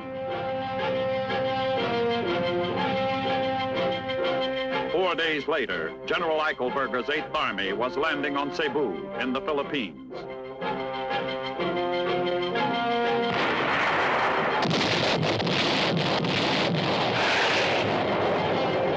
Less than a week after that, on the 1st of April, 1945, the United States 10th Army, under General Simon Buckner, invaded Okinawa.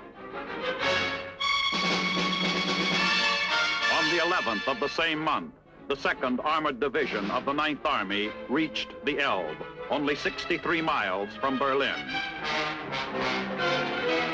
The 3rd captured Coburg.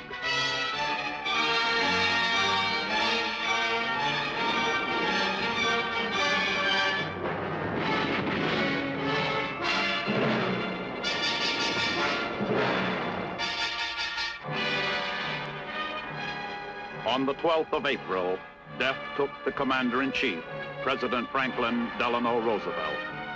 He had lived to see the triumphant advances of American arms, but fate had denied him the satisfaction that final victory would bring.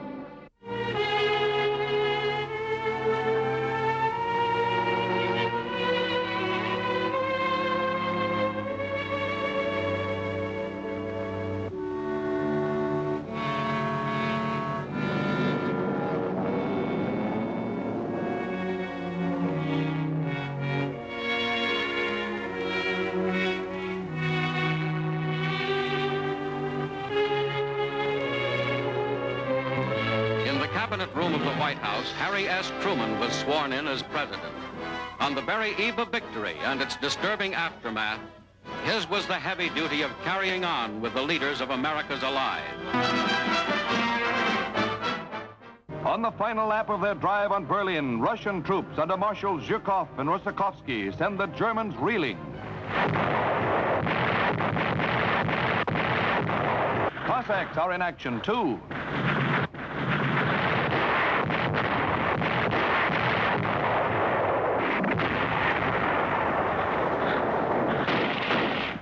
In every city and town, the Nazis fight back with furious desperation.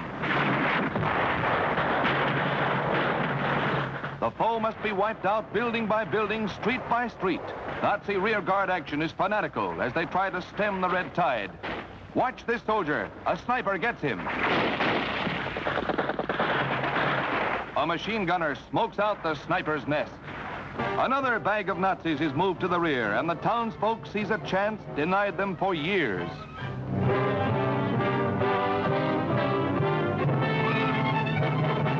The protection of red soldiers is all that saves the prisoners from a vengeful people. Left in the wake of the onrushing Reds is the ruined city of Warsaw, scene of an indescribable 5-year reign of terror. During occupation, even trolleys were for Germans only.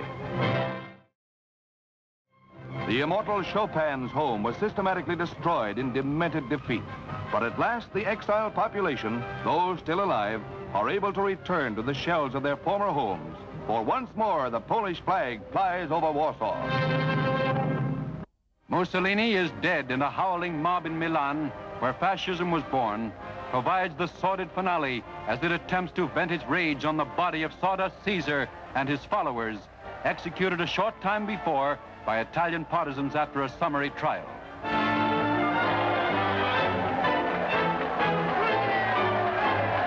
Signal Corps cameras record the blind fury of a people whom he led to disaster after promising them an empire through 20 strutting and corrupt years. The final degradation. Mussolini and his mistress hang from the rafters of a gas station as Terracci, one of his hangmen, goes up. There are none to mourn. The sawdust has run out of Caesar. Less than a month after President Roosevelt's death, Germany surrendered. Hitler was dead by his own hand. President Truman officially announces the end of German resistance. This is a solemn but glorious hour. I wish that Franklin D. Roosevelt had lived to see this day. General Eisenhower informs me that the forces of Germany have surrendered to the United Nations. The flags of freedom fly all over Europe. For this victory, we join in offering our thanks to the Providence which has guided and sustained us through the dark days of adversity and into light. Victory in Europe brought wild rejoicing throughout the Allied world as the Big Three announced the downfall of Nazi Germany. New York's celebration is typical of the nation's joy at the end of nearly 6 years of war in Europe. It's a great day as the thankful people let loose their pent-up emotions. There's a hard road ahead before we bring Japan to her knees, and it's up to us to get back on the job until complete victory is assured. The Red Schoolhouse at Reims, France, as peace is signed with German General Jodl acting for the remnants of the Nazi government. Jodl, for a few hours, was the chief of staff of the German army, while de Fuhrer's successor, Admiral Dönitz, was strangely missing. This is the news that electrified the world: unconditional surrender. In the temporary headquarters of General Eisenhower, as terms are laid down, with the Supreme Commander represented by General Walter B. Smith. Nothing could be more symbolic of the downfall of the Third Reich than this abject surrender. Let us not forget Germany, but meanwhile, let us fight to quick victory over Japan. To his home shores, General Eisenhower returned in triumph.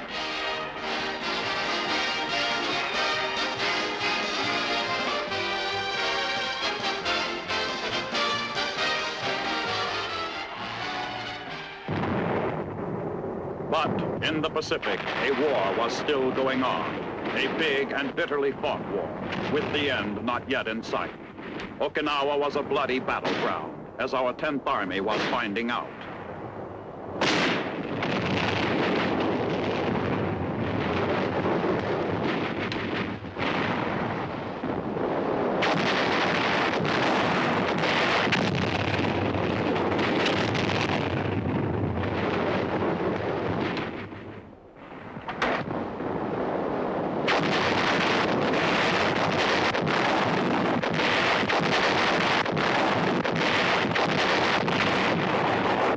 Heroic dead of a combined Army and Marine force mark the grim battlefield of Okinawa, where one of the bloodiest engagements of the war is being fought. Thousands of Yanks have been wounded, and other thousands have sacrificed their lives to drive a fanatical foe from this vital base, the doorstep to Japan itself. A canine hero suffers a wound, spotting ambushed Japs, but collects a souvenir.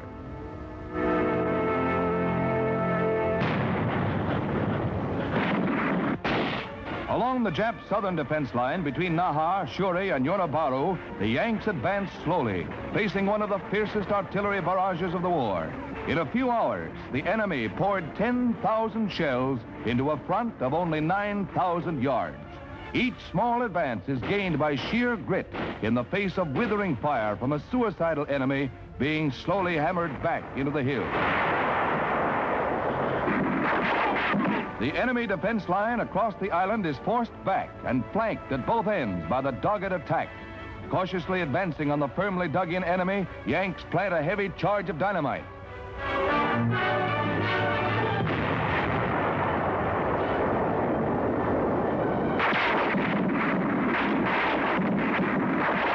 Dummy tanks are left behind by the enemy, retreating into the defenses of Naha, under attack by our big guns.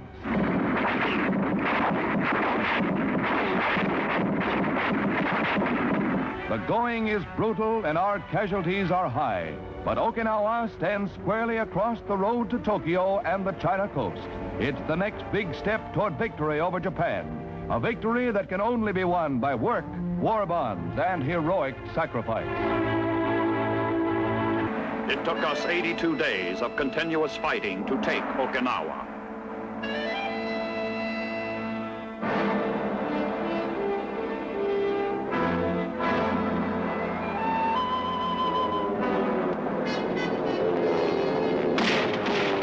Attacks on our Navy took a heavy toll, but we fought back, never letting up.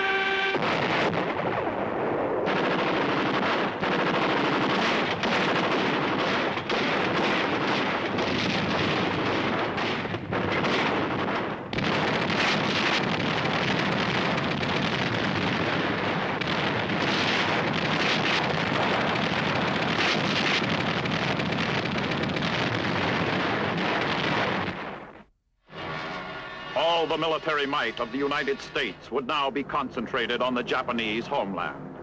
A tough job lay ahead, a job that would take men and equipment.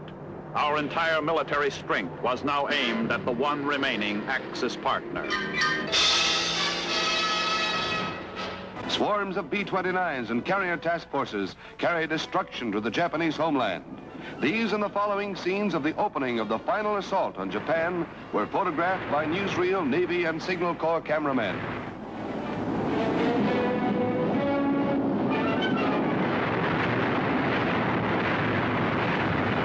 Our military planners estimated that in an all-out assault upon Japan itself, our invasion forces would probably suffer 1.5 million casualties.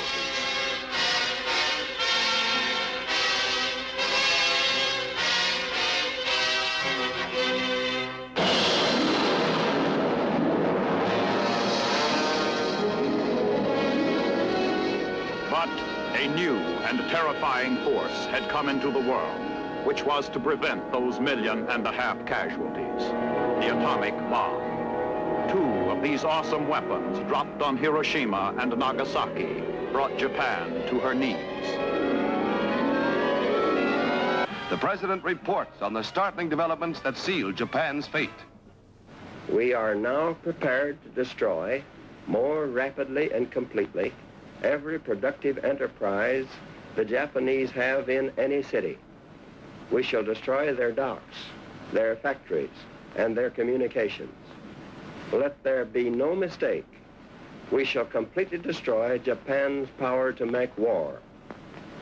It was to spare the Japanese people from utter destruction that the ultimatum of July the 26th was issued at Potsdam. Their leaders promptly rejected that ultimatum. If they do not now accept our terms, they may expect a rain of ruin from the air, the like of which has never been seen on this earth. Behind this air attack will follow sea and land forces in such numbers and power as they have not yet seen, and with the fighting skill of which they are already well aware.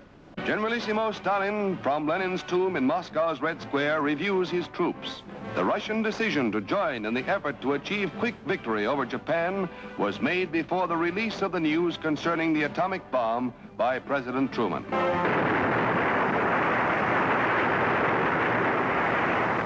With that mighty blast on the New Mexico desert, a new era in civilization has begun, and the doom of Japan is sealed. For this is the first test of the atomic bomb, which was later to wipe out the cities of Hiroshima and Nagasaki and drive the Japs to surrender. These official U.S. Army pictures were taken from 6 miles away, and appalled scientists saw a column of smoke soar 40,000 feet into the stratosphere.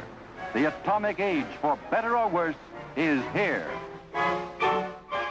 The day of days for America and her allies. Crowds before the White House await the announcement from the President that the Japs have surrendered unconditionally. I have received this afternoon a message from the Japanese government in reply to the message forwarded to that government by the Secretary of State on August 11th. I deem this reply a full acceptance of the Potsdam Declaration, which specifies the unconditional surrender of Japan. In the reply, there is no qualification. Reporters rush out to relay the news to an anxious world and touch off celebrations throughout the country. Washington is jubilant, and in Chicago, more than 1 million sing and dance in the streets in the biggest celebration the Windy City has ever seen. Joy is unconfined.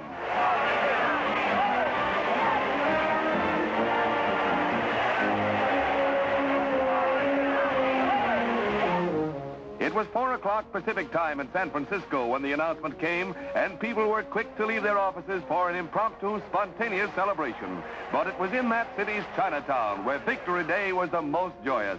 Firecrackers that had been hoarded for years are set off in a triumphant roar.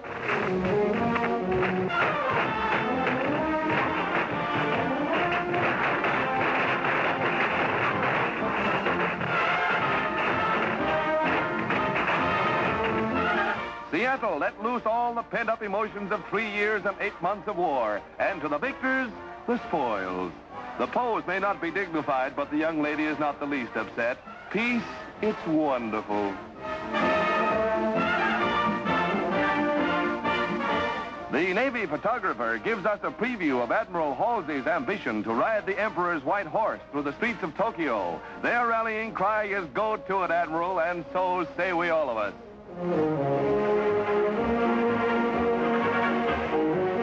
But the greatest, wildest celebration of all was in New York's Times Square, where 2 million people, by far the greatest in the city's history, filled the streets all day waiting for the official word. A hilarious, happy throng, they cheered every rumor that it was all over. And when President Truman's announcement came at 7 o'clock, the lid really blew off.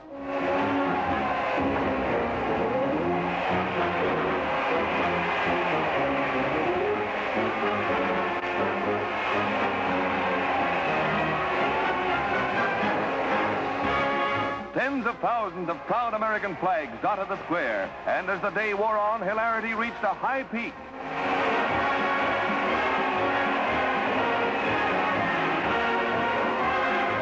Far into the night, the happy crowd screamed their relief at the end of the greatest war in history. New York never celebrated like this before, but never did they have a better reason.